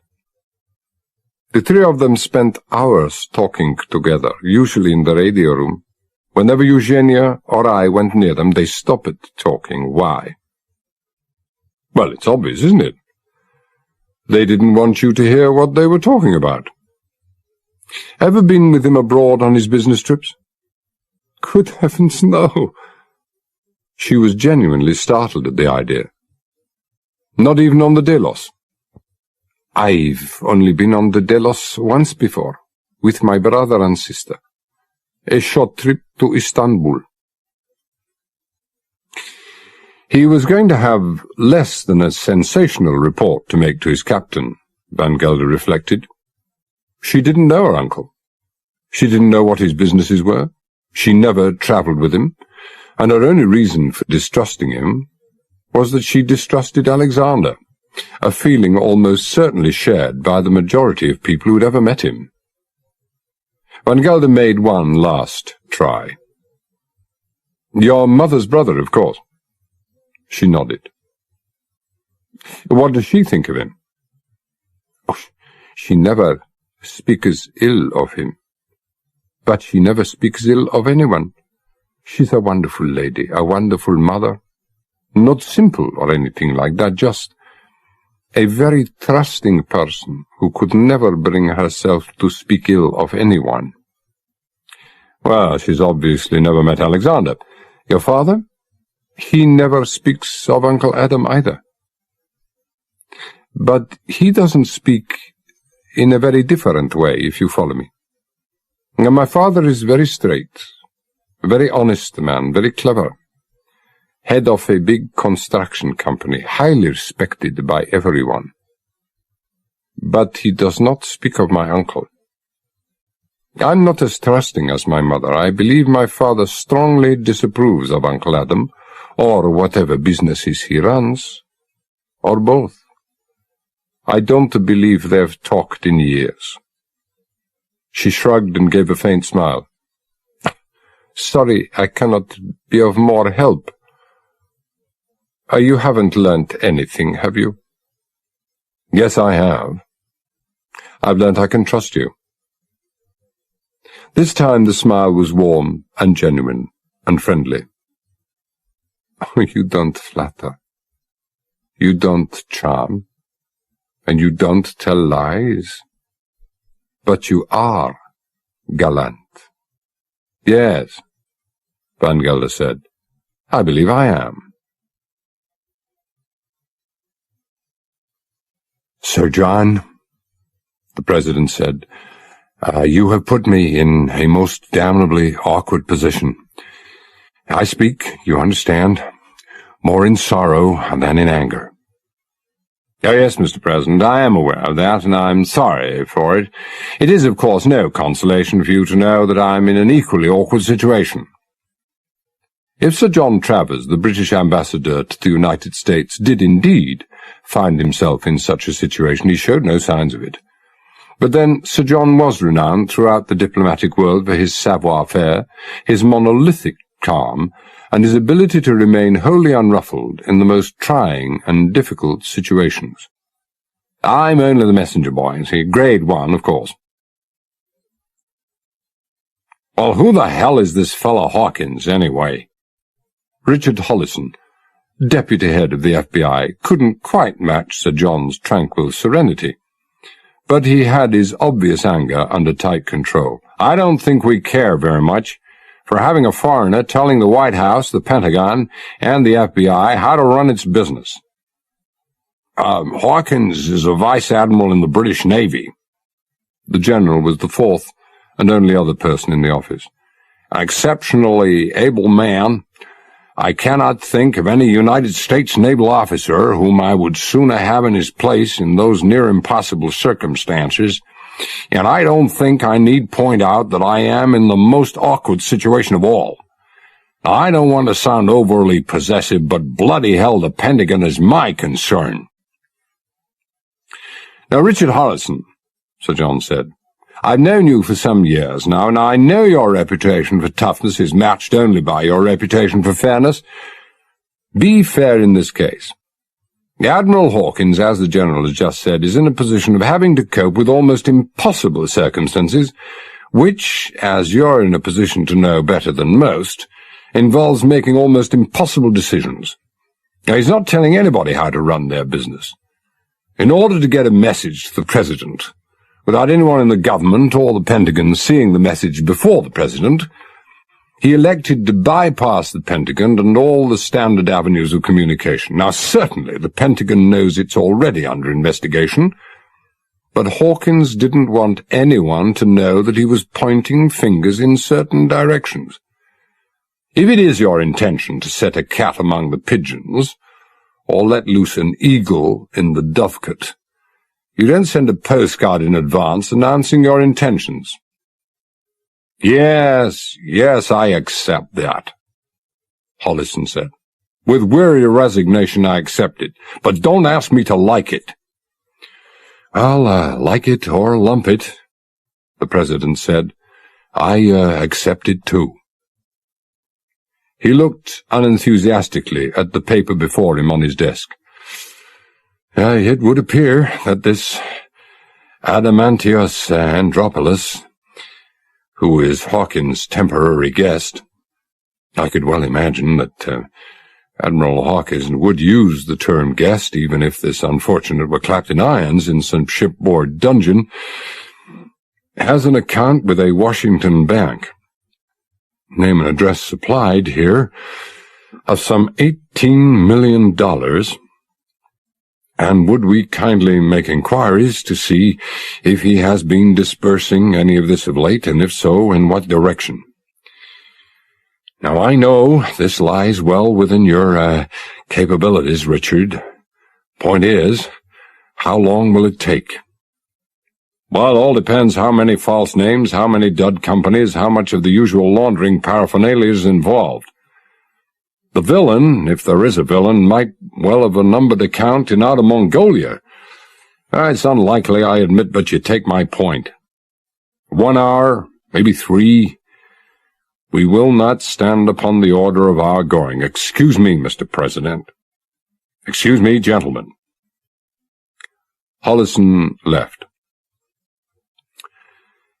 Well, the Army and the Marines will be pleased to learn, when they do learn of it, that Admiral Hawkins does not consider them worthy of his regard, the President went on.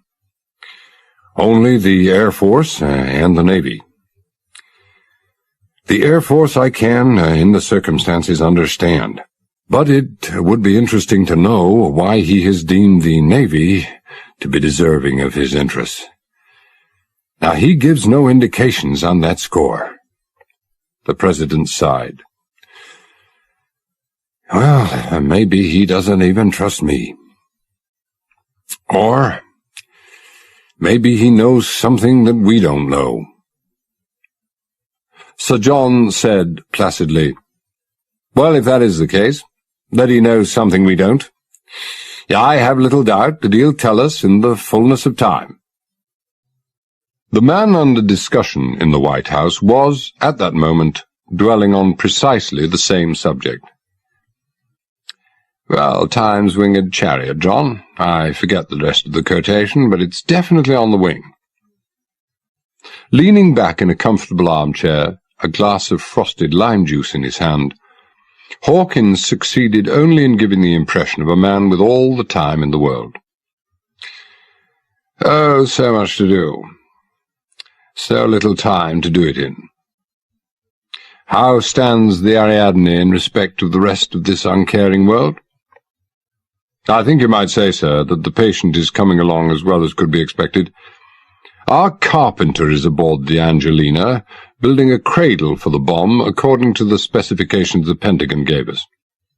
There will be 2 hinged clamps to secure it in even the worst weather, which, as you can see for yourself, is the last thing we expect today. Yes, indeed. The Admiral looked through the window of his cabin. "Yeah, the weather is all wrong, John. Considering the possibly apocalyptic and doom-laden task we have on hand, least we could reasonably expect is high winds, torrential rain, thunder, lightning, tempests, tornadoes, and all those other adverse weather conditions that King Lear encountered on his walkabout around the blasted heath. But what do we have? A blistering July sun, a cloudless blue sky, and the wine-dark seas without even a ripple to show for themselves. Yeah, it's downright disappointing. Also disappointing, and not to say extremely disturbing, is the likelihood that if those zero wind conditions persist, it'll take the Angelina a week to get even halfway towards the horizon. Oh, I don't think we have to worry about that, sir. Weather conditions in the Cyclades between early July and mid-September are remarkably predictable. It's already 11:45. Now, any minute now, the Meltemi, the Etesian wind, will start up from the northwest. During the afternoon, it reaches forces 5 or 6, sometimes even 7. Usually dies away in the evening, but it has been known to last all night. The Meltemi will be ideally suited for the Angelina. Those luggers, as Denham said, are hopeless windward sailors, but in this case it will be directly astern of them, and carry them down the Kassos Straits to the east of the easternmost tip of Crete. Yes, well, it sounds fine.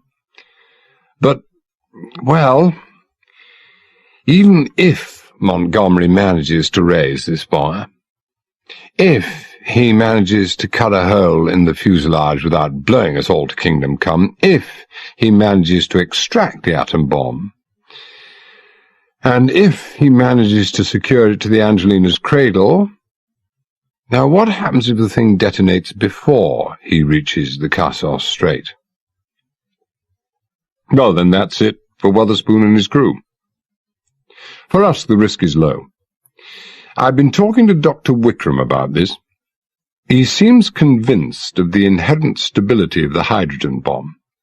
After all, he does build the damn things. While he says it would be 100% certain to go up if an atom bomb exploded alongside it, we mustn't overestimate the effects of a more remote explosive shock, even at a distance of a few miles. After all, those bombs did survive the effect of the explosion in the nose of the bomber, and the impact of the plane hitting the water at high speed. Besides the intervening miles of water, we hope there will be those intervening miles, should have a powerfully dampening effect. Well, there'll be no such effect for those aboard the Angelina. Curtains. Now, what motivates a man like that, John? Obviously he's incredibly brave, but, well, is he all right? Oh, if you mean is he off his rocker, then we're all off our rockers. He's as sane as you or I. No, he's a romantic at heart, a born adventurer. A couple of 100 years ago, and he'd have been somewhere on the other side of the world, building up the odd empire. Well, that's as may be. But it's still a terrible thought that a man like that should die for us. But he won't be dying for all of us. I'm going on the Angelina. So is Vincent van Gelder. Hawkins put down his glass and stared at him. Do you know what you're saying? I know what you're saying, and I think you've taken leave of your senses. Are you mad? You and Van Gelder? Quite mad? Van Gelder insists on coming along. I insist on going. That's all there is to it. Well, I absolutely forbid it. With the deepest respect, Admiral, you'll forbid me nothing. Did you honestly expect me to leave a job half done? Did you honestly expect me to let him go out there and die alone? I would remind you that I am the captain of this ship, and that at sea not even an admiral can take over from me or give orders which I consider to be to the detriment of this vessel. Mutiny! Hawkins waved a dismissive hand at his lime juice. Have you got nothing stronger than this? Naturally. Talbot went to the Admiral's wine cupboard and prepared a drink, while Hawkins gazed at a spot on the deck, which was about 1,000 miles away. A large Scotch and water, no ice. Thank you. Hawkins drained almost half the contents. Mutiny, forsooth. Yes, sir. Can't hang me from the yardarm, though. It's my yardarm. You haven't yet met Angelina. Professor Wotherspoon's wife, I mean, not the lugger. But you will. I've invited them aboard for lunch. Young, rather lovely. Nice sense of humour. And dotty about her husband. Well, she has to be. Dotty, I mean. To do something she clearly doesn't want to do. That is, to go along from here with her husband and the bomb on the lugger. Well, I'm sure I shall be delighted to make her acquaintance. Hawkins took another sip of his drink. What's she got to do with the matter in hand? She's not going with the bomb and the lugger. And neither is Wotherspoon, for that matter, or his 2 crew members. They remain aboard the Ariadne. Wotherspoon, of course, will have to be forcibly restrained, but that's no problem at all. Van Gelder and I will take the Angelina down through the Cassos Strait. 2 small medals will suffice. Hawkins was silent for some time and then said,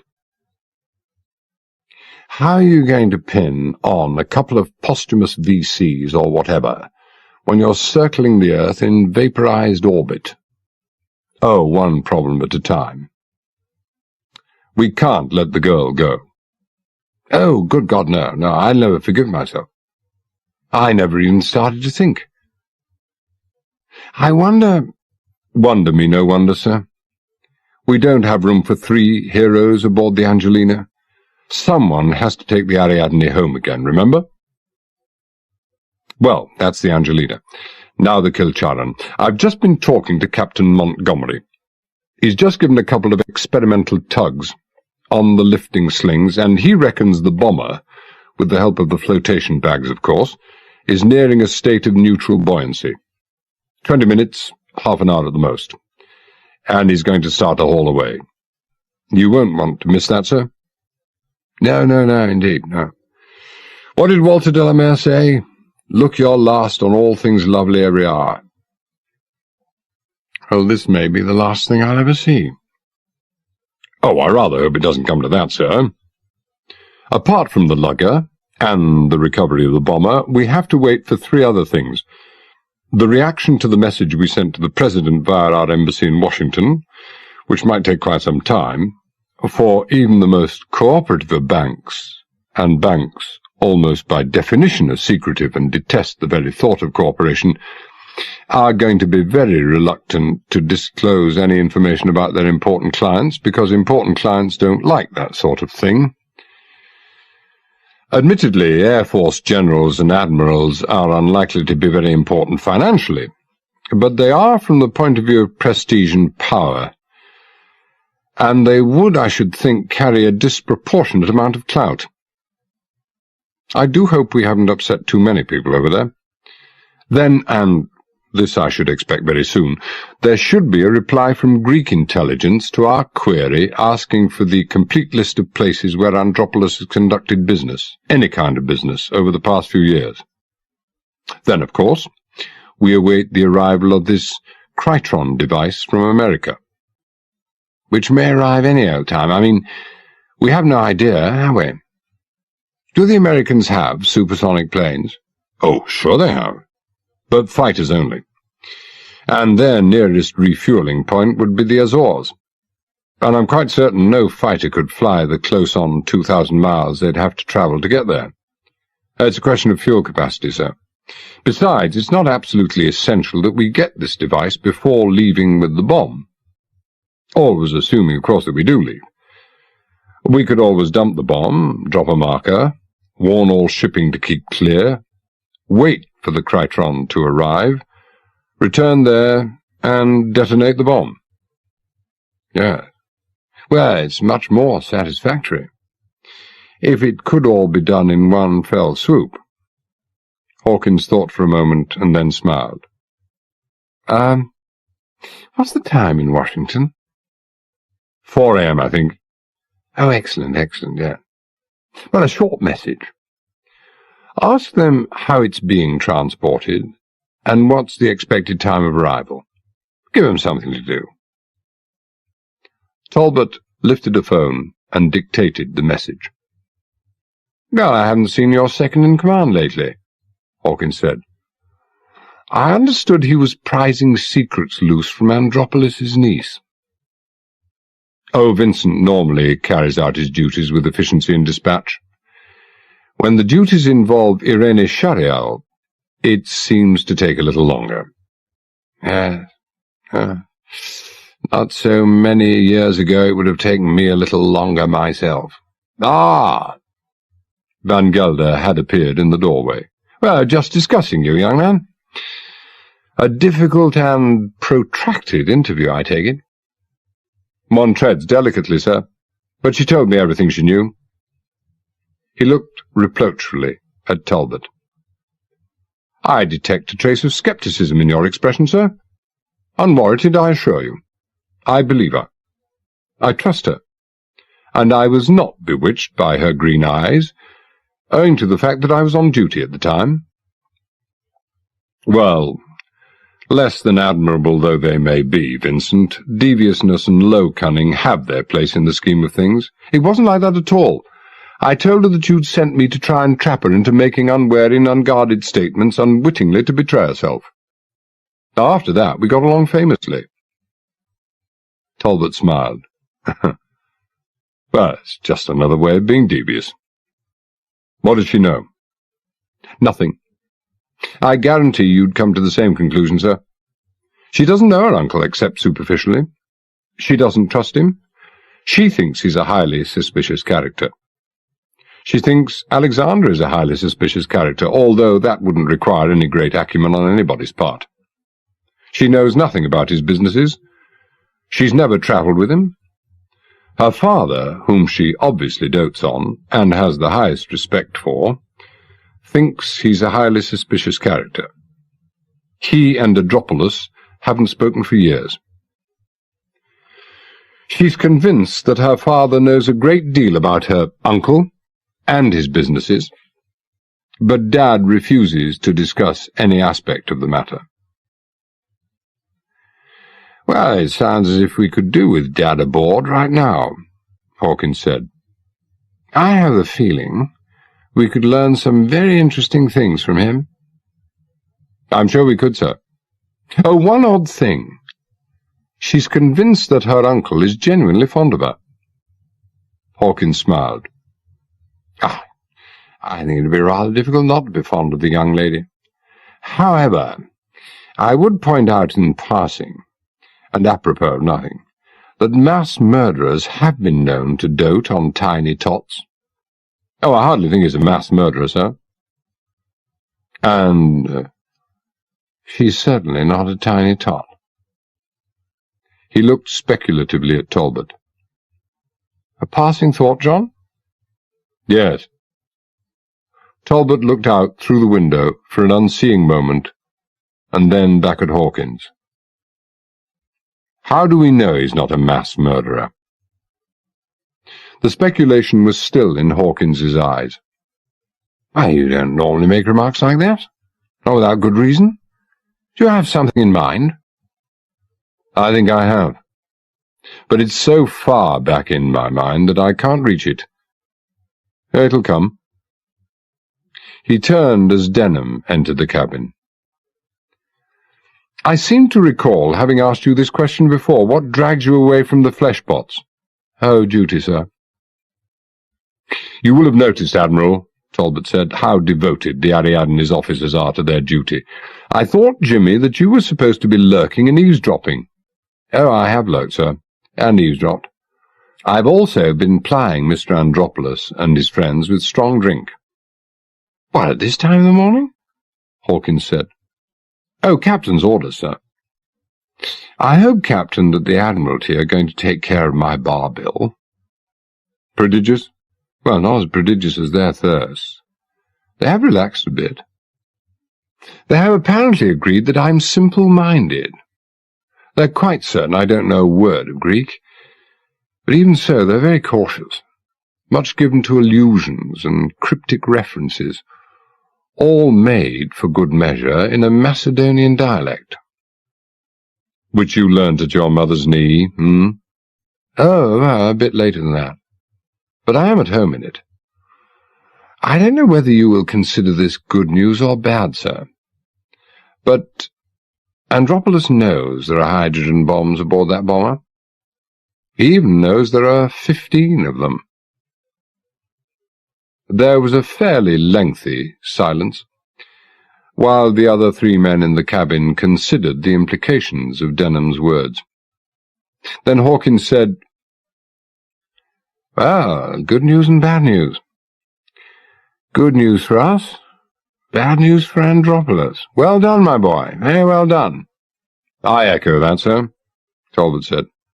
"Lieutenant Denham is miscast as either a classicist or an electronics officer.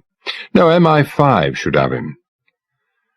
There's no way that Andropolis could have learned to board the Ariadne of the existence of those bombs, so he knew before. Proof, if that were needed, of our near-certain conviction that Andropolis has penetrated the Pentagon." "I would point out, sir," Denham said, "that the words hydrogen bombs weren't actually used. Also, it is only my word against theirs." "Well, that's irrelevant, and this is no court of law. There will be no confrontation. All that matters is that we know, and they don't know that we do." Well, my usefulness is over?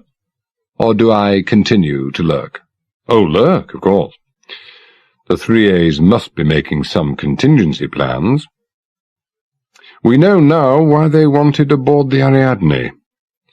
What we don't know is what they intend to do now that they're here. Resume your wassailing." "Wassailing?" Denham sounded bitter. "I've got an arrangement with Jenkins whereby I consume copious quantities of tonic water, lemon and ice. It's ghastly." He turned to go, but Talbot stopped him as a seaman entered and handed over a sheet of paper. "Oh, you might as well hear what's in this." He studied the paper briefly. "Well, this is in reply to a request we made of Greek intelligence for as exhaustive a list as they could supply of all places where Andropolis is known, either to do business or have contacts. No names, no addresses, just towns. 40 or 50 of them. Well, my. This list was not compiled on the spur of the moment. Greek intelligence must have been taking a more than passing interest in the activities of our friend Andropolis over a long period, years, I would think. I wonder why. About half of those places are marked by asterisks. And again I wonder why. Was that for their own information, or is it intended to suggest something to us?" He handed the paper to Hawkins, who studied it for a moment and then said, "Well, I know those places marked with an asterisk. I don't see their relevance in our circumstances. I can't even remotely associate them with our problem. I'd swear that none of those places had any connection with hydrogen bombs." "Yes, so would I," Talbot said. "Maybe they handle something else. In spite of the situation we find ourselves in, maybe hydrogen bombs aren't the biggest cause for concern. If you can imagine anything worse than our present situation, that is. Could I have that back, sir?" He sat at the desk, made some marks on the paper before him, and then looked up. "Bangkok, Islamabad, Kabul, Bogota, Miami, Mexico City, Tijuana, San Diego, Bahamas, Ocorios, Ankara, Sofia." Andropolis, playing both sides of the fence with those last two. The ethnic Turks are having a very bad time in Bulgaria just now, but Andropolis wouldn't let that interfere with his business interests. and Amsterdam. Well, what does that list suggest? Drugs, Van Gelder said. Yeah, drugs. Heroin, cocaine, marijuana, you name it. Well, now some more towns. Tehran, Baghdad. Andropolis again, playing both sides of the fence. Iran and Iraq had been at war for 6 years now. Tripoli, Damascus, Beirut, Athens, Rome, East Berlin, New York and London. That suggests something? Yes. It was Van Gelder again. Terrorism. I'm not quite sure why New York and London qualify. Well, I seem to remember there have been 2 attempts, one at John F. Kennedy, the other at Heathrow, to smuggle bombs aboard planes. Both bungled, both failed. I think it's fairly safe to assume, in fact it would be criminally negligent not to assume, that the terrorists who planned those crimes are still in residence in London and New York, waiting. Jimmy, would you please go to your cabin and bring Theodore here with whatever further results his cryptology has turned up? Hawkins said, I most sincerely hope that you're not thinking what I think you are, if you follow me. It may be, sir, that I'm thinking what you are, if you follow me. What you're suggesting is that this Andropolis is some kind of a mastermind, possible world coordinator of drug smuggling. Is that what you meant by your remark that we didn't know he wasn't a mass murderer? Yes, sir. What else can that list of contacts he has in drug areas mean? I mean, where else has he accumulated his vast wealth? And we haven't added it all up yet, not by any means. And there's no actual proof. All depends on what you call proof. It's very powerful, suggestive evidence. How far are you prepared to stretch the long arm of coincidence? To infinity? And you're further suggesting that he's engaged in terrorism, that he's using his vast profits from drug smuggling to finance his terrorist activities? Yes, it's possible. But I don't think so. No, I think the 2 activities are being run in tandem. Well, a drug peddler is one thing. A terrorist is quite another. Incompatible, you know, poles apart, never the twain shall meet. One hesitates to contradict a senior officer, but I'm afraid you're wrong, sir. Vincent, would you enlighten the Admiral? You know what I'm talking about. Oh, all too well, sir. Yes, October 1984, Admiral, our last submarine patrol. North Atlantic, about 200 miles west of the Irish coast. I can remember it as if it were yesterday. We were asked to move into position to observe but not to intercept a small American ship en route from the States to Ireland, and give its course and estimated time when it would pass a certain point. Now, neither the crew of this vessel nor its captain, a certain Captain Robert Anderson, who I believe is still at large, knew that they had been monitored from the moment that they left port by an American spy-in-the-sky satellite. We upped periscope, identified it, and then down periscope. They never saw it. It was a New England trawler, the Valhalla, based on Gloucester, Massachusetts, from which it had sailed a few days earlier. It transferred its cargo to an Irish tug, the Marita Anne, which was duly seized by the Irish Navy. Now, the cargo consisted entirely of military hardware, rifles, machine guns, shotguns, pistols, hand grenades, rockets, and, as I recall, about 70,000 rounds of ammunition, all destined for the IRA.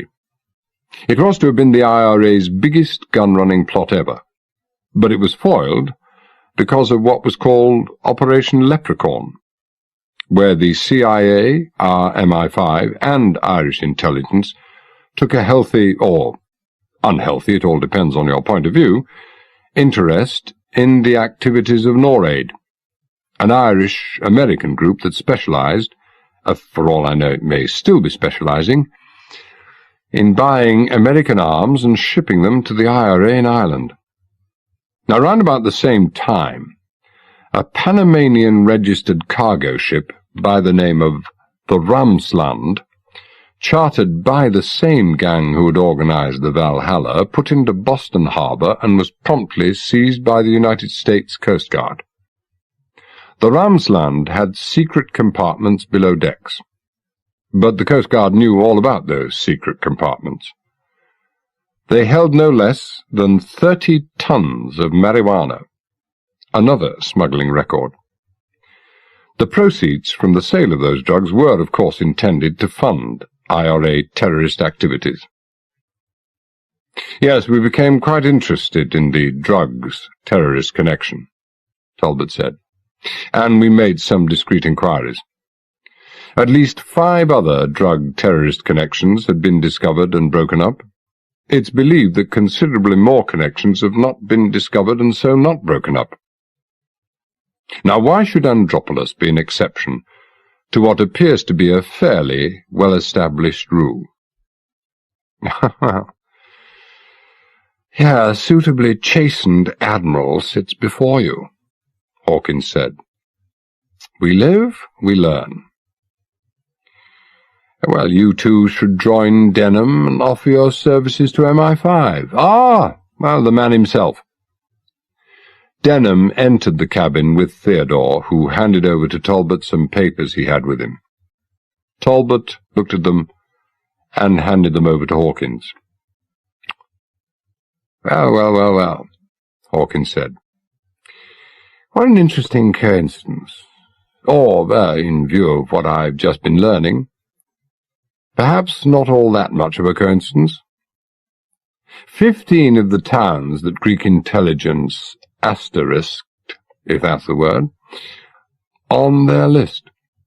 Only in this case, my, they give names and addresses. Isn't that splendid?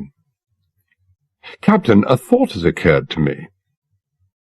There's one of those towns marked with an asterisk that you omitted to mention.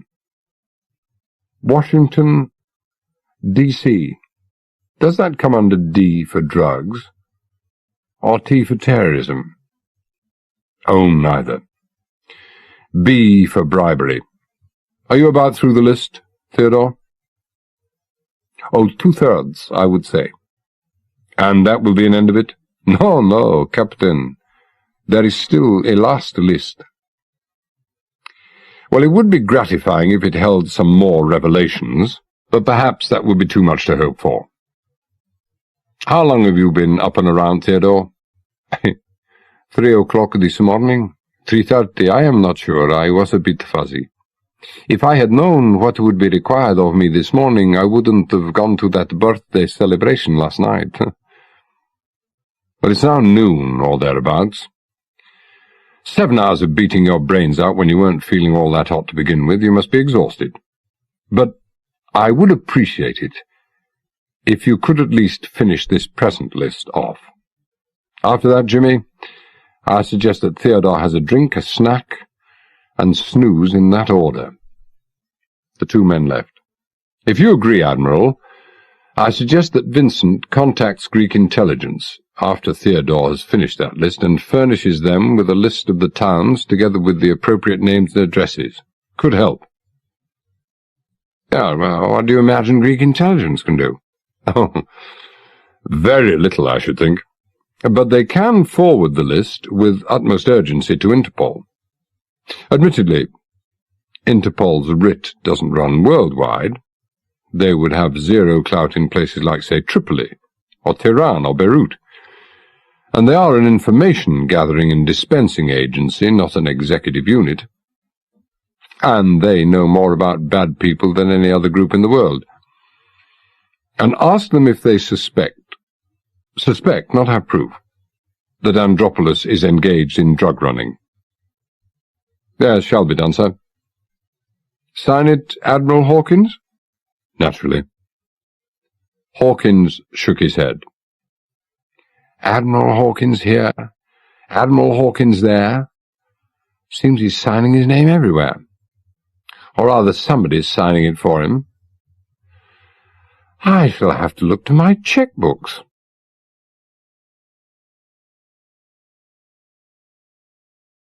Chapter 7. The heavy steel derrick projected upwards and outwards from the midship side of the Kilcharan at an angle of about 30 degrees off the vertical. From the winch at the foot of the derrick, the hawser rose upwards through the pulley at the top of the derrick, and then descended vertically into the sea. The lower end of the hawser was attached to a heavy metal ring, which was distanced about 20 feet above the fuselage of the sunken plane. From the ring, two shorter cables, bar taut, were attached to the two lifting slings that had been attached fore and aft to the nose and tail of the bomber. The winch turned with what seemed to most watchers an agonizing and frustrating slowness.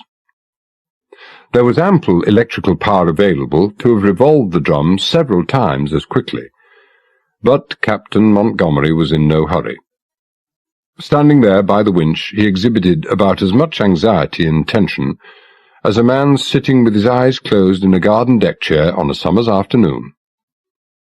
Although it was difficult to visualize, it was possible that a sling could have loosened and slipped, and Montgomery preferred not to think what might happen if the plane should slip and strike heavily against the bottom.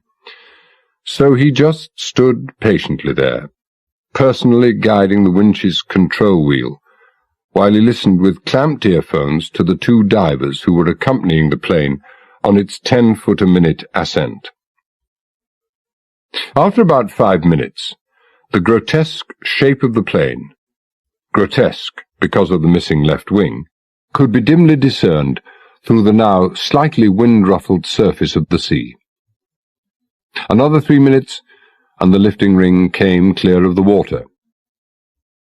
Montgomery centered the winch wheel, applied the brake, went to the gunwale, looked over the rail, and turned to the officer by his side. "Sure, it's too close in. The fuselage is going to snag on the underside. Have to distance it a bit. More fenders fore and aft." The side of the Kilcharan was already festooned with rubberized fenders, "and lay out ropes to secure the nose and the tail of the plane." He returned to the winch, eased forward on a lever, and slowly lowered the derrick until it was projecting outwards from the ship's side at an angle of 40 degrees above the horizontal. The plane, which could now be clearly seen only 20 feet below the surface, moved sluggishly outwards from the ship's side. Montgomery started up the winch again, and soon the top of the plane's fuselage broke the surface. He stopped the winch when the top 18 inches was clear. The starboard wing was still beneath the surface. Montgomery turned to Admiral Hawkins. "So far, a simple and elementary exercise. With luck, the rest of it should be equally straightforward. We cut away the appropriate section on the top of the fuselage, while attaching more flotation bags to the undersides of the fuselage and the wing and inflating those. Then we lift a bit more until the fuselage is almost clear of the water and go inside." He lifted a ringing phone, thanked the caller, and replaced the receiver. Well, perhaps not quite so straightforward. It would appear that the timing device has stopped ticking." "Oh, has it now?" Hawkins didn't look particularly concerned, and certainly not upset. "Well, it could have happened at a better time and a better place, but it had to happen. So, our friend is armed." "Oh, indeed. Still, no reason why we shouldn't go ahead as planned." "Yes, especially as we have no option." "Right, every person on both ships to be warned. No mechanical devices to be used, no banging or crashing, everyone on fairy tiptoes." "They already know that, of course, but I imagine they'll now redouble their caution." A gangway had been lowered down the ship's side until one of its feet rested on the plane's fuselage. Carrington and Grant descended and ran a tape measure back along the top of the fuselage from the cockpit. The internal distance from the cockpit to the exact location of the bomb had already been measured to the corresponding area above. This they mopped dry with engine room waste, and then proceeded to paint the outline of a black rectangle to guide the two men with the oxyacetylene cutters, who were already standing by. Hawkins said, "Now, how long will this take?" "I can only guess," Montgomery said. "An hour, maybe a bit longer. See, we don't know how thick the fuselage skin is or how tough it is, and we don't know how thick or tough the lateral reinforcing members are. What I do know is that we're going to cut with the lowest possible flame that'll do the job. Even with that reduced power, we're going to generate a fair amount of heat in the airspace and the water below. It goes without saying that no one has ever done this sort of thing before. Will your standing here, supervising operations, just looking on rather, help things along? Resolve the unknown, Oh, not a bit of it." "Ah, a lunch?" "Well, whether we're here or in the wardroom of the Ariadne, it's not going to make all that difference if this lot goes up." "Ah, that's true. A millisecond here, a millisecond there." The condemned man ate a hearty breakfast. In our case, lunch. Lunch, while hardly festive, was by no means the doom-laden affair it could have been in view of the fact that most of the people at the table were well aware that they were sitting on top of a time bomb that had now ceased to tick. Conversation flowed freely, but in no way resembled the compulsive, nervous chatter of those conscious of being under stress. Professor Weatherspoon spoke freely, and often on any subject that arose, not through garrulity, but because he was a born conversationalist who loved discussion and the free exchange of ideas. Andropolos, too, was far from silent, although he appeared to have only one idea in mind, and that was the mystery of the bomber that had just been raised from the depths. He'd not been invited aboard the Kilcharan, but he had seen well enough from the Ariadne what had been going on. He appeared to be deeply and understandably interested in what had happened and was going to happen to the bomber, but was clever enough not to ask any penetrating questions or say a word that he knew anything whatever about what was going on. Across the table, Talbot caught the eye of Admiral Hawkins, who nodded almost imperceptibly. It was clear that they couldn't keep him completely and totally in the dark. "Now, up to now, Mr. Andropolos," Talbot said, "we've not told you everything we know. We've not been remiss, and no apology for our silence is necessary. Now, our sole concern, I can assure you, was not to cause unnecessary alarm and apprehension, especially to your two young ladies. But a man like you must have a keen interest in international affairs, and you are, after all, a Greek, and a member of NATO, and have a right to know." No one could have guessed from Talbot's openness and relaxed tone that he considered Andropolos to have a keen interest in international crime, and that he didn't give a damn about either Greece or NATO, and had a right to know only what he, Talbot, chose to tell him. This plane was an American bomber, and was carrying a lethal cargo, among them hydrogen and atomic bombs. Almost certainly for a NATO missile base somewhere in Greece. Andropolis's expression, at first stunned, rapidly changed to grim-faced understanding. Now, we can only guess at what caused the crash. It could have been an engine explosion. On the other hand, it could have been carrying a variety of weapons, and one of them, obviously the non-nuclear variety, may have malfunctioned. We don't know, and we have no means of telling. Probably, almost certainly, we will never know. The crew, of course, died. Andropolos shook his head. The clear, innocent eyes were deeply tinged with sadness, Oh, dear God, what a tragedy, what a tragedy. He paused and considered, but there are terrorists in this world. He spoke of terrorists as if they were alien beings from an alien planet. I know this sounds unthinkable, but could this have been a case of sabotage? No, impossible. Now, this plane flew from a top-secret Air Force base where security would have been absolute. Carelessness there may have been. No, but the idea of the deliberate implantation of any explosive device passes belief. It can only be classified as an act of God. Oh, well, I wish I shared your trust in our fellow man. Andropoulos shook his head again. There are no depths which some inhuman monsters would not plumb. But if you say it was physically impossible, then I accept that. Gladly, for I would not care to be counted as a member of a human race that could proceed to such unspeakable lengths. What is past, I suppose. But there is also a future. What happens next, Commander? Well, before we decide on that, we'll have to wait until we get inside the plane. I understand that impacts and explosions, such as those nuclear weapons have experienced, can have, what shall we say, a very disturbing effect on their delicate firing control systems. Oh, well, you, or some member of your crew, have the expertise to pass judgment on such matters? No, neither I nor my crew know anything about such matters. But seated only 2 chairs away from you is a man who does.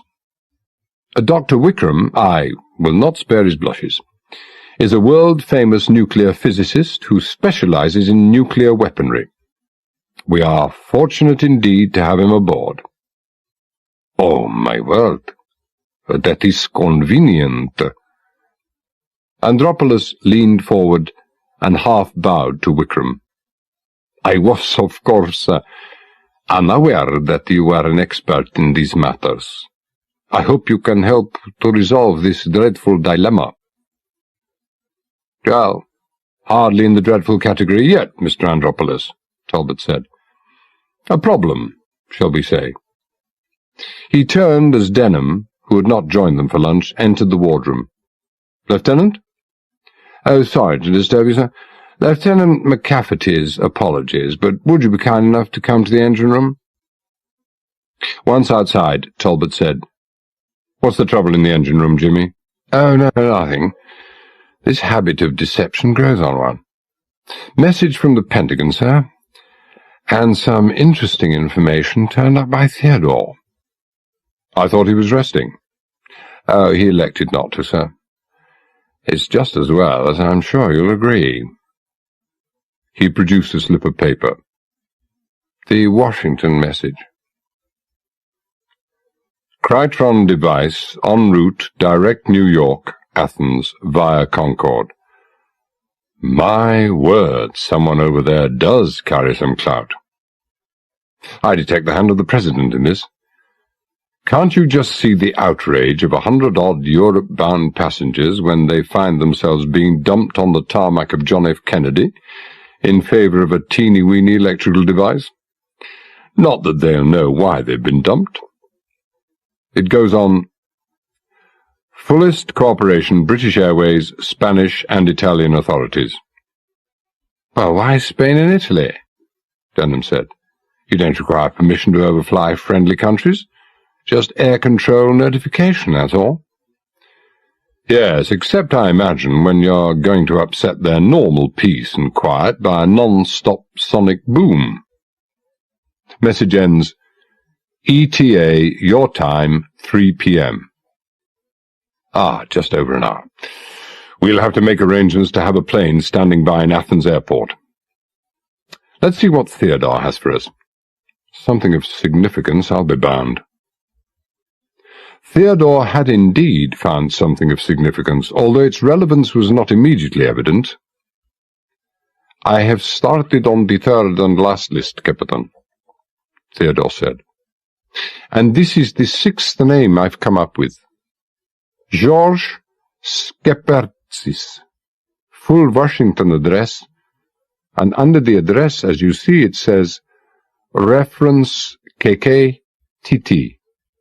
Means nothing to me.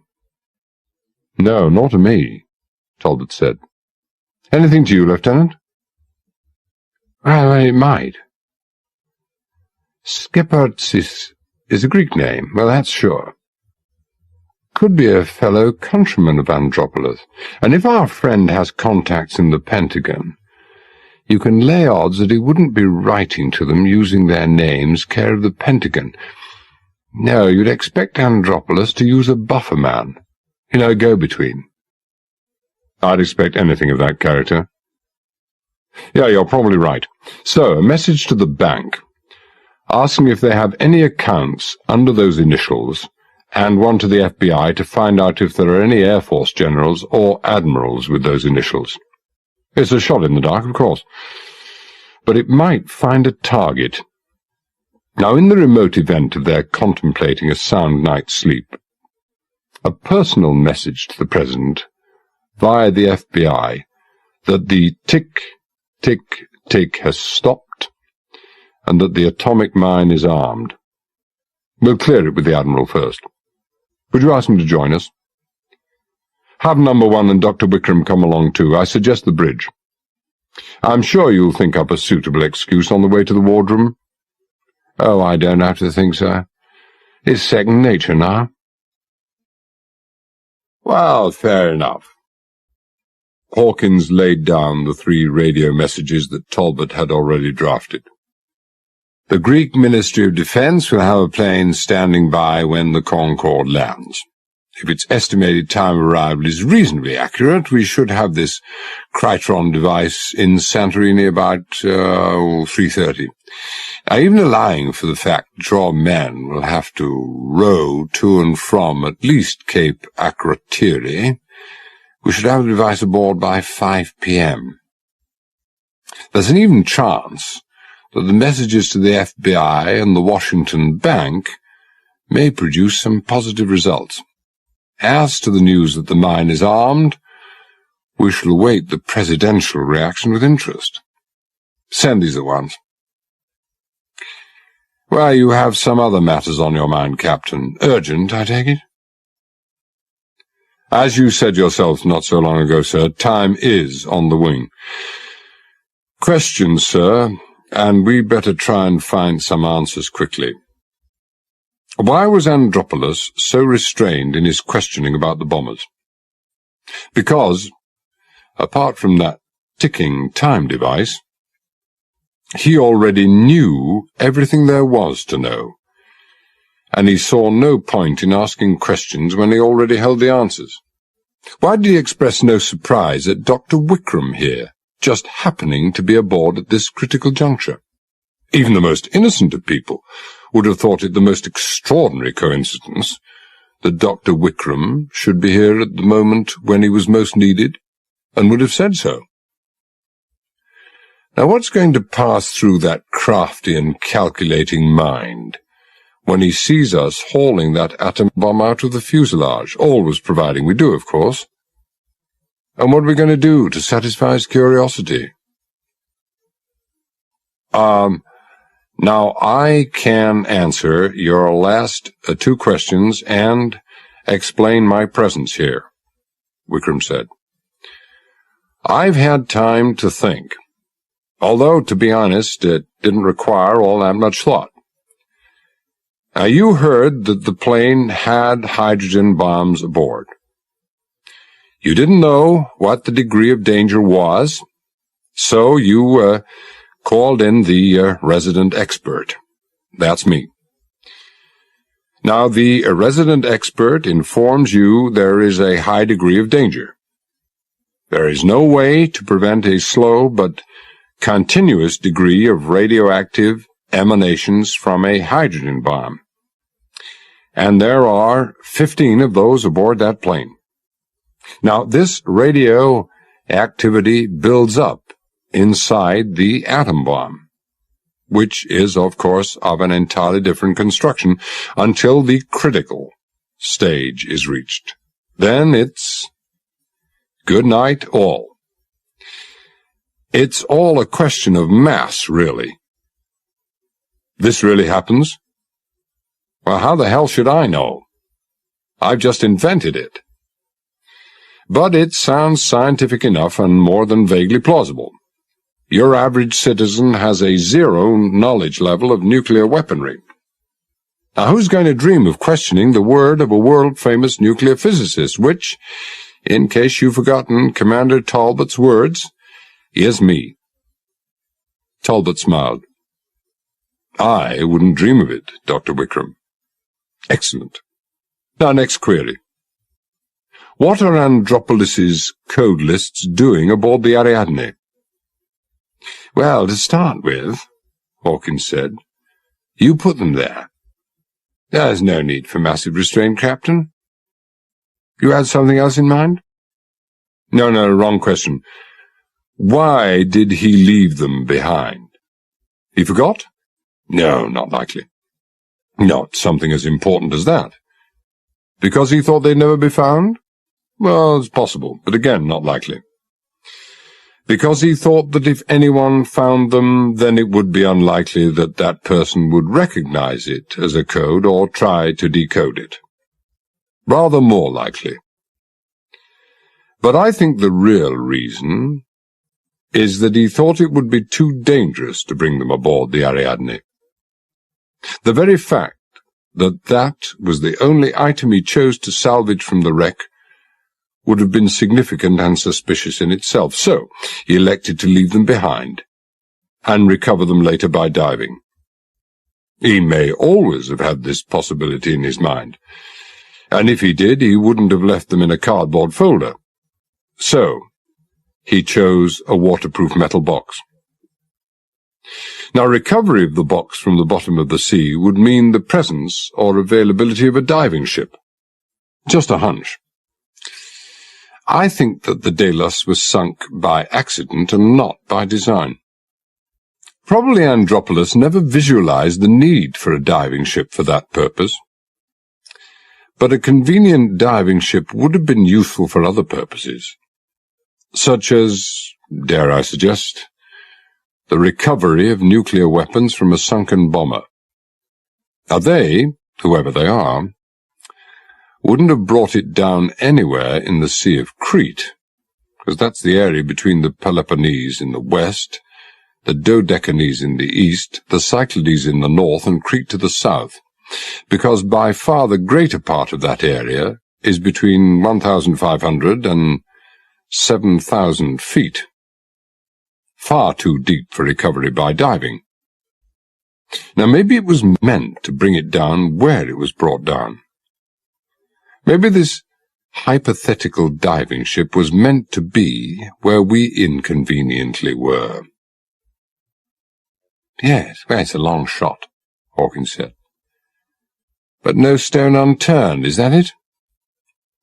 What you would like to know is whether there is any diving ship based in those parts or temporarily located or cruising by, isn't that it?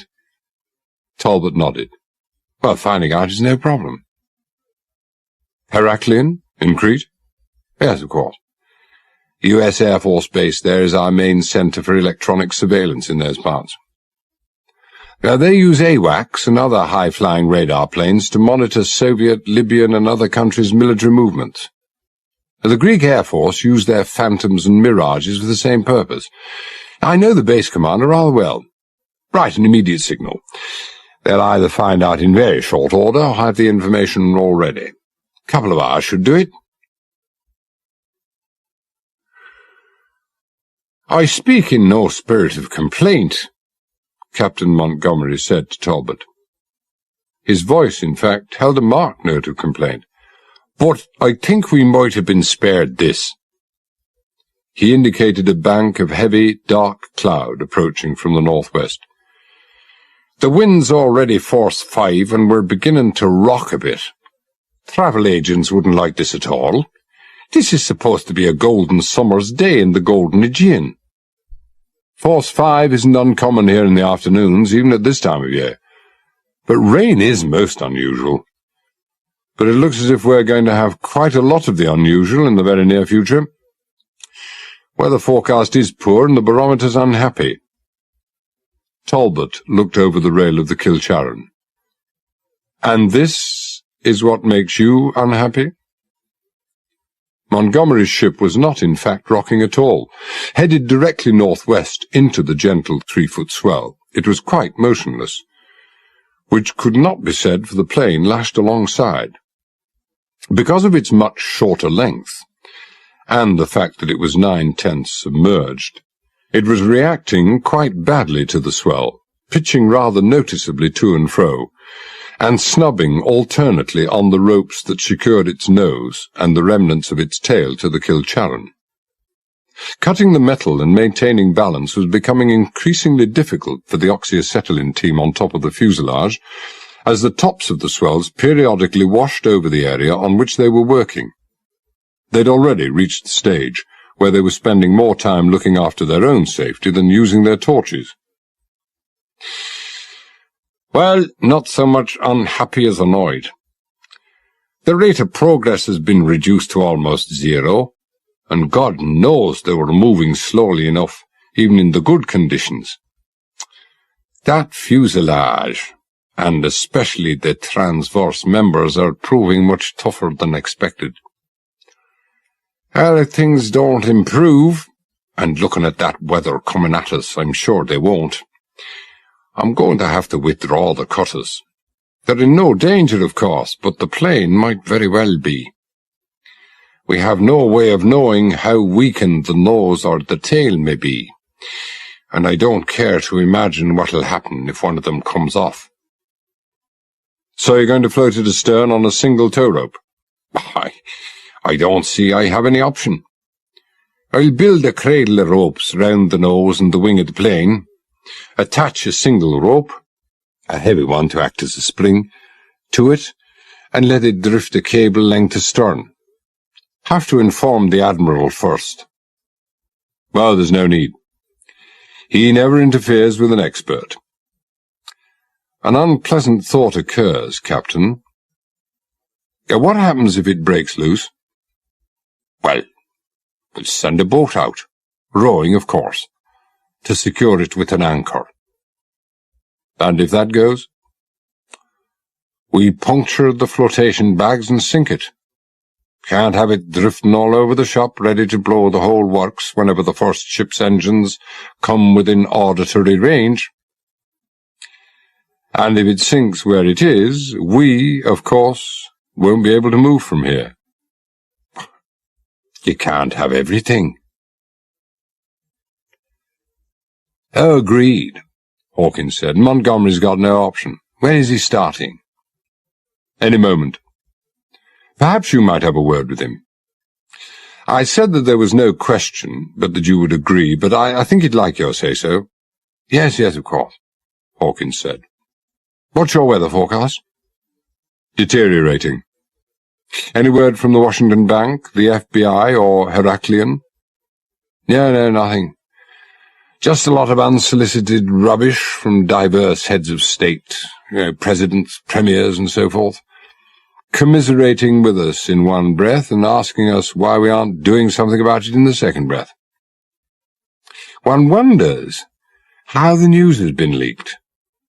Well, I don't know, son. What's more, I don't really care. No, nor I. He waved to some papers on his desk. Do you want to read them? They don't know that the tick has stopped. I don't want to read them. No, I didn't think you would. What's next for you, John? I didn't have much sleep last night. It's quite possible I may lack some tonight. Now's the time. Nothing I can do. What an excellent idea. Same for me, when I come back from the Kilcharan. When Talbot emerged from his day cabin and passed through to the bridge, shortly after 6 o'clock in the evening, it should still have been broad daylight, but so low was the level of the light in the sky that it could well have been late twilight. He found Van Gelder and Denham waiting for him. "In this weather," Talbot said, "I could almost say, 'Well, watchman, what of the night?' Everything running smoothly and under control while Drake was in his hammock?" "Well, we've not been idle," Van Gelder said. "Neither has Captain Montgomery. He's got the bomber strung out about a cable length to the southeast. Riding quite badly. It's either a force 6 or 7 out there, but it seems to be holding together. He's got a searchlight, well, a 6-inch signalling lamp on it, either to check that it doesn't break away, or to discourage the disaffected from snaffling it. Although why there should be anybody around, or daft enough to try that, I can't imagine. I'd advise against going out on the wing to have a look, sir. You might get washed away." Van Gelder's advice was superfluous. The rain falling from the black and leaden skies was of the torrential or tropical downpour variety, the heavy, warm drops rebounding 6 inches from the deck. "Yes, I take your point." He looked at the brown metal box lying on the deck. "What's that?" "Voila!" Denham seized the handle let into the top and swept off the cover with all the panache of a stage magician, unveiling his latest impossible trick. The pièce de résistance. What was presumably the control panel on the top of the box was singularly unimpressive and old-fashioned, reminiscent of a pre-war radio, with 2 calibrated dials, some knobs, a press button, and 2 orange hemispherical glass domes let into the surface. "The Krytron, I presume," Talbot said. "No less. 3 chairs for presidents. This particular one has been as good as his word." "Excellent, really excellent. Well, let's only hope we get the chance to use it under, let's say, optimal circumstances." "Yes, optimal is the word," Denham said. "It's a very simple device, as far as operating is concerned, that is. Inside, it's probably fiendishly complicated. Now, this particular model, there may be others, runs off a 24-volt battery." He placed his forefinger on a button. "I depress this, and hey presto. Look, if you're trying to make me nervous, Jimmy, you're succeeding. Take your finger off that damn button." Denham depressed it several times. "Oh, there's no battery." "Oh, we supply that." "No problem. And under those 2 orange domes are 2 switches that have to be rotated through 180 degrees. Specially designed, you see, for careless clowns like me. As an added precaution, you can't unscrew those domes. 1 sharp tap with a light metal object, the instructions say, and they disintegrate. Again, I should imagine, designed with people like me in mind, in case we remove the tops and start twiddling the switches around. Designed, if you follow me, to be a one-off operation. The only time those switches will be ever exposed is immediately before the firing button is depressed." "When are you going to attach the battery?" "Well, as an added precaution, this is my precaution, only immediately before use.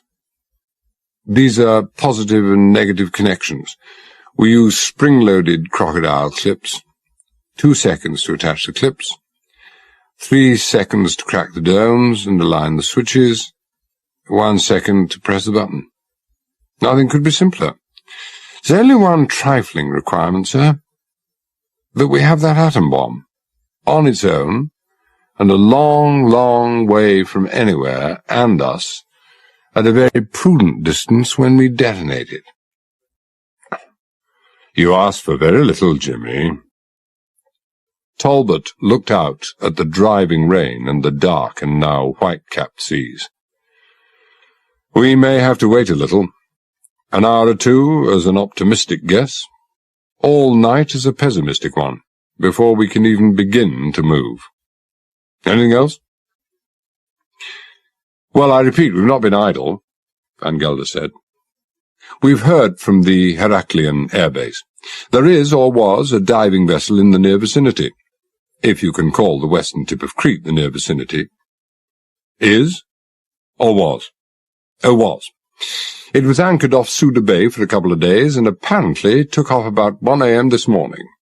As you know, Suda Bay is very hush-hush Greek naval base, and the area is very protected, very restricted. Foreign vessels, even harmless cruising yachts, are definitely not welcomed. Suda Bay naturally took an interest in this lad.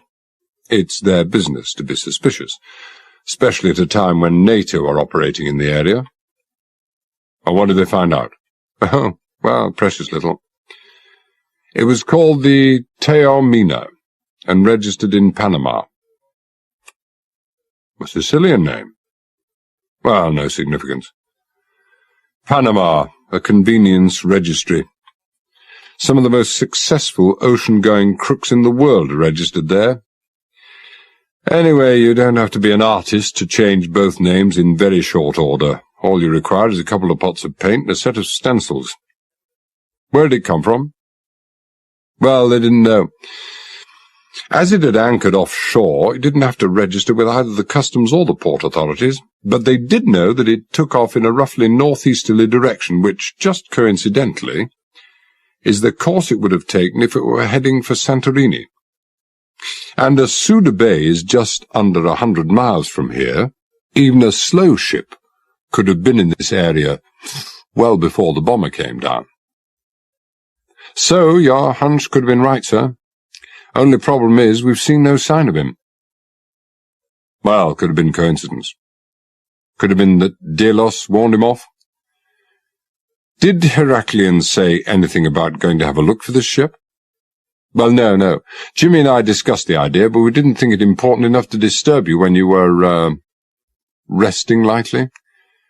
And the Admiral? Well, it's probably unimportant. We should have a go. Normally, that is.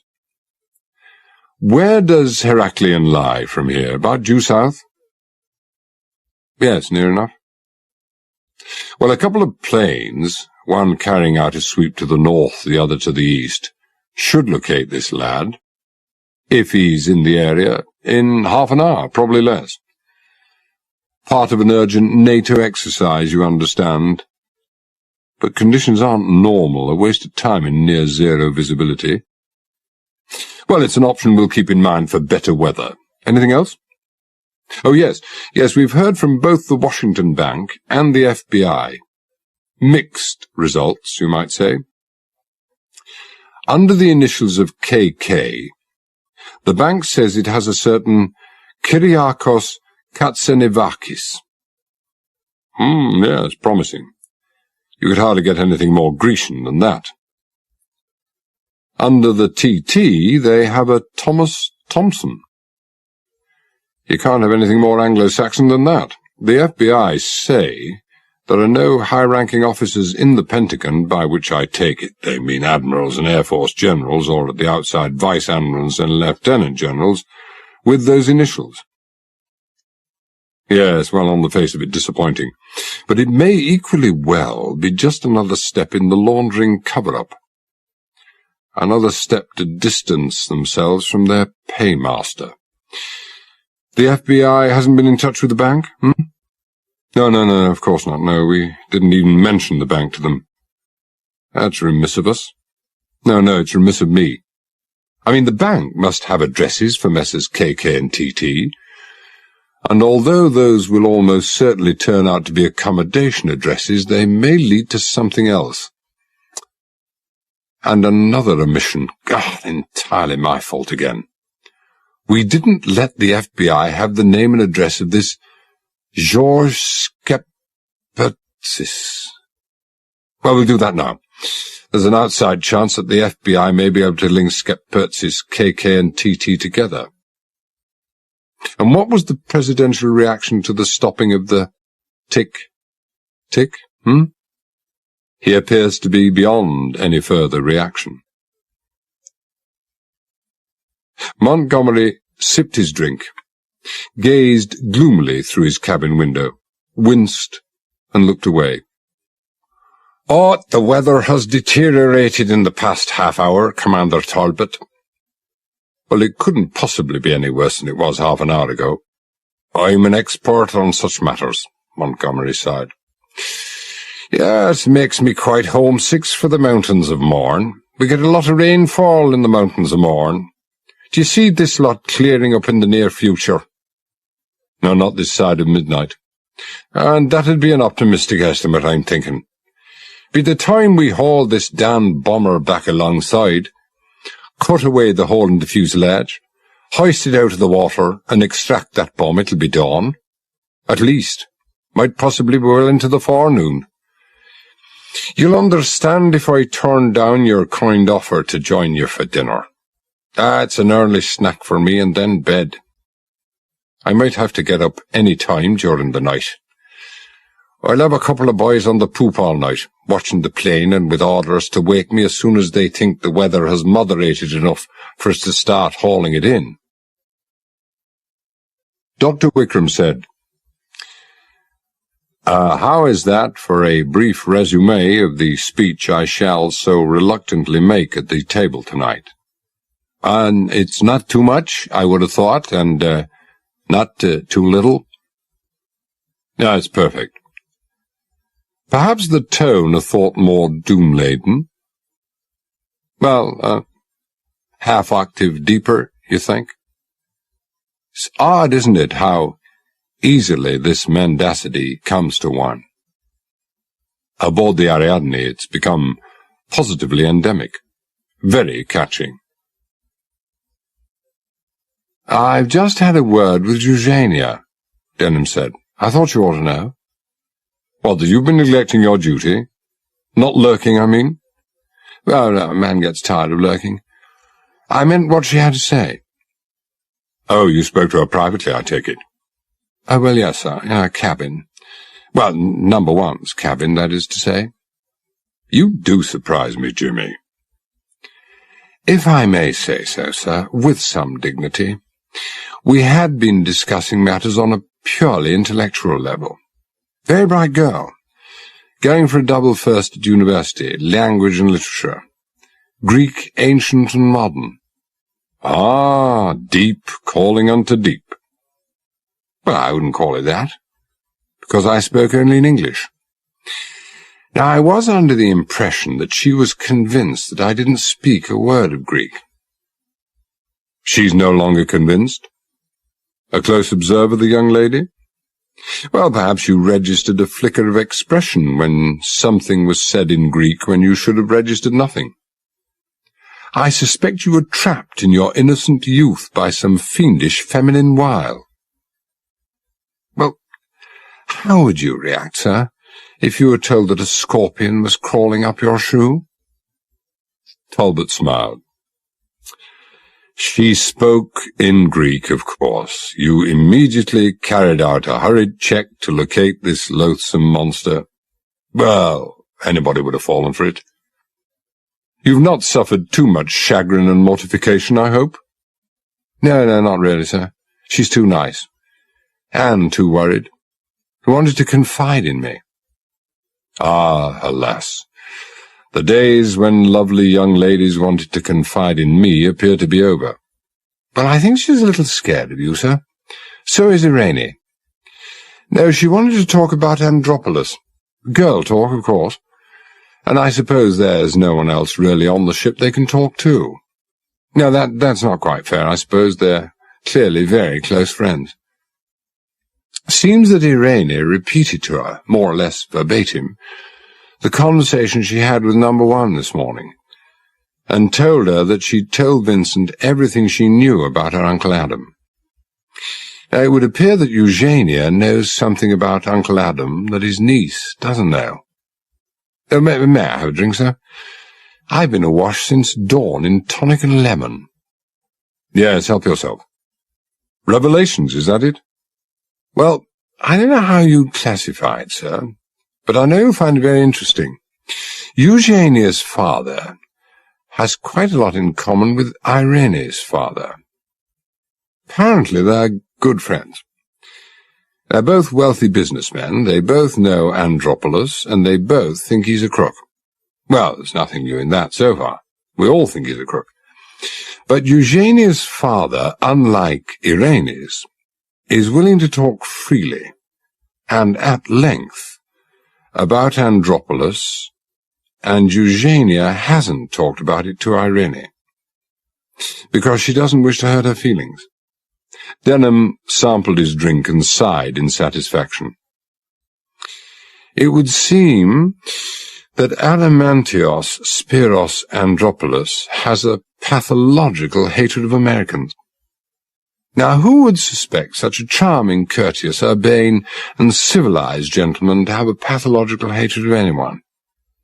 I would. Well, we all know he's intelligent, so he had to have a reason. Oh, he had. Two. His son and only nephew. Apparently he doted on them. Eugenia believes this because she says that Andropolis is unquestionably fond of Irene and herself, a feeling I'm glad to say that they don't reciprocate. Well, what about his son and nephew?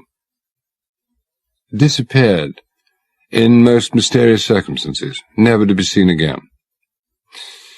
Andropolis is convinced that they were done in by the American CIA. Well, the CIA has a reputation, justified or not, for eliminating people they regard as undesirables, but they usually have a reason, again, whether that's justifiable or not. Does Eugenia's old man know the reason? Oh, yes. He says, and he's convinced of this, that the two young men were heroin peddlers.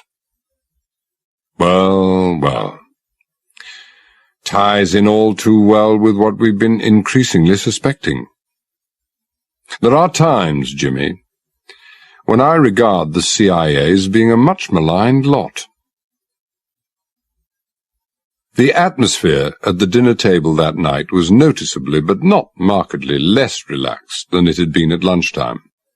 Conversation flowed rather less freely than it had then, and three men in particular, Hawkins, Talbot, and Van Gelder, seemed more given than usual to brief and introspective silences, occasionally gazing at some object or objects that lay beyond a distant horizon. There was nothing that one could put a finger on, and the insensitive would quite have failed to recognize that there was anything amiss. Andropolis proved that he was not one of those. I do not wish to pry, gentlemen, and I may be quite wrong. I frequently am, but do I not detect a certain aura of uneasiness, even of tension, at the table tonight? His smile was as open and ingenuous as his words had been frank and candid. Or is it my imagination? You are surprised, perhaps, Commander Talbot. No, not really. The only thing that surprised Talbot was that Andropolis had taken so long in getting around to it. You are very perceptive, Mr. Andropolis. I'm rather disappointed, I must say. I thought, or hoped, that our concern was better concealed than that. Concern, Captain? Well, to a slight degree only. No real anxiety yet. No reason in the world why you shouldn't know as much as we do. As Dr. Wickram had said, Talbot reflected, mendacity required little practice to become second nature. There was every reason in the world why Andropolis should not know as much as he did. You know, of course, that the bad weather has forced us to suspend operations on the bomber. I have seen that it is riding several 100 meters astern of us. Operations? What operations, Captain? You are trying to recover those wicked weapons? Just one of them. An atom bomb. But why only one? Well, Dr. Wickram, would you kindly explain? Certainly. Well, as far as I can. What we have here is a situation of considerable complexity and doubt, because we are dealing largely with the unknown. You will be aware that a nuclear explosion occurs when a critical mass of uranium or plutonium is reached. Now, there is no way to prevent a slow but continuous degree of radioactive emanations from a hydrogen bomb, and there are 15 of them aboard that plane. Now, this radioactivity builds up inside the atom bomb, which is of an entirely different construction, until the critical mass of the atom bomb is reached. Then the atom bomb goes poof. Now, unfortunately, because of something we call sympathetic detonation, the hydrogen bombs also go poof. I will not dwell on what will happen to us. Now, normally, because of this well-known danger, hydrogen bombs and atom bombs are never stored together, not at least for any period of time. 24 hours is regarded as a safe period, and a plane, as in this instance, can easily make a long-distance flight with them together, at the end of which, of course, they would immediately be stored separately. Now, what happens after 24 hours, we simply don't know, although some of us, I am one, believe that the situation deteriorates very rapidly thereafter. Now, incidentally, that's why I have asked the captain to stop all engines and generators. It is an established fact that acoustical vibrations hasten the onset of the critical period. Wickram's solemn and authoritative voice carried absolute conviction. Had he not known, Talbot thought, that Dr. Wickram was talking scientific malarkey, he, for one, would have believed every word he said. So, you will readily appreciate that it is of the utmost urgency that we remove that atom bomb from the plane as soon as possible, and then take it away, by sail, of course. That's why the Angelina is alongside. The critical mass will decay only very slowly, to some distant spot, some very distant spot. There we will deposit it gently on the ocean floor. Yeah, how will you do that? Andropolis said. Deposit it gently, I mean. The ocean could be thousands of feet deep at that spot. Wouldn't the bomb accelerate on the way down? Wickram smiled tolerantly. I have discussed the matter with Captain Montgomery of the Kilcharan. He had not, in fact, discussed the matter with anybody. We attach a flotation bag to the bomb, inflate it until it achieves a very slight negative buoyancy, and then it will float down like a feather to the ocean floor. And then? And then, nothing. If Wickram were having visions of a passenger cruise liner passing over an armed atomic mine, he kept his visions to himself. It will decay and corrode slowly over the years, perhaps even over the centuries. May give rise to a few digestive upsets for some passing fish. I don't know. What I do know is that if we do not get rid of that damn beast with all dispatch, we're going to suffer more than a few digestive problems.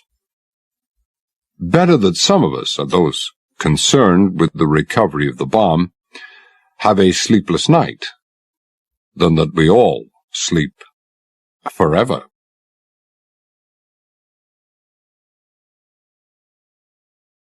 Chapter 8. Talbot stirred, half sat up in his bunk, and blinked at the overhead light that had suddenly come on in his day cabin. Van Gelder was standing in the doorway. 2:30. An unchristian hour, Vincent. Something's afoot. Weather moderated and Captain Montgomery hauling in the plane, Well, yes, sir, but there is something more immediately urgent. Jenkins is missing. Talbot swung his feet to the deck. Jenkins? I won't say missing, or how can he be missing. If you say he is, he is. You've had a search carried out, of course. Yes, of course, 40 volunteers. You know how popular Jenkins is. Talbot knew. Jenkins, their mess steward and a Marine of 15 years' standing, a man whose calmness, efficiency and resource were matched only by his sense of humour, was highly regarded by everyone who knew him. Can Brown cast any light on this? Marine Sergeant Brown, a man as rock-like and solid as Chief Mackenzie, was Jenkins's closest friend on the ship. Both men were in the habit of having a tipple in the pantry when the day's work was done, an illicit practice which Talbot tacitly and readily condoned. Their tipple invariably stopped at that, just one. Even in the elite Royal Marines it would have been difficult to find two men like them. No, nothing, sir. They went down to their mess together. Brown turned in while Jenkins started on a letter to his wife. That was the last Brown saw of him. Well, who discovered his absence? Carter, the master-at-arms. You know how he likes to prowl around at odd hours of the day and night, looking for non-existent crime? He went up to the wardroom and the pantry. He found nothing, returned to the Marine mess deck and woke Brown. They carried out a brief search. Again, nothing. Then they came to me. Yes, well, it would be pointless to ask if you have any ideas. Pointless. Brown seems convinced he's no longer aboard the ship. He says that Jenkins never sleepwalked, drank only sparingly, and was devoted to his wife and 2 daughters. He had no problems, Brown is certain of that, and no enemies aboard the ship. Well, not among the crew, that is. Brown's further convinced that Jenkins stumbled across something that he shouldn't have, or saw something that he shouldn't have seen. Although how he could do anything like that while sitting in the mess writing to his wife is difficult to imagine. Because his suspicions immediately centred on Andropolis and Company. I gather he and Jenkins have talked quite a lot about them. And he was all for going down to Andropolis's cabin and beating the living daylights out of him. I had some difficulty restraining him. Although privately I must say I find it rather an appealing prospect. Yes, an understandable reaction on his part. Talbot paused. I can't see how Andropolis or his friends could have any possible connection with this, or have any conceivable reason for knocking him off. Do you think there's a remote chance he might have gone aboard the Kilcharan? Well, there's no earthly reason why he should have. But the thought did occur. Now, I asked Danforth, he's the Kilcharan's chief officer, if he'd have a look around, so he collected some of his crew and carried out a search. There aren't many places you can hide or be hidden on a diving ship. Took them less than 10 minutes to be sure he wasn't anywhere aboard. Oh, nothing we can do at the moment. I have the uncomfortable feeling that there's nothing we're going to be able to do either. Let's go and see how Captain Montgomery's getting on. The wind had dropped to force 3.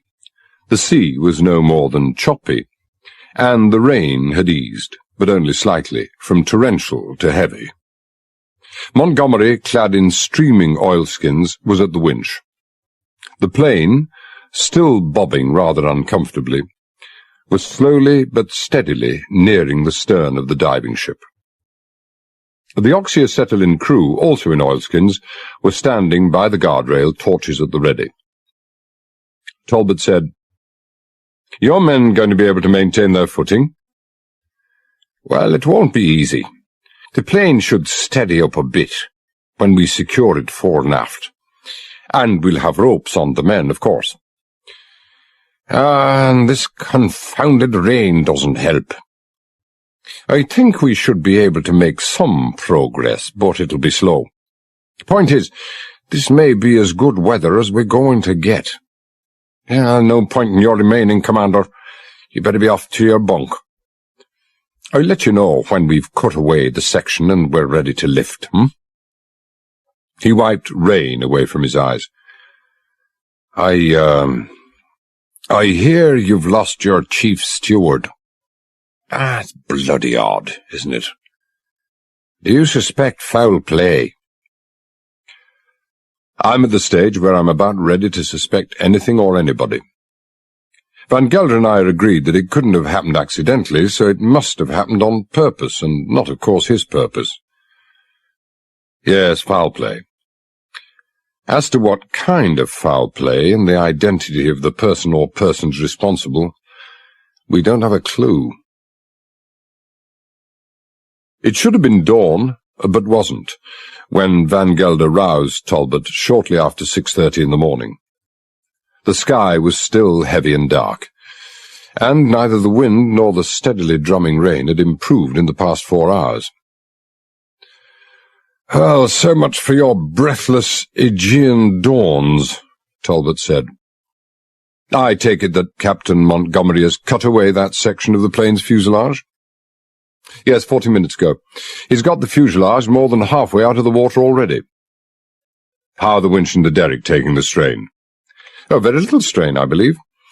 He's secured 4 more flotation bags under the fuselage and the wing, and he's letting compressed air do most of the work. He asked if you'd like to come along, sir.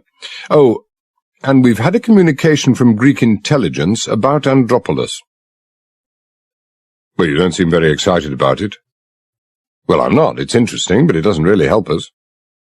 It just confirms that our suspicions about Uncle Adam are far from groundless. They've passed on our messages to Interpol. It seems— the message, I must say, is couched in very guarded language— that both Greek intelligence and Interpol have been taking a considerable interest in Andropolis for several years. Both are certain that our friend is engaged in highly illegal activities, but if this was a trial in a Scottish court of law, the verdict would be not proven. They've no hard evidence. You see, Andropolis acts through intermediaries who operate other intermediaries and so on until either the trail runs cold or, occasionally, ends up in shell companies in Panama and the Bahamas, where much of his money is stashed away. The banks there consistently refuse to acknowledge letters and cables. In fact, they won't even acknowledge his existence. No cooperation from the Swiss banks either. They'll only open up their books if the depositor has been convicted of what is also regarded as a crime in Switzerland. He hasn't been convicted of anything. Illegal activities? What illegal activities? Drugs. Message ends with a request. Sounds more like a demand, the way they put it, that this information be treated in total secrecy, utter and absolute confidentiality. Words to that effect. Well, what information? They haven't given us any information that we didn't already suspect or have. No mention of the one item of information we'd like to know. Who, either in the government, the civil service, or the top echelons in the armed forces, is Andropolis's powerful protector and friend? Well, possibly they don't know. More probably they don't want us to know. Nothing from Washington? No, not a word. Maybe the FBI don't work at night, huh? Yeah, it's more likely that other people don't work at night. It's 11:30 p.m. their time, the banks are shut, all the staff's to hell and gone until tomorrow morning. We may have to wait hours before we hear anything. Well, we're nearly there, Captain Montgomery said. We'll stop hoisting. In this case, more lifting from below than hoisting, when the water level drops below the floor of the cabin. That way we won't get our feet wet when we go inside. Talbot looked over the side to where a man, torch in hand, pointing downwards, sat with his legs dangling through the rectangular hole that had been cut in the fuselage. We're going to get a lot more than our feet wet before we get there. We've got to pass first through the compartment under the flight deck, and that'll still have a great deal of water in it. Well, I don't understand, Montgomery said. I mean, we don't have to. We'll just drop down through the hole we've made in the fuselage. Yes, that's fine if all we want to do is to confine ourselves to the cargo hold. But you can't get into the flight deck from there. There's a heavy steel door in the bulkhead and the clamps are secured on the forward side. So if we want to get at those clamps, you have to do it from the flight deck side. And to do that, you must pass through the flooded compartment first. Well, why should we want to open that door at all? Because the clamps holding the atom bomb in place have padlocks. Now, where's one of the first places you look if you were searching for a key to the padlocks? Oh, of course. The pockets of the dead men. Yep. Enough, Captain, the man on the fuselage called out. Deck's clear. Montgomery centered the winch and applied the brake, then checked the fore and aft securing ropes. When he had them adjusted to his satisfaction, he said, Well, won't be long, gentlemen. Just going to have a first-hand look. Van Gelder and I are coming with you. We've brought our suits. Talbot checked the level of the top of the jagged hole in the nose cone relative to the surface of the sea. I don't think we'll be needing our helmets. They did not, as it proved, require their helmets. The compartment under the flight deck was no more than 2/3 full. They moved along to the opened hatch and hauled themselves up into the space behind the pilot's seats. Montgomery looked at the two dead men and screwed his eyes momentarily shut. Oh, dear, what a bloody awful mess.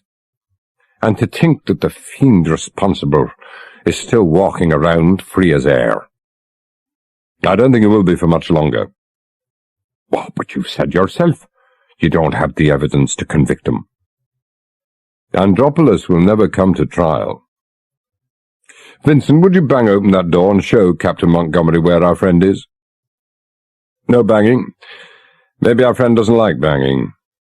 Van Gelder produced a large Stilson wrench. Persuasion. Aren't you coming, sir? Yes, in a moment. They left, and Talbot addressed himself to the highly distasteful task of searching through the dead men's pockets. He found nothing. He searched through every shelf, locker, and compartment in the cockpit. Again, nothing. He moved aft and joined Montgomery and Van Gelder. Nothing, sir? No, nothing.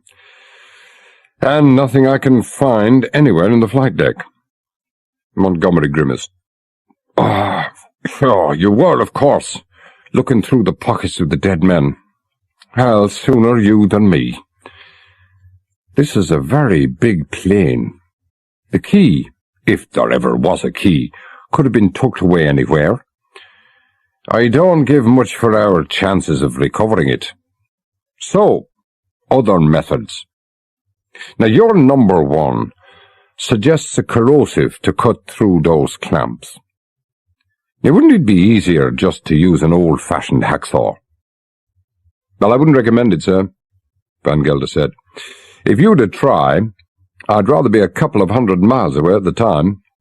I don't know how intelligent this armed listening device is, but I would question whether it's clever enough to tell the difference between the rhythmic rasping of a hacksaw and the pulse of an engine. I agree with Vincent, Talbot said. Even if it were only 1 in 10,000 chance, and for all we know it might be a 1 in 1 chance, the risk isn't worth taking. Lady Luck has been riding with us so far, but she might take a poor view of our pushing her too far. So, corrosives, you think? Well, I have my doubts. Montgomery stopped to examine the clamps more closely. I should have carried out some preliminary test aboard, I suppose. But I never thought those clamps would be so thick, nor made, as I suspect they are, of hardened steel. Now, the only corrosive I have aboard is sulphuric acid. Neat sulphuric. H2SO4 at specific gravity 1800.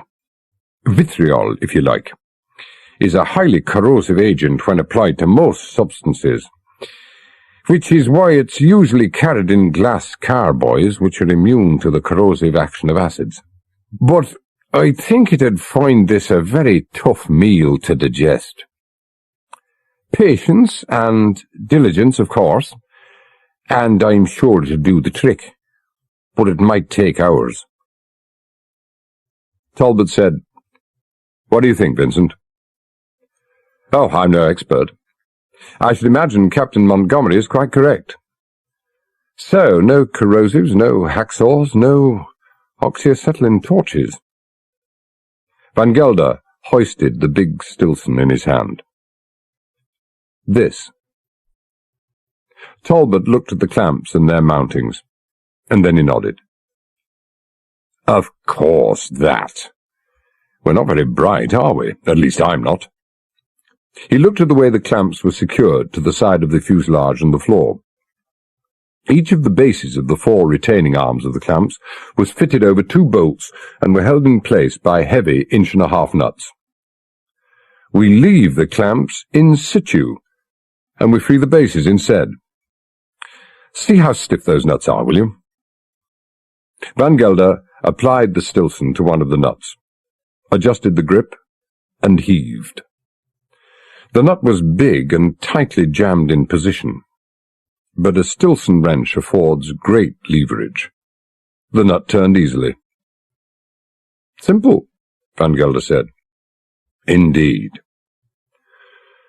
Talbot looked at the length of the retaining arms, which projected at 90 degrees from each other, and then gauged the width of the hole that had been cut overhead. "Now, what's not so simple is getting the bomb up through the hole. With those arms in position, there's just not enough clearance for it to go through. We'll have to widen the hole. You can do that, Captain?" Well, no bother. Just means that we'll have to lower the fuselage down to its previous position."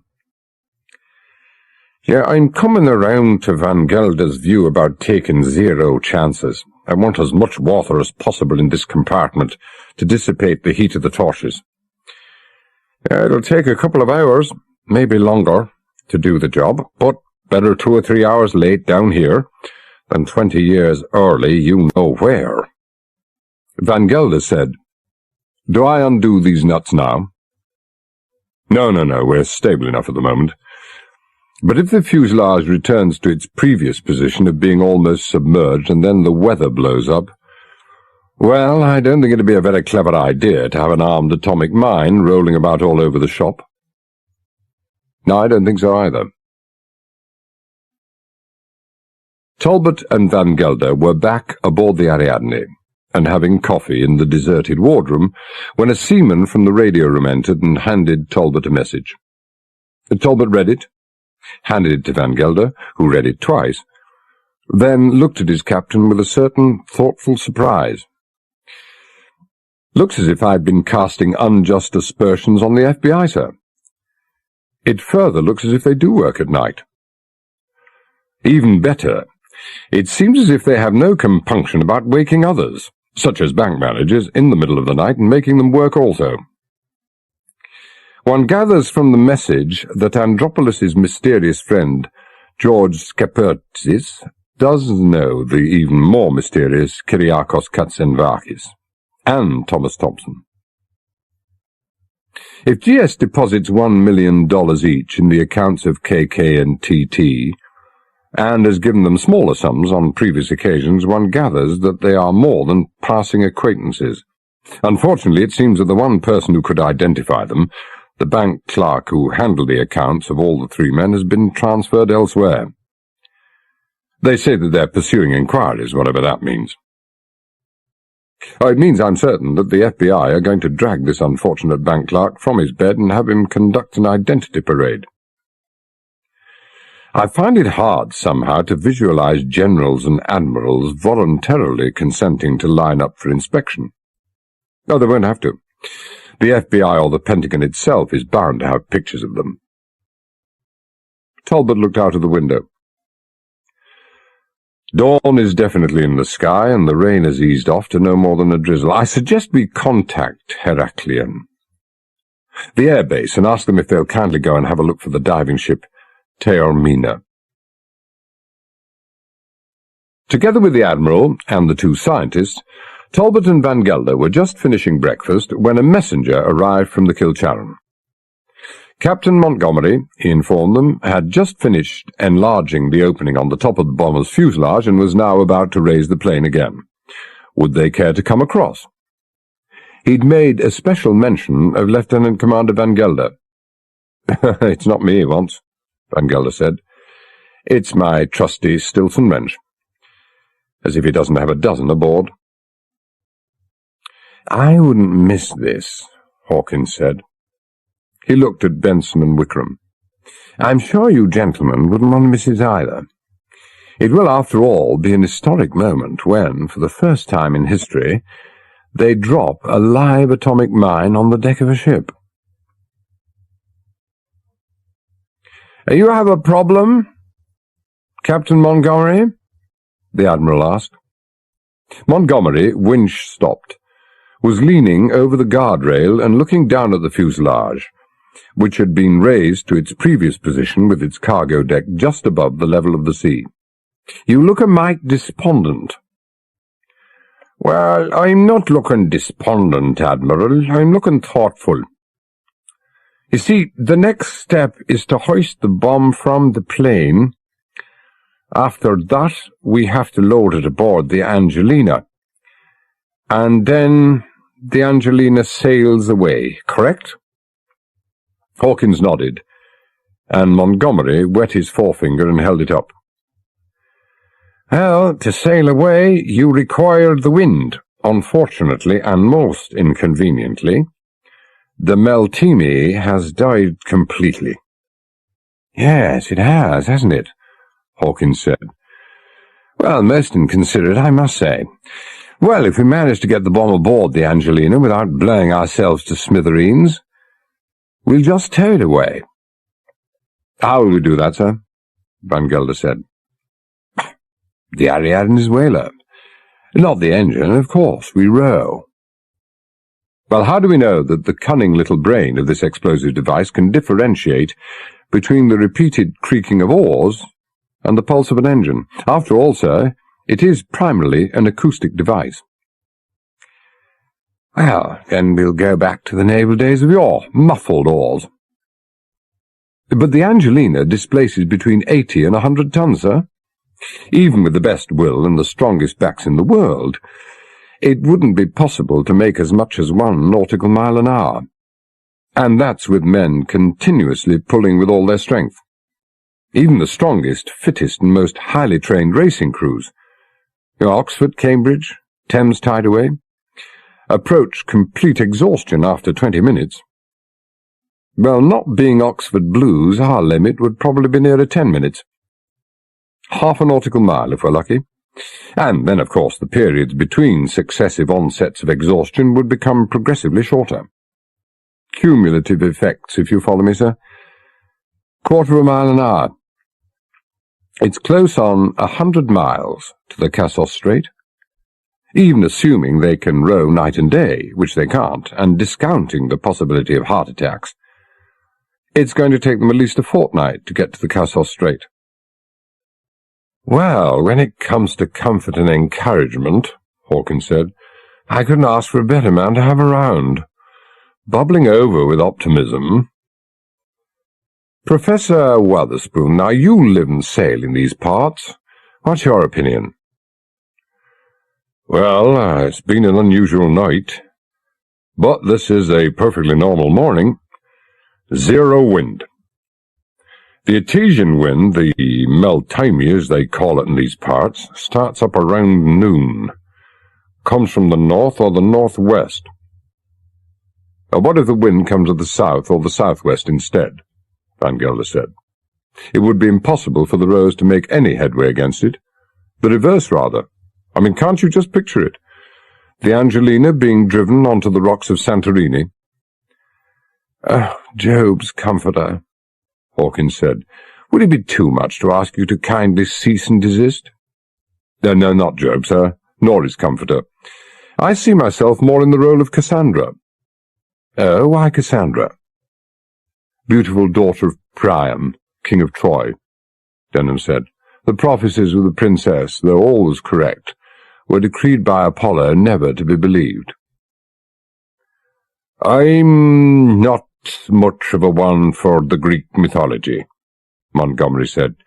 Now, had it been a leprechaun or a brownie now, I might have listened. As it is, we have work to do. Mr. Danforth, this to his chief officer, detail 6 men, 12 to haul the Angelina round to our port quarter, and once the bomb has been removed, we can pull the fuselage forward, and the Angelina can then move forward in her turn to take its place.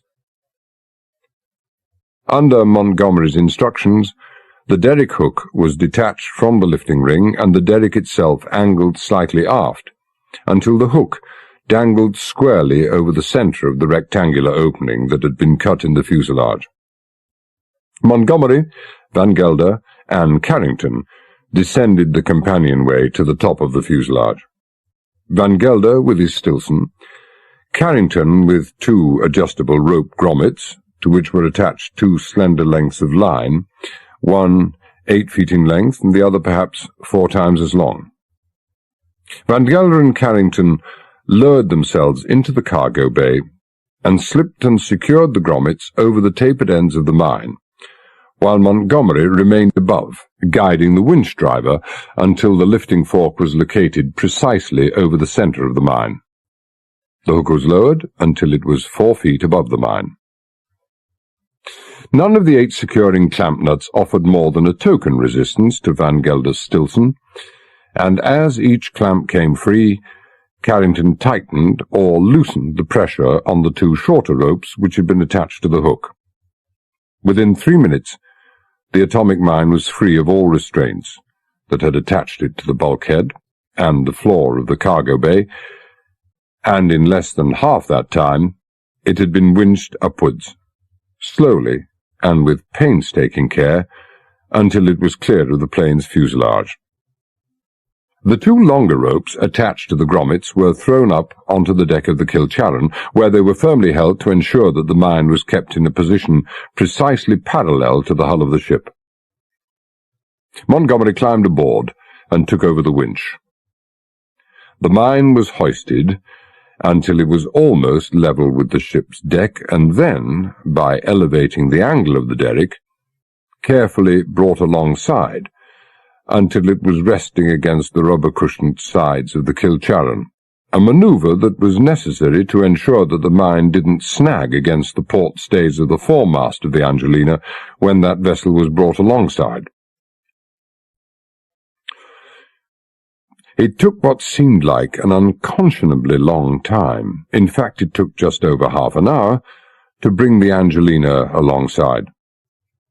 Hauling the plane's fuselage forward to leave space for the lugger had been a quick and simple task, but then, because of the supporting airbags, the fuselage was in a state of neutral buoyancy, and 1 man could have accomplished the task with ease.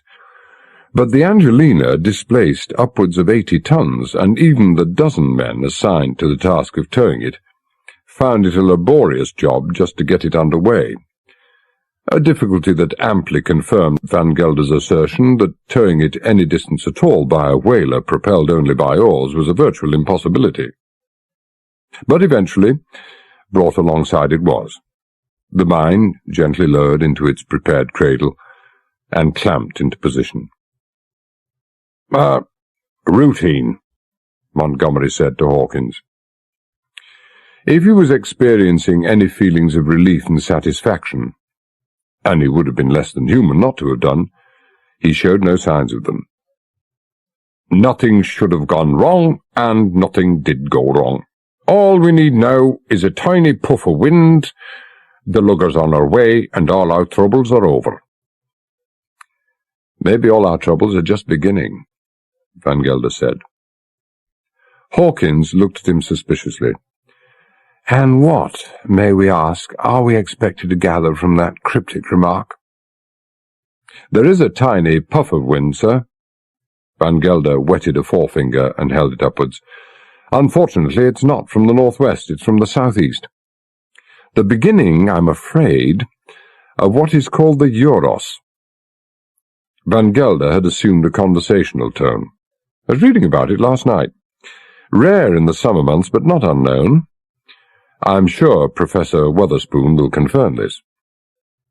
Wotherspoon's unsmiling nod did indeed confirm it. It can turn very nasty, very stormy, gusting up to force 7 or 8. I can only assume that the radio operators on the Kilcharan and the Ariadne have, well, what shall I say, relaxed their vigilance a bit. Understandable after what they've been through.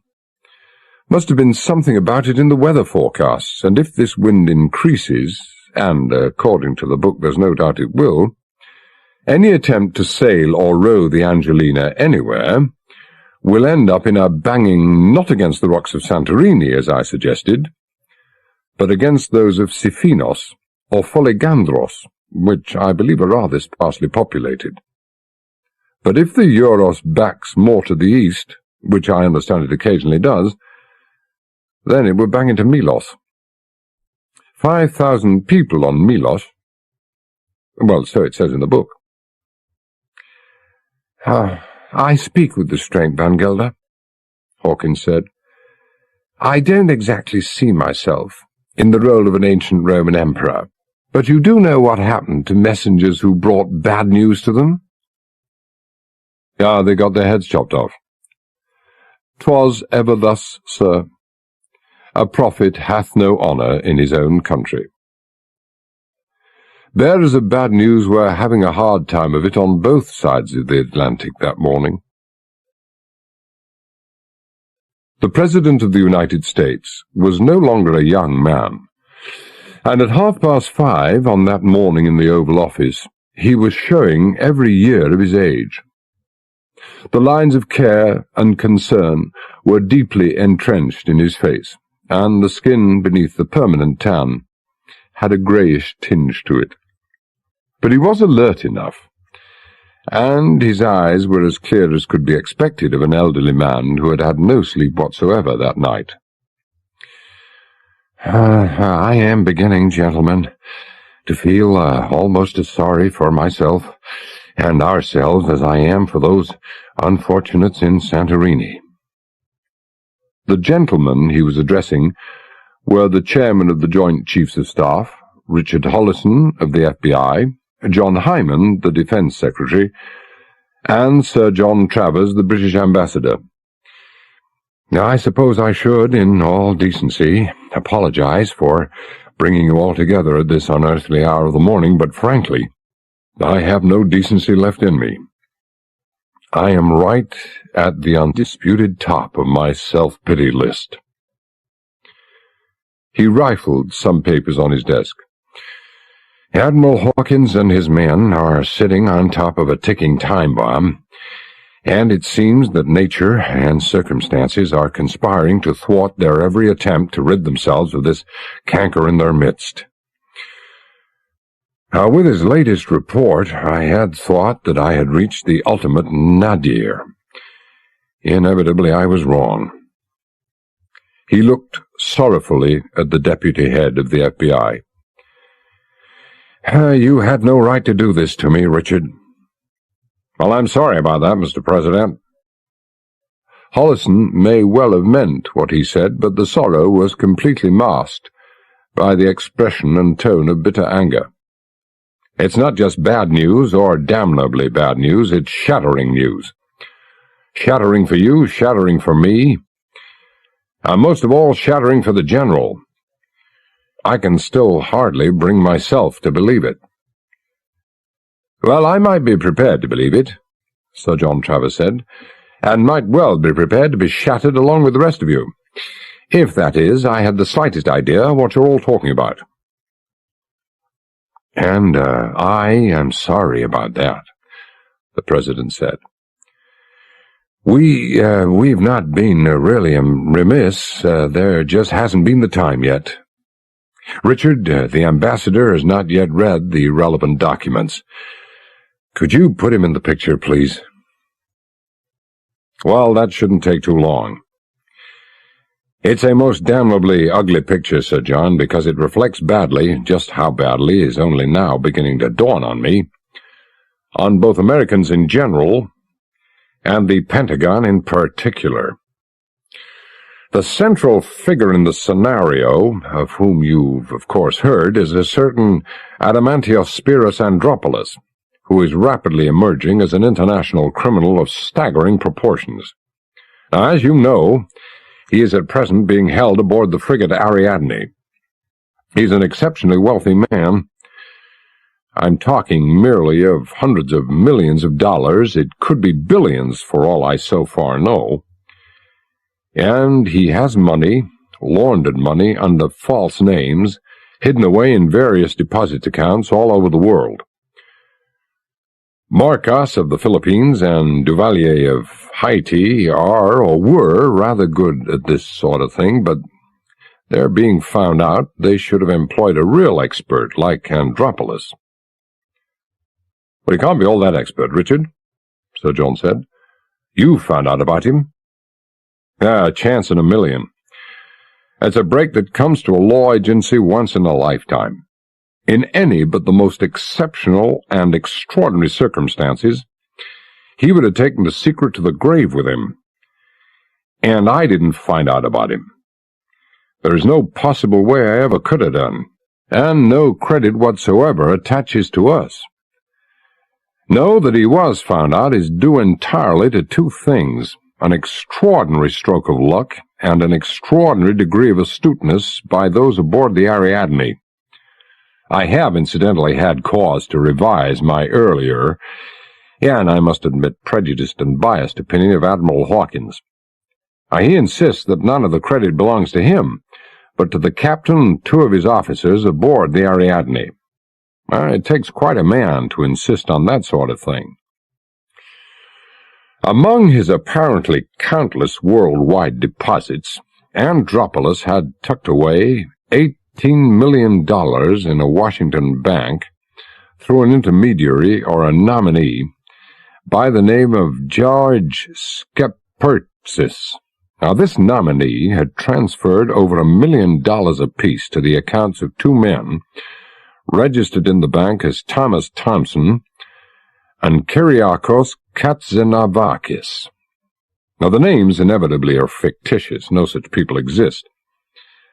Now, the only bank clerk who could identify all three men, inasmuch as he was the person who handled all three accounts, had left the bank.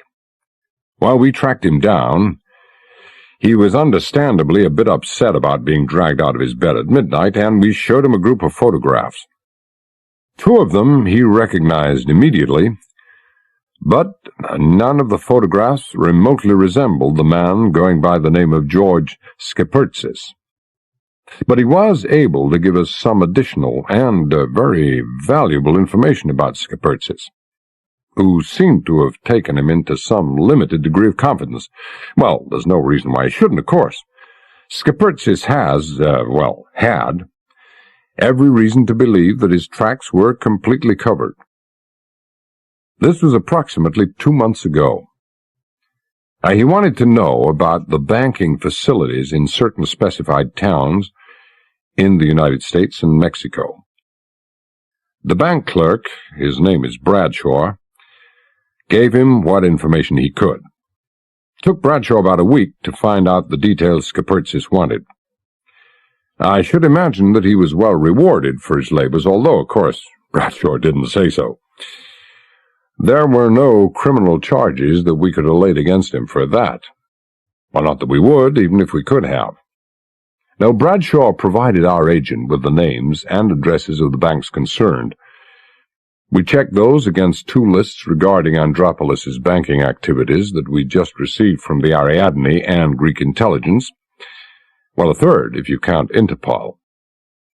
Skepertzis has made inquiries about banks in 5 cities, and, lo and behold, and to nobody's surprise, all 5 also appeared on the lists concerning Andropoulos.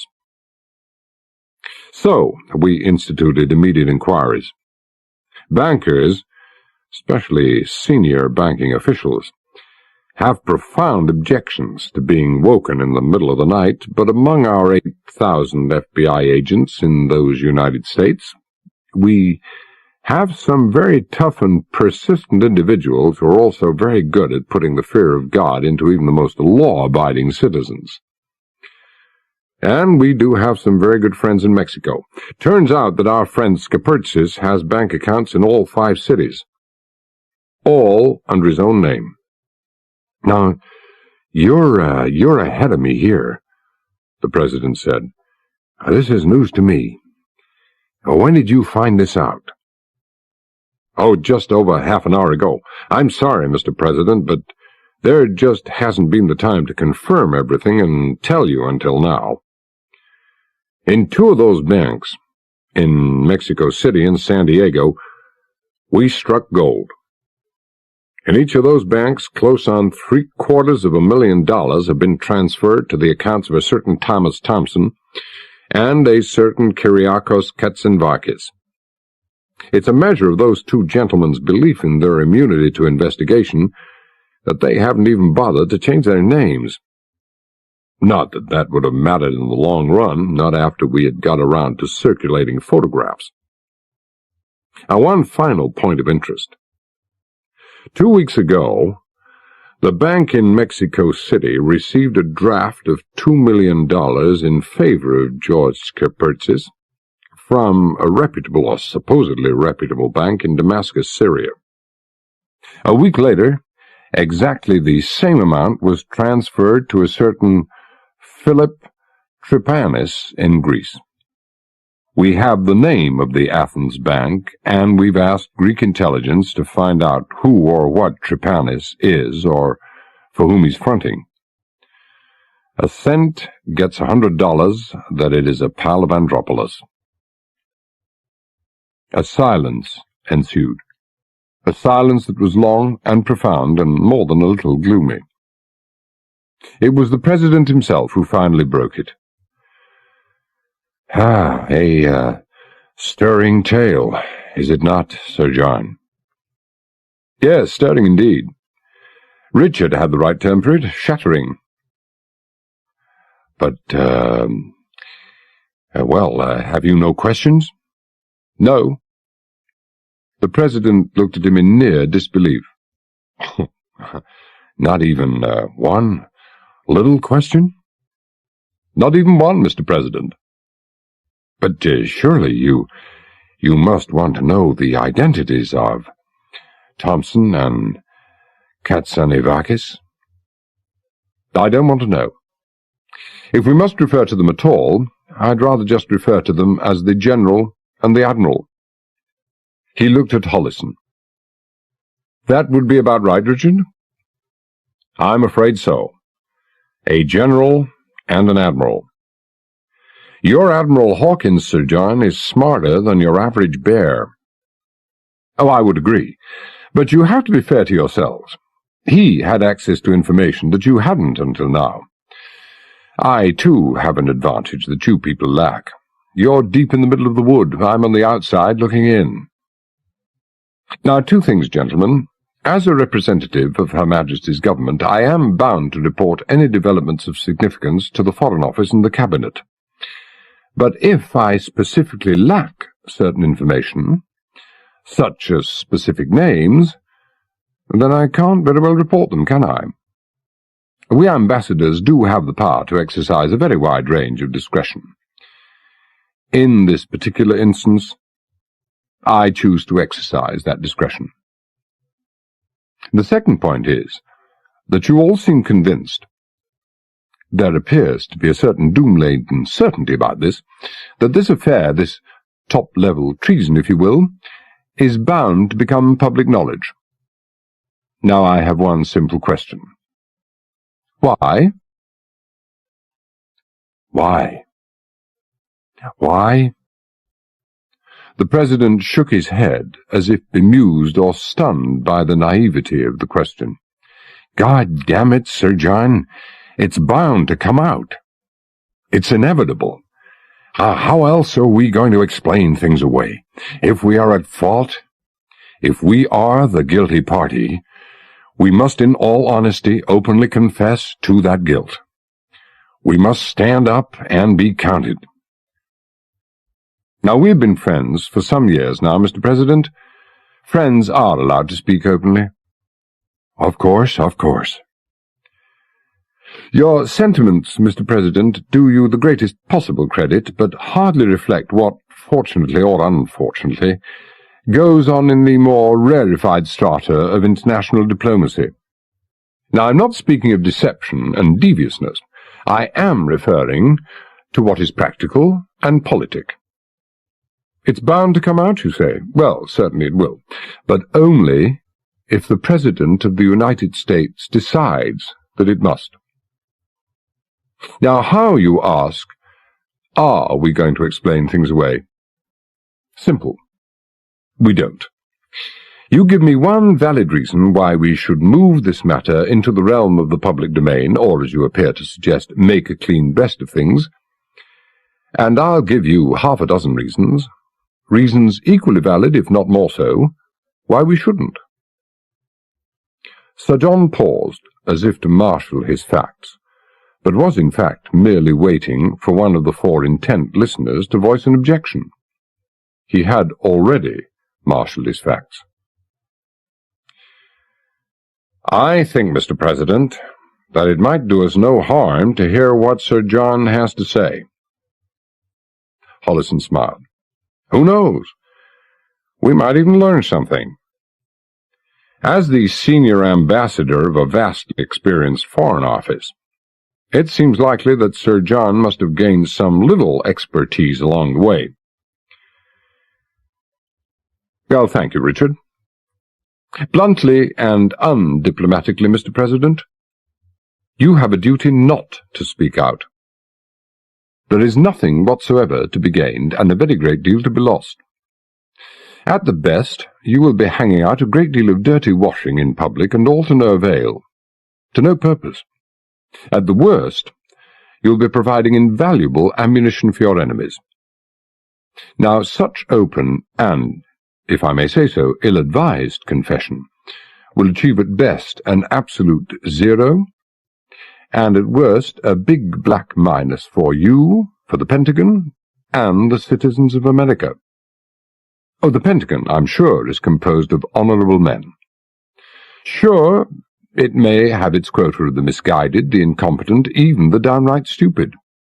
Well, name me any large and powerful bureaucratic elite that has never had such a quota. All that matters, finally and basically, is that they are honorable men. And I see no earthly justification for dragging the reputations of honorable men through the dust, just because we have discovered two rotten apples at the bottom of the barrel. Now, you yourself, Mr. President, are in an even worse position. You've devoted a considerable deal of your presidential time to combating terrorism in every shape or form. How will it look to the world if it comes out that two senior members of your armed forces have been actively engaged in promoting terrorism for material gain? You may hardly know the two gentlemen concerned, but they will, of course, be elevated to the status of highly trusted aides. And that's just looking on the bright side. On the dark side, you'll not only be accused of harbouring men who are engaged in terrorism, but of aiding, abetting, and inciting them to new levels of terrorism. Can't you just see the headlines smeared across the front pages of the tabloids and the yellow press throughout the world? By the time they've finished with you, you will be remembered in history for one thing and one thing only: the ultimate byword for hypocrisy. The allegedly noble and high-principled president who had spent his life in encouraging and promoting the one evil that he'd sworn to destroy. Throughout the countries of the world that dislike or fear America because of its power, authority, and wealth, and that, like it or not, means most countries, your reputation would lie in tatters. Because of your exceptionally high level of popularity in your own country, you will survive, but I hardly think that consideration would affect you. Now, what would and should affect you is that your campaign against terrorism would be irrevocably destroyed. No phoenix would arise from those particular ashes. As a world force for justice and decency, you would be a spent man. To put it in the most undiplomatic terms, sir, to go ahead as you propose to do, you'd have to be more than slightly off your rocker. The President stared into the middle distance for quite some time, and then he said in a voice that was almost plaintive, "Does anyone else think I'm off my rocker?" "No, nobody thinks you're off your rocker, Mr. President," the General said. "Least of all, I would say Sir John here. He's merely saying what our unfortunately absent Secretary of State would advocate if he were here. Both gentlemen are high on pragmatism and cold logic, and low on unconsidered and precipitate action. Maybe I'm not the ideal person to be passing judgment on this issue. I would obviously be delighted if whatever reputation the Pentagon has survives intact, but I do feel most strongly that before jumping off the top of the Empire State, or whatever, one should give some thought to the fatal and irrevocable consequences." "Well, I can only nod in emphatic agreement," John Hyman, the Defense Secretary, said. "If I may mix two metaphors, if I am mixing them, we have only two options. We can let sleeping dogs lie, or we can let slip the dogs of war. Now, sleeping dogs never harmed anyone, but the dogs of war are an unpredictable bunch. Instead of biting the enemy, they may well turn, in this case almost certainly would turn, and savage us." The President looked at Hollison. "Well, Richard, you're in the card game of your life, Mr. President. You've got only one trump, and it's marked silence. So it's 4-1, is it?"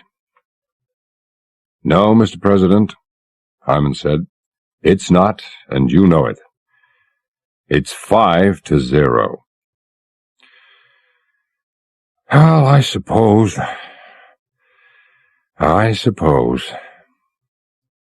The President ran a weary hand across his face.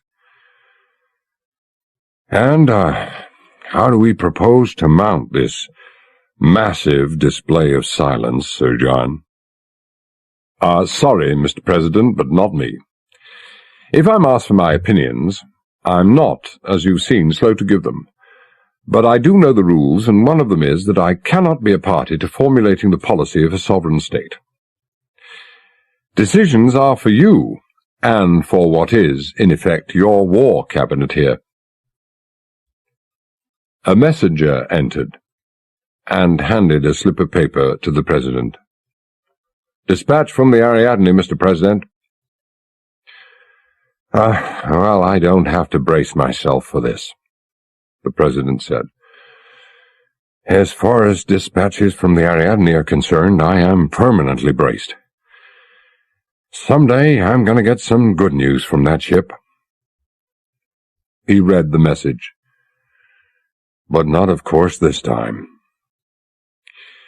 Atomic mine removed from cargo bay of bomber and safely transferred to sailing vessel Angelina. Excellent news as far as it goes, but then unexpected 180-degree change in wind course makes sailing departure impossible. Anticipated delay 3 to 6 hours. Hydrogen weapons from plane's cargo bay being transferred to diving ship Kilcharan. Expect complete transfer by nightfall. And a message. Well, where does that leave us? Sir John Travers said, "Well, it leaves you, Mr. President, with a few hours' breathing space." Meaning? Masterly inactivity. Nothing that can be profitably done at the moment. I'm merely thinking out loud. He looked at the chairman of the Joint Chiefs of Staff. "Tell me, General, do those two gentlemen in the Pentagon know that they're under suspicion? No, correction. Do they know that you have proof of their treason?" "No. And I agree with what you're about to say. No point will be served by acquainting them with that fact at the present moment." "No, none. With the President's permission, I would like to retire and ponder the problems of state and international diplomacy, with the aid of a pillow." The President smiled, one of his increasingly rare smiles. "What a splendid suggestion. Well, I shall also do exactly that. It's close on 6 now, gentlemen. May I suggest that we foregather again at 10:30 a.m.?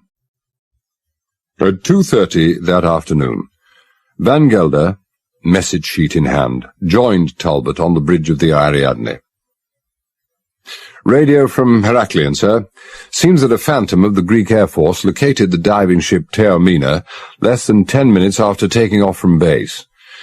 It was just east of Afgo Island, which the chart tells me is about 40 miles northeast of Heraklion. Very conveniently positioned to break through the Kazos Strait." "Now, what direction was it headed?" "Oh, no direction. Having no wish to raise any suspicion, the Greek pilot didn't hang around, but he reports that the Taormina was stopped in the water." Lurking. Lurking, one wonders, for what? Speaking of lurking, what's Jimmy doing at the moment? Oh, last seen he was lurking with 2 young ladies in the wardroom. No dereliction of duty, I assure you. The 3As have retired to their cabins, presumably for the afternoon. The girls report a far from subtle change in their behavior. They've stopped discussing the predicament that they find themselves in. In fact, they've stopped discussing anything. They appear unusually calm, relaxed, and not very concerned about anything, which may mean that they've philosophically resigned themselves to whatever fate may hold in store. Or they may have made up their minds about some plan of action, although what that could be I couldn't even begin to imagine. Well, what would your guess be, Vincent? A plan of action? Well, I know it's only the slenderest of clues, but it's just possible they may be resting up this afternoon because they don't expect to be doing much resting during the coming night. I've got the oddest feeling we won't be doing much resting ourselves tonight. Aha, the second sight, sir. Your non-existent Scottish blood clamouring for recognition. Yes, when it clamours a bit more, I'll let you know. I just keep wondering about Jenkins' disappearance. A phone rang. Talbot picked it up. "A message for the Admiral from the Pentagon. Right, bring it here." Talbot hung up and gazed out through the forward screens of the bridge. The Angelina, to protect it from the buffeting of the 4-foot-high waves generated by the now very brisk Euros wind from the southeast, had been moved to a position where it lay snugly in the still waters between the bows of the Ariadne and the stern of the Kilcharan. Speaking of the Pentagon, it's only an hour since we told them that we expected the unloading of the hydrogen missiles to be completed by nightfall. And what do we have? A Force 6, and the plane's fuselage streamed out a cable length to the northwest. Lord only knows when the unloading will be finished now. Do you think we should so inform them? Well, I should think not, sir. The President of the United States is a much older man than we are, and the kind of cheery communications that he'd been receiving from the Ariadne of late can't be doing his heart any good. Yes, I suppose you're right. Ah, thank you, Myers. Bloody funny signal, if you ask me, sir. Can't make out a tail of it. Well, these things are sent to try us. Talbot waited till Myers had left and then read out the signal. Identity of cuckoos in the nest established. Irrefutable proof that they're linked to your generous benefactor friend. Sincere congratulations to Admiral Hawkins and the officers of the Ariadne. Well, recognition at last, Van Gelder said. You are the last to arrive, Sir John, the President said. I have to advise you that we have already made up our minds what to do. A very difficult decision, I assume, Mr. President. Probably the most difficult that you've ever been called upon to make. Yes, it has been. Now that the decision is made and is irrevocable, you can no longer be accused of meddling with the affairs of a sovereign state. What would you have done, Sir John? Oh, perfectly straightforward. Exactly what you've done. No one is to be informed except two people, and those two people are to be informed that the President has suspended them indefinitely from duty, pending the investigation of the allegations and statements that have been laid against them. Well, damn your eyes, Sir John. The President spoke without heat. Instead of sleeping all the time, I spent a couple of hours wrestling with my conscience to arrive at the same conclusion. Well, it was inevitable, sir. You had no option. And I would point out that it's easy enough for us to arrive at decisions. You, and only you, can give the executive order. I will not insult your intelligence by asking if you're aware what this executive order means. Oh, I'm perfectly aware of what it means. Now that my opinion is no longer called for, I have no hesitation in saying that I would have done exactly the same thing. It's a death sentence, and it can be no consolation at all that you will not be called upon to carry out, or to order to be carried out, the execution of that death sentence.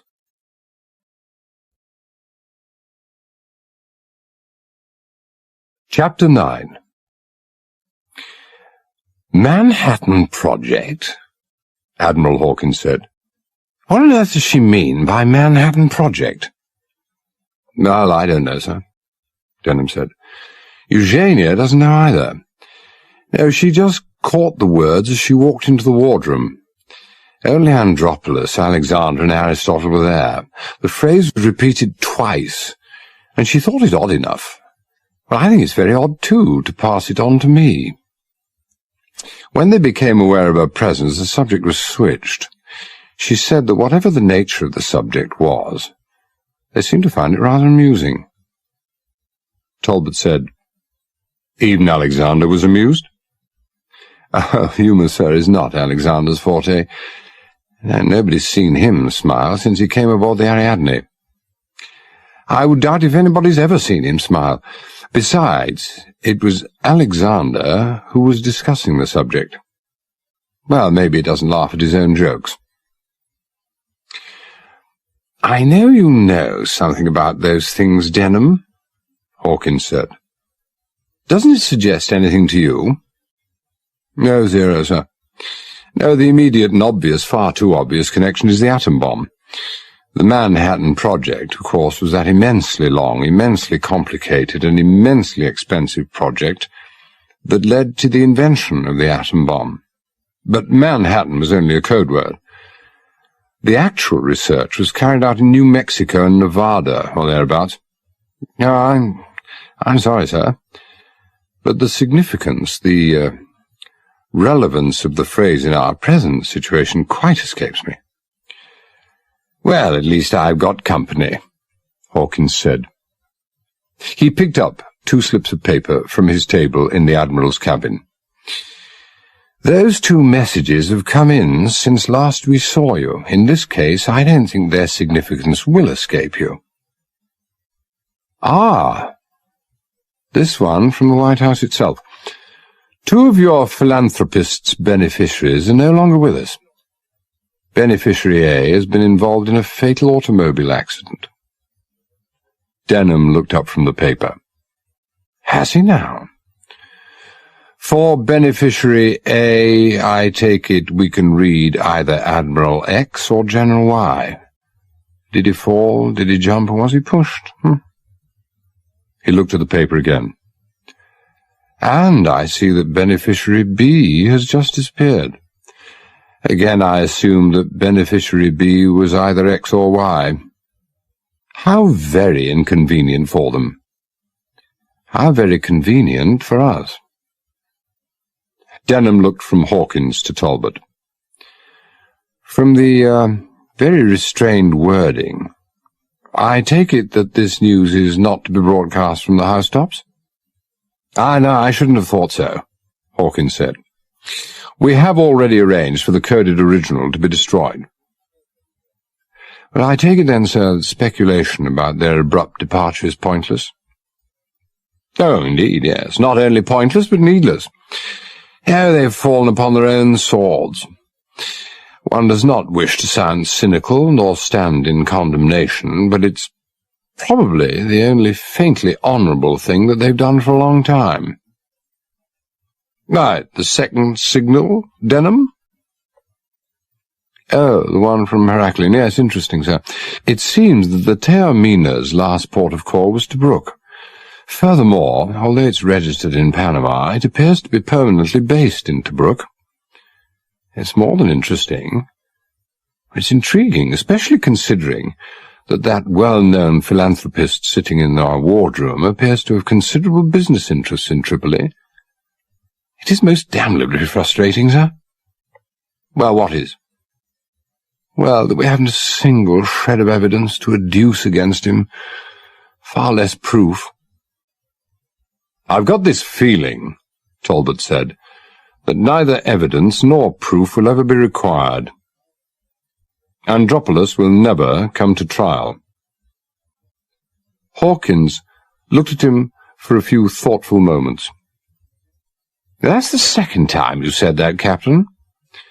Do you have access to some information that we lack? No, not at all, sir. Maybe I've just got blind faith in this blindfolded goddess of justice. You know, the lady who holds the scale in her hands. Talbot smiled. Or, maybe, as Van Gelder keeps on hinting, I have some traces of Highland blood in me. Says I'm Fey. You're the second sight, or some nonsense like that. Ah, the man himself. A radio message from Greek intelligence, Van Gelder said. He proffered the paper he held in his hand. No, just tell me, Hawkins said. Gently. I'm becoming allergic to bad news. Well, it's not all that bad, sir. Not for us, at any rate. Says that somebody attached to the Department for the Middle East and North African Affairs, they carefully don't give his name, I suppose he's a minister of some sort, I suppose we could find out easily enough, but it seems unimportant, took off by government plane on a routine visit to Canea, the town close by the Suda Bay Air Base. Never got there. But at exactly the time he should have got there, a patrolling Greek Mirage spotted a plane very like the one he was flying in. Too much of a coincidence for it not to have been the same plane, passing directly over Heraklion. So, of course, Talbot said, you consulted the chart and arrived at the conclusion that he was heading for some place. What place? Tobruk. And you also arrived at the conclusion that he wouldn't be coming back from there. Well, allowing for the vagaries of human nature, sir, I would not have thought so. Now, Greek intelligence have also established the fact that the vanishing minister, if minister he was, held an account at the same Athens bank that Philip Tripanis honours with his custom. It would appear, to coin a phrase, that they are now hot on the trail of Mr. Tripanis. Whether they nab Mr. Tripanis or not hardly seems a matter of concern for us. Well, I would think, Hawkins said, if our philanthropist friend in the wardroom knew of the fate of his pal in government, here, and those of A and B, or X and Y, in Washington, his humour might be in marked abeyance by now. And if he knew that we knew of the Taormina, and that its home base was Tobruk, He would be downright thoughtful. Well, was that all, Van Gelder? On that subject, yes, sir. Captain Montgomery, Professor Wotherspoon, and I have been discussing the weather. Oh, you have? Hawkins looked at him in suspicion. Don't tell me that Cassandra has you in her clutches again. Oh, certainly not, sir, no. The Euros has died away, completely. We suspect it will only be a matter of time before the weather returns to normal. A very short time. Latest Met reports confirm that. The Angelina, at the present moment, is lying between our ship and the Kilcharan, facing northwest. If the Meltemi starts up, also from the northwest, of course, we won't be able to sail her out of her present position. So it might be wise to tow her alongside us now. Yes, of course, Talbot said. See to it now, would you? Number one. After that, let us foregather for the Last Supper. Van Gelder looked through the open doorway. It's already getting dark, sir. You don't feel like waiting for the dawn before we take off? Nothing I'd like better than to wait for the dawn, but we do have this duty to our fellow man. We have to be brave, noble, and self-sacrificing, The sooner we take off, the easier will lie the heads along the Potomac, not to mention, of course, those on Kilcharan and Ariadne. Denham looked from Talbot to Van Gelder. His face registered an expression of near incredulity. Am I to understand, Captain, that you and Lieutenant Commander Van Gelder are sailing on the Angelina? Talbot shook his head. Oh, I suppose it had to come to this. Number one, junior officers questioning our nautical expertise. I don't understand, sir. Why on earth are you and Number One going along on the Angelina? I mean, we're not going along on the Angelina. We are taking the Angelina. Professor Wotherspoon and his wife are the people who are not going. Of course, they don't know that yet.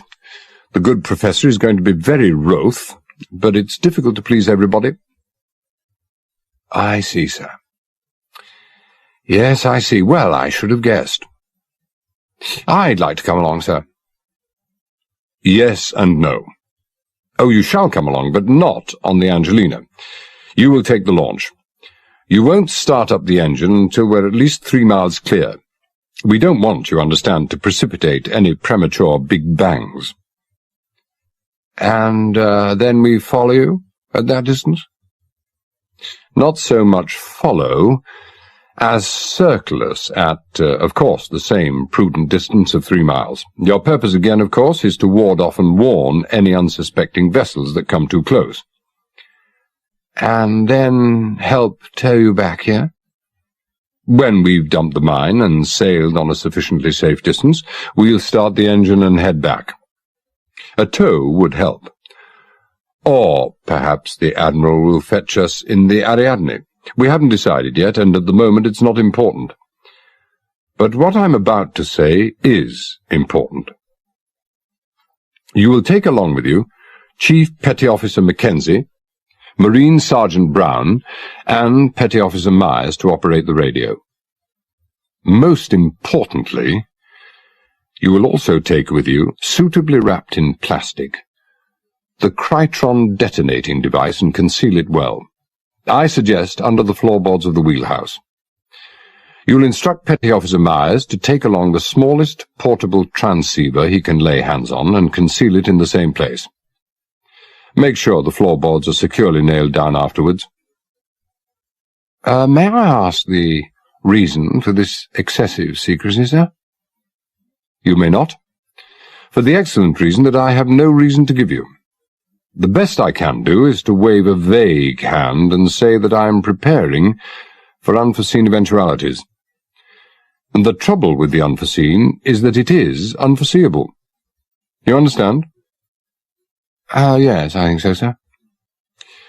Well, I suggest you go now and alert your crew, and for God's sake don't let anyone see you wandering around with the Krytron under your arm. Lieutenant Denham left.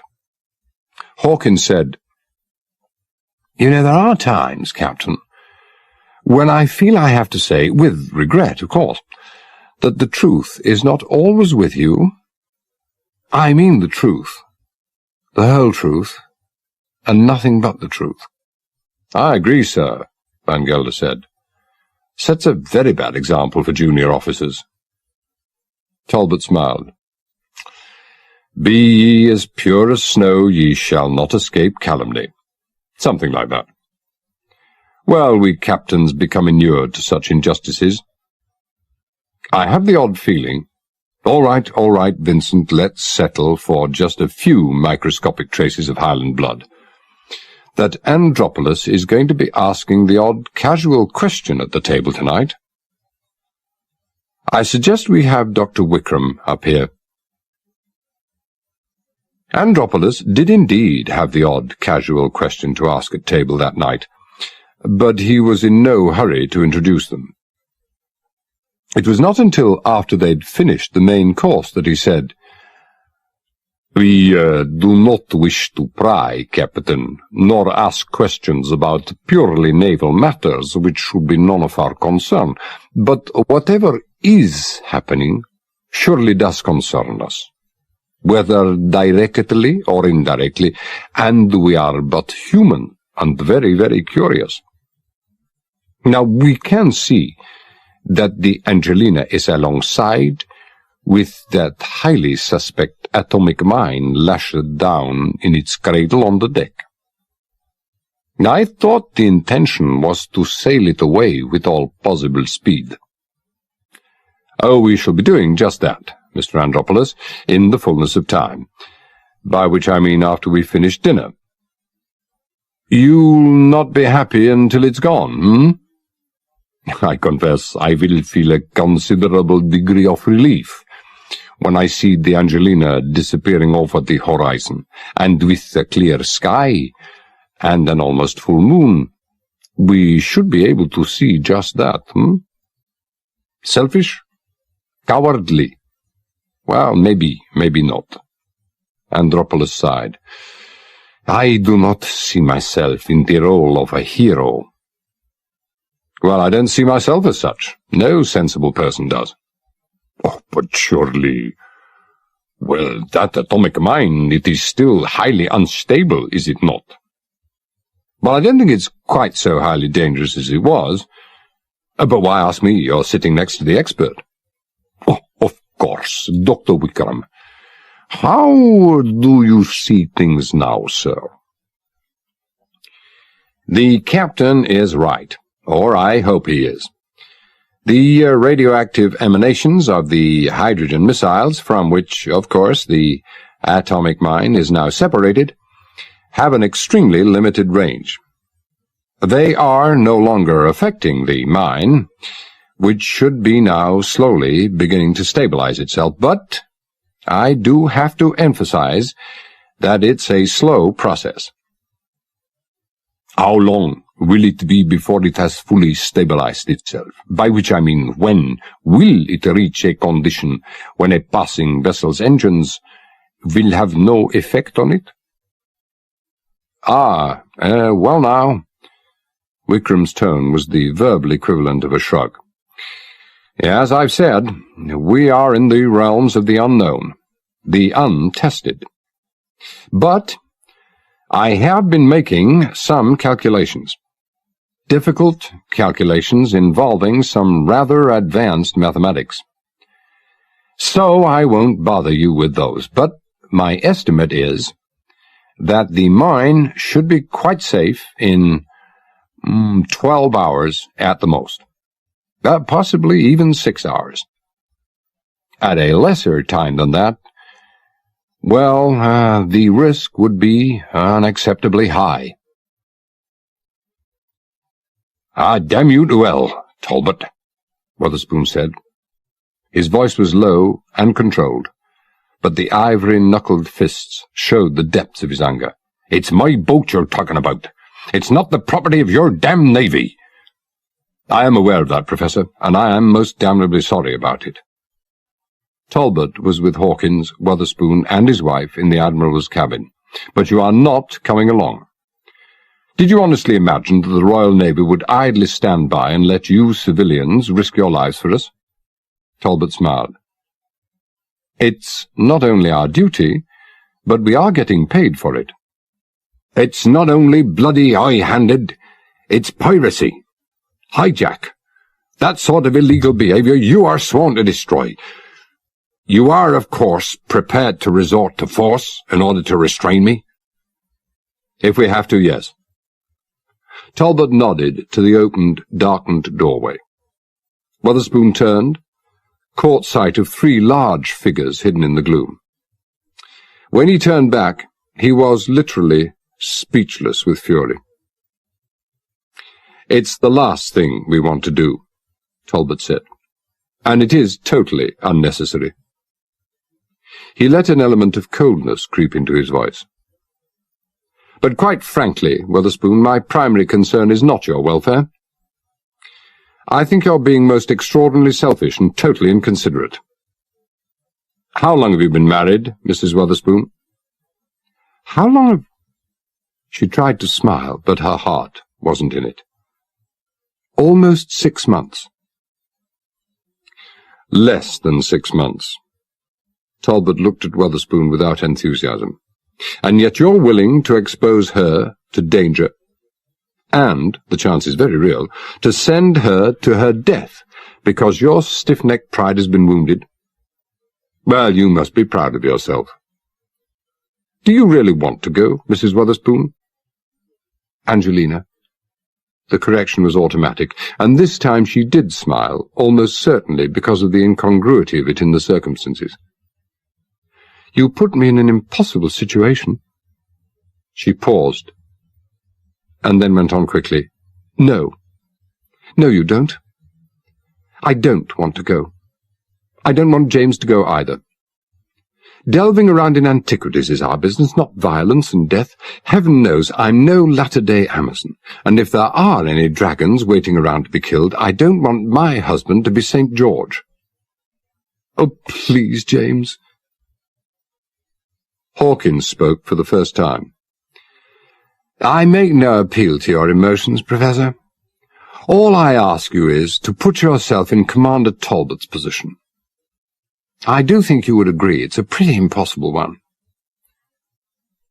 "Yes." Witherspoon had unclenched his fists. "I see that." "I think 3 signals are in order, John," Hawkins said. The Witherspoons had left. "One to the White House, one to General Carson in Rome, and one to Rear Admiral Blythe. The same signal, coded, of course, to each. Now, how about settled weather with favourable northwest wind. Angelina about to sail with armed mine. Transfer of hydrogen missiles from plane to Kilcharan continuing smoothly. That should fit the bill? Oh, admirably. It should come as quite a shock to them all. Yes, we haven't of late, I must admit, been sending them much in the way of good news. A small knot of interested spectators were gathered round the head of the gangway, the foot of which offered easy access to both the stern of the Angelina, whose sails were already hoisted, and the bows of the Ariadne's launch. Among the more interested of the spectators was Andropolis.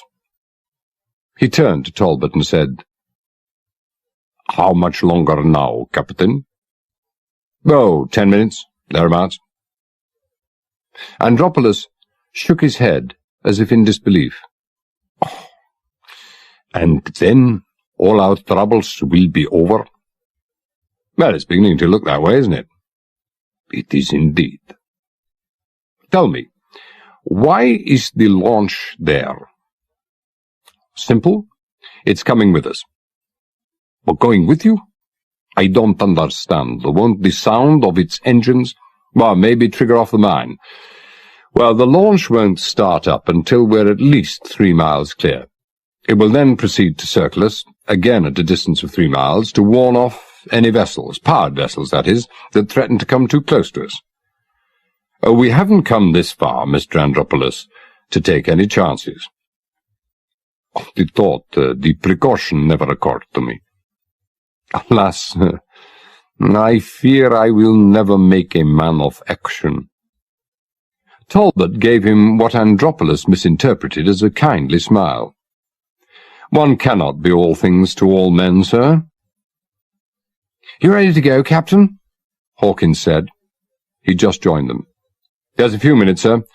Sails are filling rather nicely, aren't they? You are going, Captain? Andropoulos seemed a trifle disconcerted. Oh, certainly. I've always rather fancied myself as the skipper of an Aegean lugger.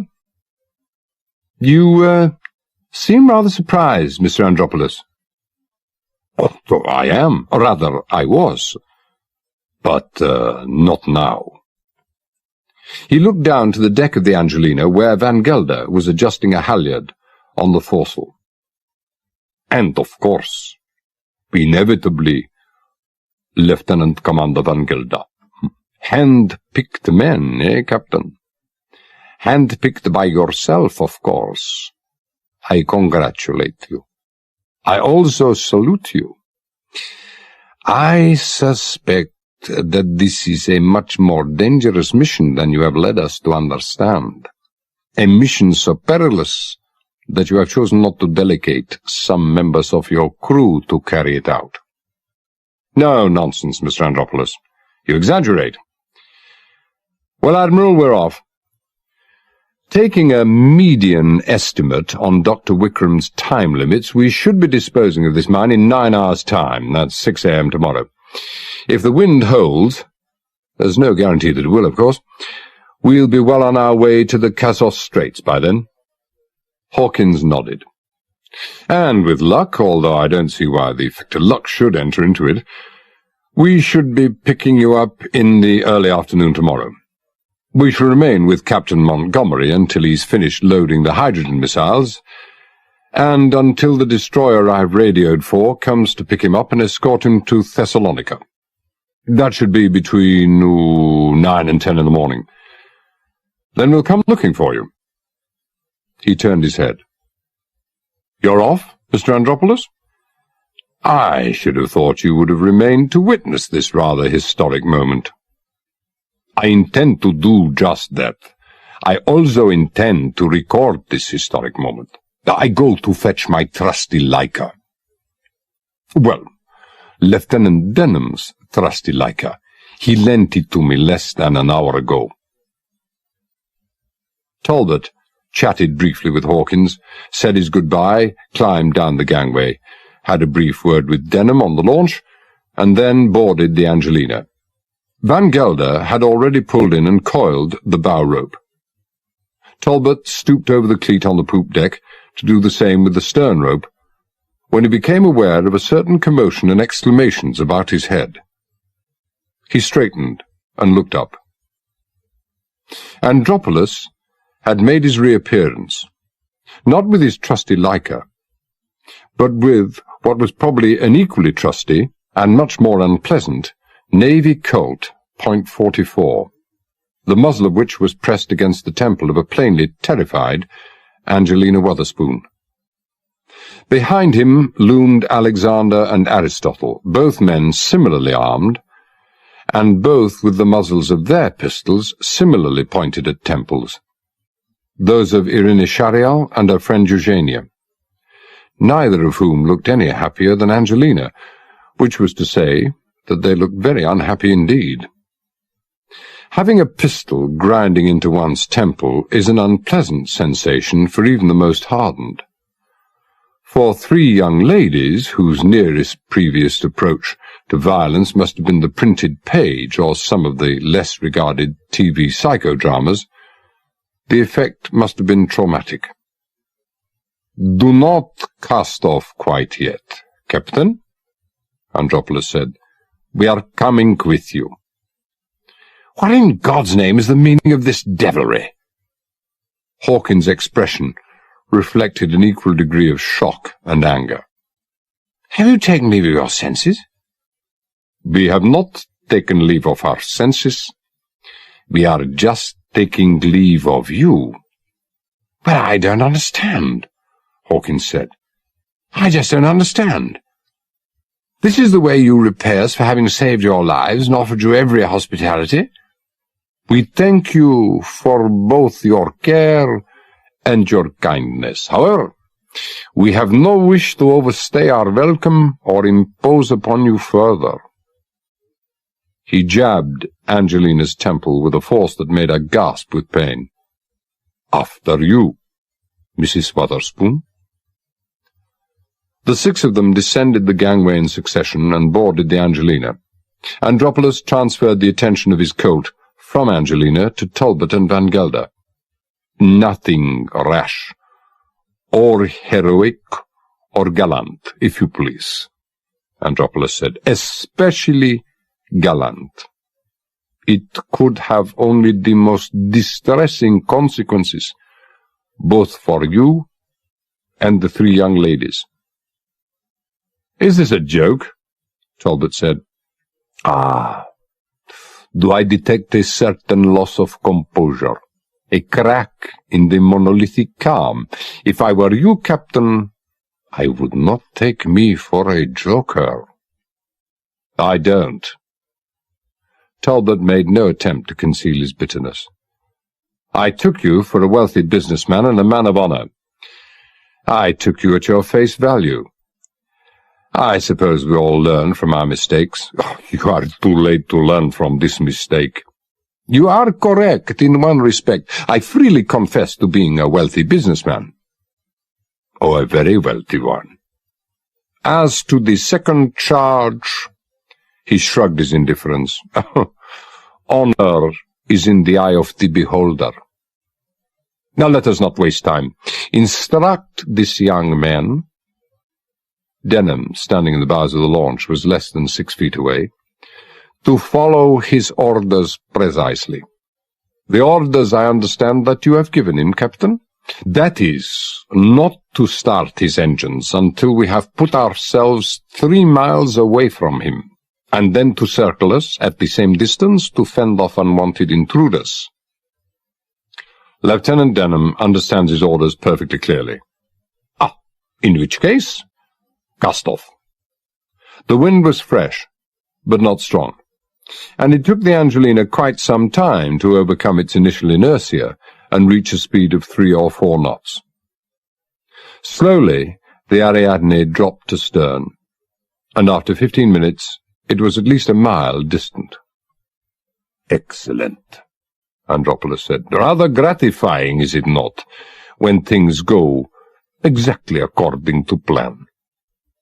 There was no hint of undue satisfaction in his voice. Tell me, Commander Talbot, would you believe me when I say that I am genuinely fond, very fond, of my niece and her friend Eugenia, and might even come to regard Mrs. Wotherspoon in the same light? I don't know why I should believe you, and I don't see why it should concern me. It could be. And, would you believe me when I say I wouldn't harm a hair off their heads? I'm afraid I do. Afraid? Others wouldn't believe it, or wouldn't know whether to believe it or not, which makes them perfect hostages. Exactly. I don't need to say that they will come to no harm in my hands. He looked thoughtfully at Talbot. Well, you are singularly incurious as to the reasons for my conduct. I'm very curious. But one doesn't become a wealthy businessman by engaging in idle tittle-tattle. If I were to ask you, you would tell me exactly what you wanted to tell me, no more, no less. How very true. Now, a different point entirely. The 3 young ladies pose absolutely no threat to me. You and Van Gelder are a very different kettle of fish. My 2 friends and I regard you as highly dangerous individuals. We think you are capable of concocting devious and cunning plans, and using a great deal of violence in putting those plans to the test. If you thought there was the slightest chance of success, that is. You will understand, therefore, that we will have to immobilize you. I will remain by the wheel here. You two gentlemen, accompanied by the three ladies, will proceed to the saloon, where Aristotle, who, as you will readily understand, is very good at knots, will tie you hand and foot, while Alexander, who is every bit as proficient with a gun as Aristotle is with ropes, will ensure that proceedings are conducted in a peaceful fashion. Hawkins was bent over Professor Witherspoon, who was lying half propped up on a sofa in the wardroom. Witherspoon, dazed and making odd choking noises that were partway between moans and curses, was struggling to open his eyes. Finally, with the aid of his fingers, he managed to do just that. "What the hell has happened?" The watchers had to strain to catch his words, which were no more than an asthmatic croak. "Where am I?" Take this." Hawkins put an arm around his shoulders and a glass of brandy to his lips. Witherspoon sipped, gagged, and then drained the contents. Oh, what has happened?" "You've been banged over the back of the head," Grayson said, "and not lightly either. Sapped, I believe, is the current term. Be the butt of the revolver, I should guess."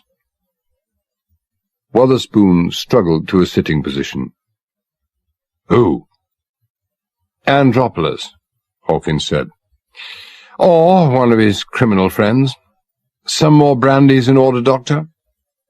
"Well, no, normally no," Grayson said.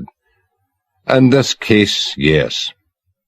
I know the back of your head must hurt badly, Professor, but don't touch it. Bruised, bleeding, puffy, but no fracture." "Andropolis has hijacked your vessel," Hawkins said, "along, of course, with the atomic mine. He's also taken hostages." Witherspoon nodded, and winced at the pain it caused him. "Oh, and my wife, of course, is one of them." "I'm sorry." "Along with Irina Shariel and her friend Eugenia. There was no way we could stop them." "Did you try?" "Well, would you have tried, if you saw the barrel of a Colt screwing into your wife's temple, and 2 other guns screwed into the temples of the 2 other ladies?" "Oh, no, I hardly think so." Witherspoon shook his head. I'm trying to come to terms with this situation. With a head like an overripe pumpkin about to burst, it's not easy. Talbot and Van Gelder, what's happened to them?" "Well, we don't know, of course. Clapped in irons, handcuffed, or some such, I should imagine." "Or permanently disposed of. What in God's name is behind all this, Admiral? You think this fellow Andropolis has gone off his rocker?" "Well, by his own standards, he's probably under the impression that he's perfectly sane. We have every reason to believe that he is a long-term and highly professional criminal, operating on a hitherto unprecedented international scale. Terrorism and drugs would appear to be his forte. There's no time to go into all that at the moment. The immediate point is that Lieutenant Denham is very shortly leaving in the launch to follow them. You feel up to accompanying him?" "Follow him? What, board and capture him, I should say?" "Well, as you as much as said yourself, Professor, your mind isn't yet firing on all cylinders. If the launch were to go within a couple of miles of the Angelina, its engine beat would probably detonate the atomic mine." "Now, as you say, I'm not at my best. But if you have any spare rifles or pistols, there'd be no harm in taking them along, just in case." "No, there will be no firearms. If there were to be any exchange of fire, you know where the first bullet would lodge, don't you? Yes. You do put things so nicely. Less than an hour ago you were prepared to restrain me at all costs. You seem to have changed your mind, Admiral. It's not my mind that has changed. It's the circumstances. A rapid change in circumstances, the President said, does give one a rather more balanced view of life.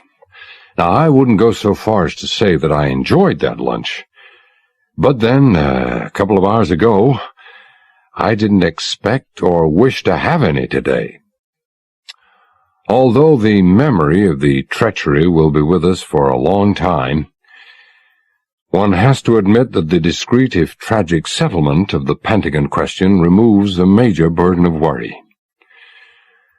But that was only a local and, let us confess it, a basically selfish concern. He waved the paper he held in his hand. This, of course, is what matters. The good ship Angelina, with this damn bomb aboard, is heading steadily southeast.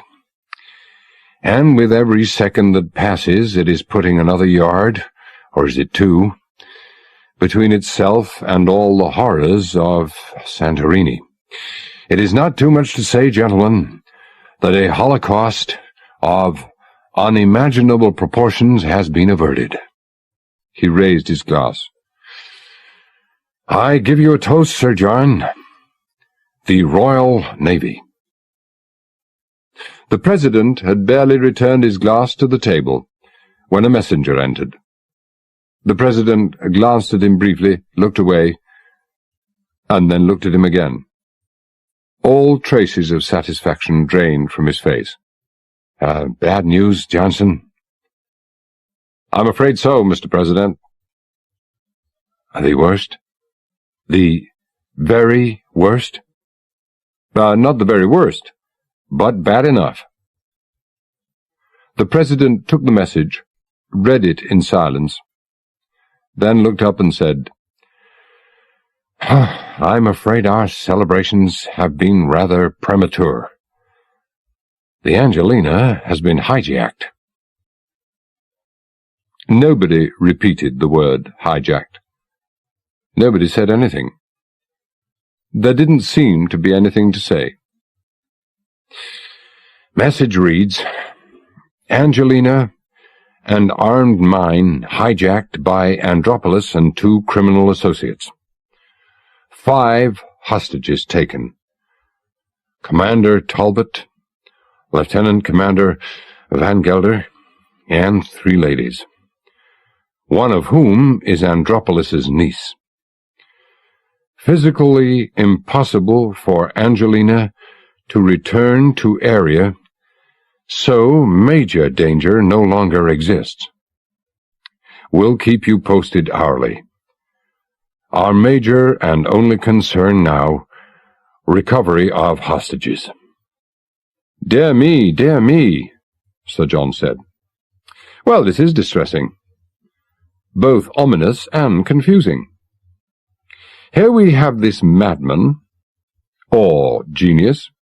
Well, who knows how much truth there is in the old maxim that they are the 2 sides of the same coin, loose in the Levant with an armed atomic mine aboard. Does he know that it's armed? One rather suspects that he doesn't. Where have the 3 ladies suddenly appeared from? And what were they doing aboard one of Her Majesty's frigates in the first place? Why, of all improbabilities, should this villain elect to kidnap his own niece? And why, not to mention how, did this same villain kidnap the captain of the frigate and one of his senior officers? And where, in the name of all that's holy, does he hope to sail his ship, cargo and prisoners, when he must know that every ship and plane in NATO will be searching for him?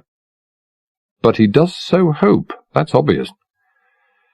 His long and spectacularly successful criminal career, undetected until now, proves that he's a devious, cunning, and brilliant operator. So he has another scheme in mind. Not a man, as we've now learnt to our cost, and should have known from his record, to be underestimated. A villain, indeed, but a very resourceful villain. Indeed, the President said. Well, one can only hope that Commander Talbot proves to be even more resourceful. I have the uncomfortable feeling, Sir John said, that at the present moment Talbot is in no position to prove anything.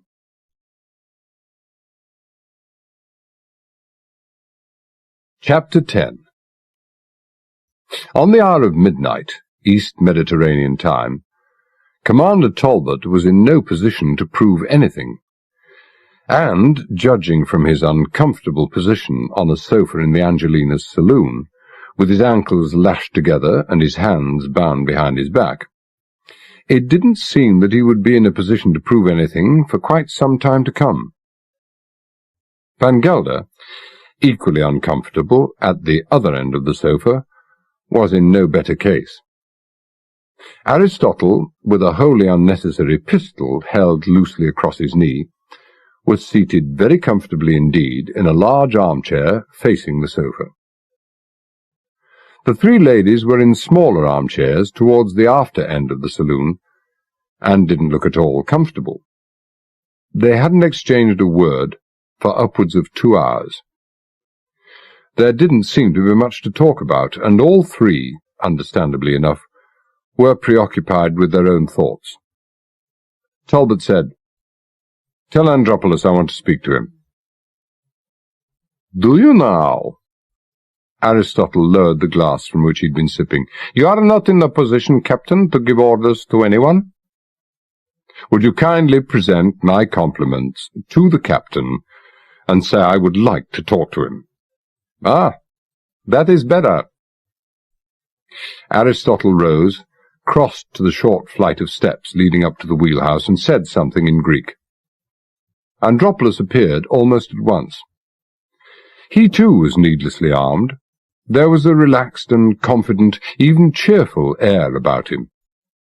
"When you were aboard my ship," Talbot said, "we catered for your every desire. Whatever you wanted, you had but to ask."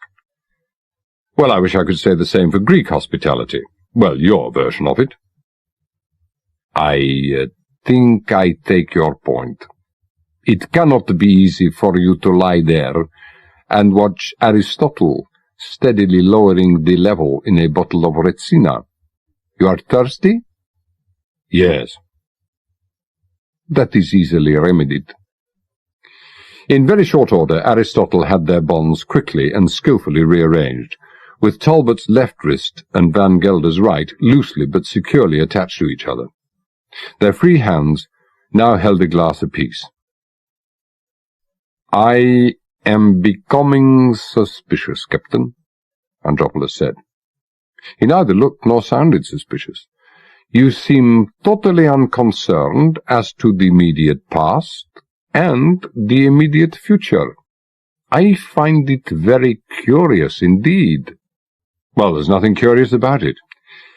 It's your behaviour that I find extraordinarily curious, although I have to admit that that is based entirely on my complete ignorance of what's going on. I fail to understand why you, a very wealthy and I assume highly respected businessman, should suddenly decide to put yourself outside the bounds of law. I don't have to tell you that by hijacking the Angelina, you have done just that. I can't even begin to understand why you should jeopardize your career, perhaps even risk a prison sentence, although I have no doubt that with the kind of money you must possess, you wouldn't have too much trouble in bending the law in your direction. Most of all, I don't understand how you can possibly hope to get away with it. By 6 o'clock, possibly 7, tomorrow morning, every ship and plane in NATO will be looking for you, and you must know that it will take very little time to locate you. You have this famous Royal Navy signal, locate, engage, and destroy. Locate, yes. Destroy, no. Andropolis was quite undisturbed. No, not with the kind of cargo and very select group of hostages I have on board. As for jeopardizing my career, well, I think the time comes in many people's lives when they should abandon the old ways and strike out in a fresh direction, don't you, Captain? No, not where I'm concerned. And perhaps where you're concerned, it's not a choice, but a necessity. You appear to have taken a fresh step along the road to crime. It's just possible, well, it's difficult to imagine, but it's possible that many of your past steps have led along that same road, and that your past is catching up with you. But that's just empty speculation. I really don't know, and to be honest, I no longer care. Could I have some more wine? What are you going to do with us? Irene Shariel was trying to keep her voice steady, but the undercurrent of strain was there. What is going to happen to us? Oh, don't be ridiculous, my dear. Nothing is going to happen to you. You had me saying that to Commander Talbot when we came aboard. Unthinkable that you should come to any harm at my hands. Where are you taking us? I am not taking you anywhere. Oh, that does sound ominous. No, to what will probably be my lifelong regret. I shall be parting company with you. Oh, dear, that doesn't sound much better. Within a very short time, I shall be transferring you aboard the Ariadne's launch and bidding you farewell. And the two officers here? Do you shoot them, or just tie their hands up again and throw them overboard? Oh, I must protest, Irene, Van Gelder said. Don't go around putting ideas into the man's head. I had looked for more intelligence from my niece, Andropolis said. If it had been my intention to dispose of them, well, I should have done so immediately we came aboard. What is to stop them from coming after you? You know they can call for help. Oh, the Lord help us, Van Gelder said. One shudders to think of the minimal levels of university entrance these days. I'm afraid I have to agree with both Van Gelder and your uncle, Talbot said. You are naive. He cocked his fingers, pistol fashion. Poof! Exit engine. Poof! Exit radio. Andropolis smiled. As you say, a double poof should do it nicely. Denham looked out at the light, flickering from the north. What does the Angelina say, Myers? Stop 2 miles southeast of us and cut engines. How shall I answer, sir? Well, we don't have any option. Wilco. He waited until Myers had triggered the reply, and then said, What's the latest news about the Taormina?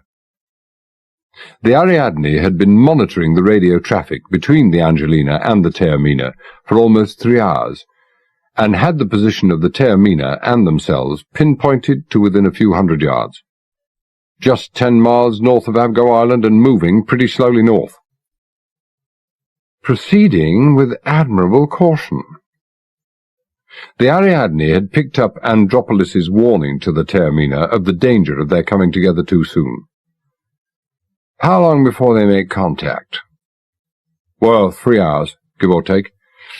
A bit longer, I should think, if the Angelina stops off alongside for a bit. Do you think, Witherspoon said, that they might have in mind to sink us, Lieutenant? Oh, I would be grateful, Professor, if you didn't even think of such things. Under the watchful eyes of 3 men with 3 guns, Mackenzie and Brown took and secured the ropes of the Angelina as it came alongside.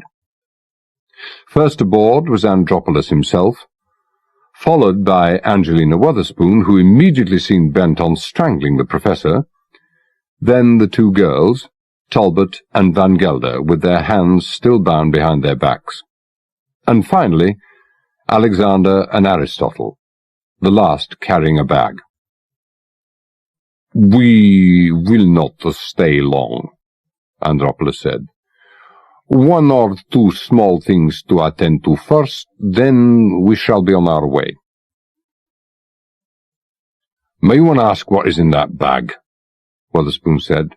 "Delayed action bomb, Oh, mankind has so little trust in one another these days," Andropolos said. He shook the bag gently, and a slight tinkling noise resulted.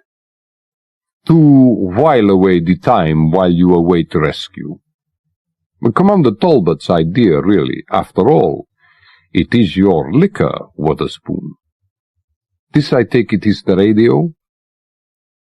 "Do me a last favour," Talbot said. "A favour to all of us. Don't blow it apart with a bullet. Just tap it gently with the butt of your revolver. Similarly with the engine, it requires very little effort to destroy the distributor and the plugs." He nodded towards the armed mine lying in its cradle. "I'm not at all sure how our friend here would react to the explosive crack of a pistol shot." "Ah, a well-taken point," Andropolos said.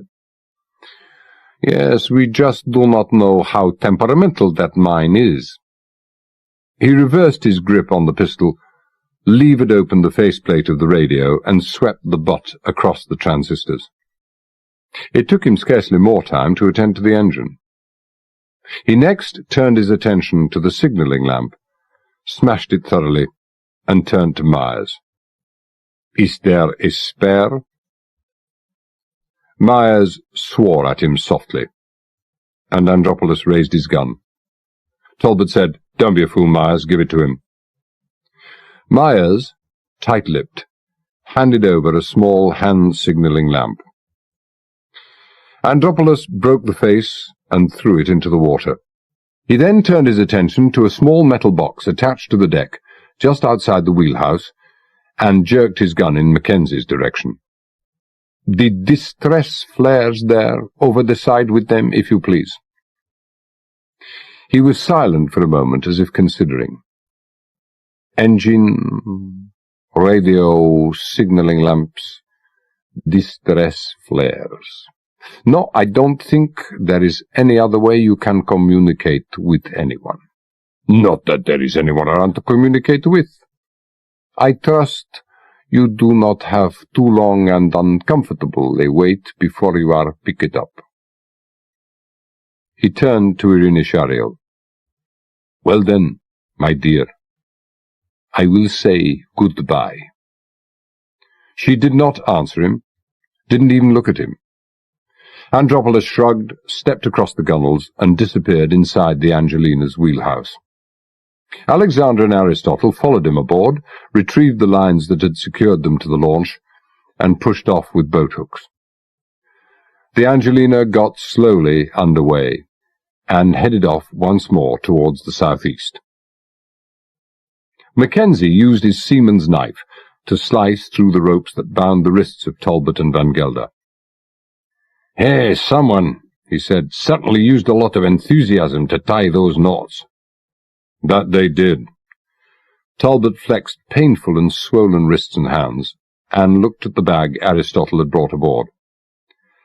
"However, using two hands, I might just be able to hold something in them." Irene Shariel looked at him. "Is that all you have to say?" "Make it a generous measure." She stared some more at him, looked away, and reached for the bag. Wotherspoon said, "Are you sure you're all right, Captain? How can you possibly be so abnormally calm? You've lost out, haven't you? Lost out all along the line." "Well, that's one way of putting it." The wind was fresh, the sky cloudless, and the full moon, abnormally large and bright, laid a golden bar across the Sea of Crete. Even at the distance of half a mile, every detail of the Angelina was startlingly clear. The world, of course, will say that Andropolis has lost out. Andropolis and his two murderous friends. Irene was still staring at him, her expression blank and uncomprehending. Things never work out the way you want them to. I'm sure you know what you're talking about. Witherspoon's tone of voice left no doubt that he was quite sure that Talbot didn't know what he was talking about. And you took a hell of a chance there, if I may say so, Captain. He could have killed you and Van Gelder. No, he could have tried. But then he would have died himself. Himself, Alexander, and Aristotle. Or you had your hands tied behind your back. And Van Gelder. Witherspoon was openly incredulous. How could you— Chief Petty Officer Mackenzie and Marine Sergeant Brown are highly trained and highly qualified marksmen. The only two on the Ariadne. With handguns they are quite deadly. That is why they're along. Andropolis and his friends would have died without knowing what had hit them. Show the Professor, Chief. Mackenzie reached under the small chart table, brought out 2 Navy Colts, and handed them without a word to Witherspoon.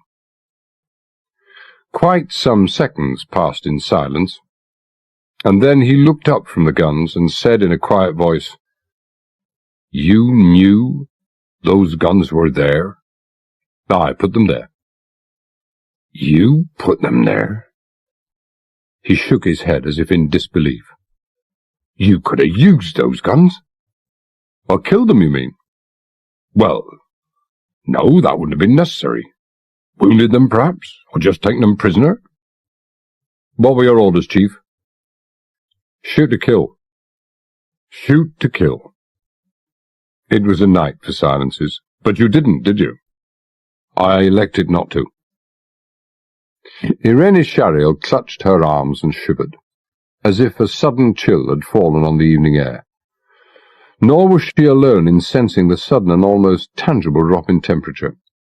Both Eugenia and Angelina Witherspoon were staring at him, their eyes wide with uncertainty, then with fear, and then with a sudden sick foreknowledge. Talbot's words still hung in the air, the fading echo of a sentence of execution. Talbot said to Myers, "The radio, if you would, Chief." "Yeah, 2 minutes, sir." Myers moved aft, returned with a hammer and chisel, and began to attack the floorboards of the wheelhouse. He pulled up a creaking plank, reached under, and brought out a small, compact radio with speaker attached. "You talk in here, sir. Reply comes from the box." "After, that is, you've cranked the handle." The Talbot nodded and spun the handle. "HMS Ariadne here." The voice was very distinct, very clear, and unquestionably the voice of Admiral Hawkins. "Oh, Talbot, sir. The 3 ladies, Van Gelder and I, have been returned to the launch, well and unharmed. Andropolis and his 2 friends are on their way again, moving southeast." "Well, thank God for that, anyway." "Damn your eyes, Talbot, you've guessed right again." "You've made up your mind what to do?" "I have, sir." "For the record, do you want a direct order?"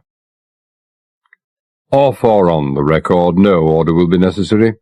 But thank you." "Do you have an estimate of their meeting time, sir?" "Well, yes, I do. At their current speeds, the Taormina is still drifting along, and on their converging courses about 2 hours, 3:30. "Thank you, sir. I'll call again in 1 hour." "The Taormina?" Witherspoon said. "Who or what the hell is the Taormina?" "It's a diving ship in which Andropolis has an interest. By interest, I mean that he probably owns the damned thing." "Commander Talbot?" Irene Shariel's voice was very low. "Yes." "Admiral Hawkins said, 'You've guessed right again.' What did he mean by that?" "Just what he meant, I suppose."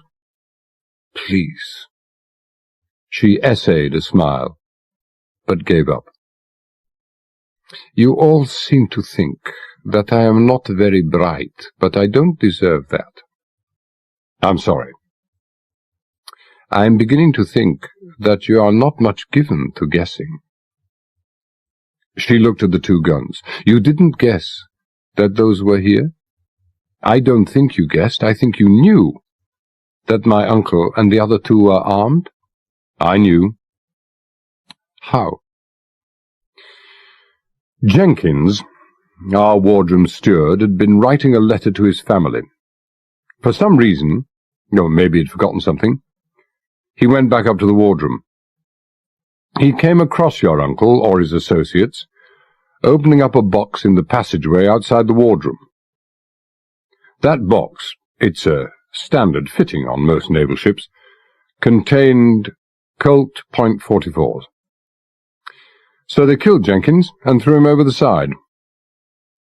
I am sorry, Irene, really and truly sorry. I know how terrible all this must be for you. This time she did manage a smile, although it was a pretty wan attempt. Terrible, yes, but not as terrible as I thought it might be. Did you guess that my uncle would try to hijack the Angelina? Oh, yes. And take the two of you hostages? Yes. Did you guess he would take 3 young ladies as hostages? No. I make guesses and I take chances. But I would never have taken a chance like that. If I'd even dreamed of the possibility, I'd have killed them there and then, on the Ariadne. I made a mistake about you, Captain. You talk a lot about killing, but I think you are a very kind man. I wouldn't go as far as to say that, Talbot smiled. You made a mistake? Irene is a pretty fair judge of character, sir, Van Gelder said. She had you down as a cruel and inhuman monster. I said nothing of the kind. When you talked to my uncle on the Angelina, you said you knew nothing about what was going on. That wasn't true, was it? You knew all along.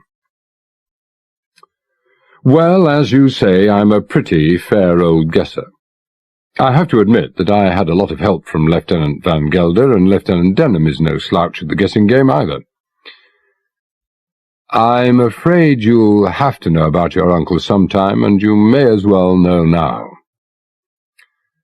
It sounds an exaggeration, but it's not, to say that he is a criminal in the world class, if not in a class of his own, and a totally ruthless killer.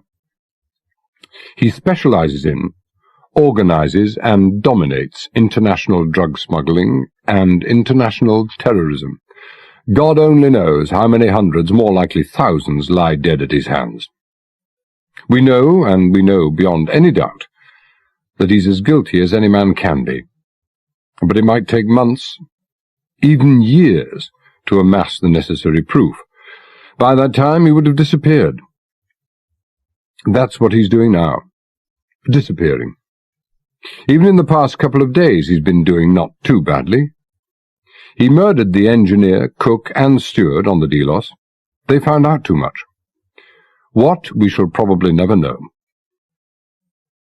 How on earth can you know this?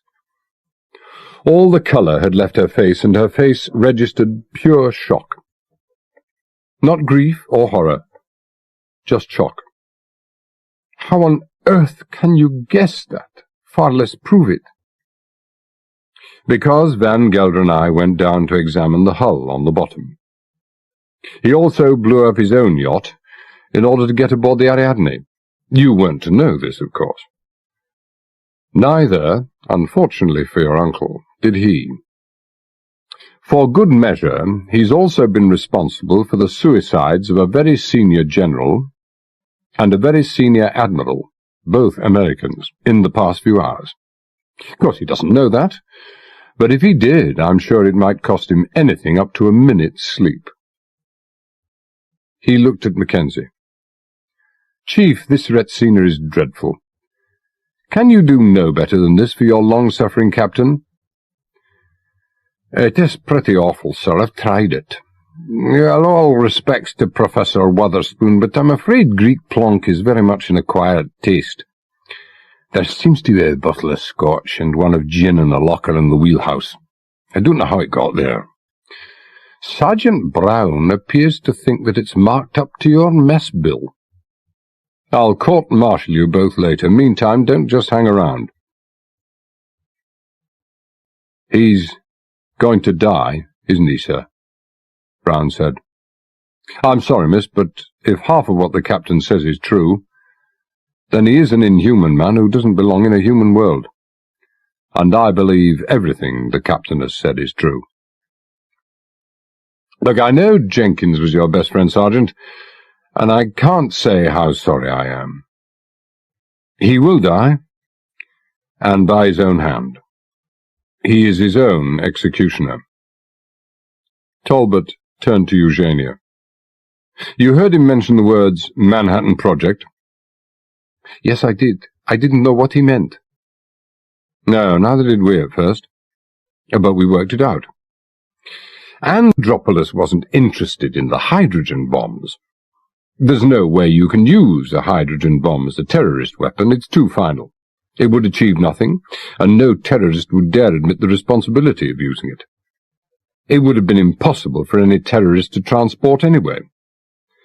But he was interested in atomic mines, and he knew that there were 3 of those aboard this plane. His original plan, we think, was to dump those in the sea approaches to some of the world's greatest seaports, like San Francisco, New York, London, or Rotterdam, and let the respective countries know of it. He would inform those countries that he had the means to detonate those mines by means of a long-range, preset radio signal, and that any attempt to locate, remove, or neutralize them might or might not activate the mine, and, of course, destroy the investigating vessel. It would have effectively paralyzed all seaborne trade and passenger traffic in and out of those ports. It would also have had the additional holier-than-thou advantage that if any such atomic explosion did occur, the fault would lie squarely at the door of the country responsible for the explosion and not at the door of the terrorists. The Manhattan Project mine would have been laid somewhere in the Ambrose Channel on the approaches to the lower New York Bay. It was a brilliant scheme, typical of a brilliant but twisted mind. It had one drawback. It wouldn't have worked. Andropolis had no means of knowing that. But we did. How in the world could you know that? Wotherspoon said. Oh, I'll come to that. So Andropolis gets his bomb. Perfect for his purposes, or so he thinks. But there was something else he didn't know. When the plane crashed, it activated a timing mechanism inside the mine. When that mechanism ran out, the mine was armed and ready to explode at the first sound of a ship's engines. Any kind of engine, in fact. That mine aboard the Angelina is armed. But Andropolis fell for that gobbledygook that Wickham fed him about its being temporarily unstable because of the radioactive emanations from hydrogen bombs. It's permanently unstable, and it's just waiting to go. Chief, you are being strangely remiss. Oh, I'm sorry, sir. Mackenzie handed over a glass of Scotch. Well, you can hardly blame me, sir. A man doesn't often get the chance to listen to a story like this. Talbot sampled his drink. It's to be hoped that you will never hear another like it again. So what is going to happen? Wotherspoon asked. One of 2 things could happen. He could try to transfer the mine to the Taormina, the sound of whose engines would blow them all to a better world. Well, in the case of Andropolis and his friends, we would hope to a much worse world. The crew of the Taormina may be a relatively innocent bunch, or he could elect to sail it to Tobruk, his final destination. Now don't forget, he would think it's perfectly safe to do so, because as far as he knows, the world would still think that he has 5 hostages aboard. Now, at the sound of the first ship's or industrial engine in Tobruk, the mine is activated. How many guiltless people dead? 10,000? Minimum estimate. Lieutenant Denham, I grow tired of my own voice. Now, you're alleged to be the Ariadne's electronics officer. Would you show them this device and explain its purpose? Yes. It's called the Krytron, Denham said. Looks like a small and rather old-fashioned portable radio, doesn't it? This is what the captain meant when he said that if Andropolis knew of the existence of this instrument, he wouldn't have gone to all the vast trouble of obtaining an atomic mine. By carrying out a very few simple actions, it is in fact an extraordinarily complex mechanism, and I know practically nothing about it, you can send an electronic impulse on a selected wavelength and detonate an atomic bomb. If Andropolis were to have laid this mine in the Ambrose Channel, it could have been destroyed from almost any given distance, without a ship or a plane going anywhere near it. Wotherspoon said, Is one allowed to ask how you so conveniently came by this lethal instrument? Yeah, we sent to America for it. It arrived yesterday. Well, that implies 2 things. You had prior knowledge of the existence of this device, and you've known for quite some time about exactly what Andropolis was up to. Anyone else know? Oh, the captain disapproves of his officers gossiping. Wotherspoon turned to Talbot. You're going to blow up the Angelina? My Angelina? Well, yes. I dare say there'll be some form of compensation. What compensation? Well, how should I know? I'm not sufficiently senior to make any offers. I'll have to ask the Admiral. Does it have to be done this way? Irene said. You do have a radio. Couldn't you just tell him to drop the bomb over the side and then have him picked up later? Well, apart from the fact that he wouldn't believe me, I wouldn't do it anyway. I have told you that obtaining proof against him might take months, even years. I suggest that you and Eugenia ask your respective fathers about him. You'll find that they will totally agree with what I'm about to do, and that is, not to let a mad dog run loose in the world. Van Gelder said, So this is what you meant by saying, not once but many times, that Andropolis would never come to trial? Oh, he has been tried.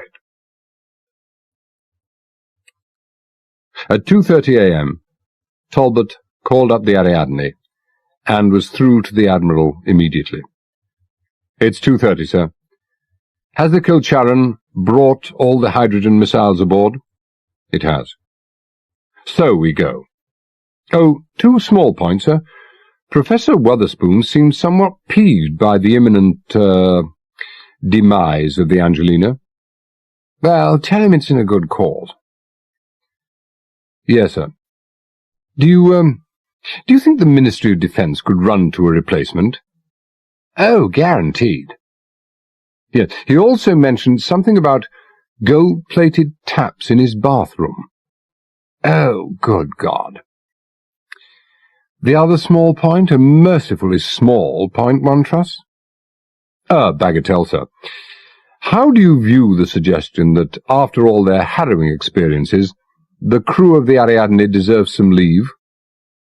Oh, precisely the same thought had occurred to me. A week, I think. Where do you suggest? Piraeus, sir. I thought it would be rather a nice gesture to take the 2 girls back home. It would also be an excellent centre for Professor Wotherspoon and his lady to start looking round for gold-plated taps, We'll call again in 5 minutes.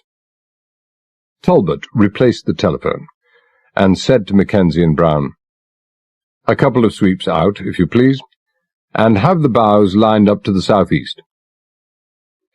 Well, Professor, what do you think of the Admiral's generous offer? I'm staggered. So you might well be, as the Admiralty was under no obligation whatsoever to replace it. You must be well aware that Andropolis intended to sink it anyway. Lieutenant Denham, pass me the Krytron. Oh, it's my job, sir. You can't have forgotten that I'm your electronics officer. It is also your job to call to mind the rules and regulations about seniority, Van Gelder said. Pass it to me. Talbot reached out and took the Krytron, already connected to a battery, from Denham. Neither of you.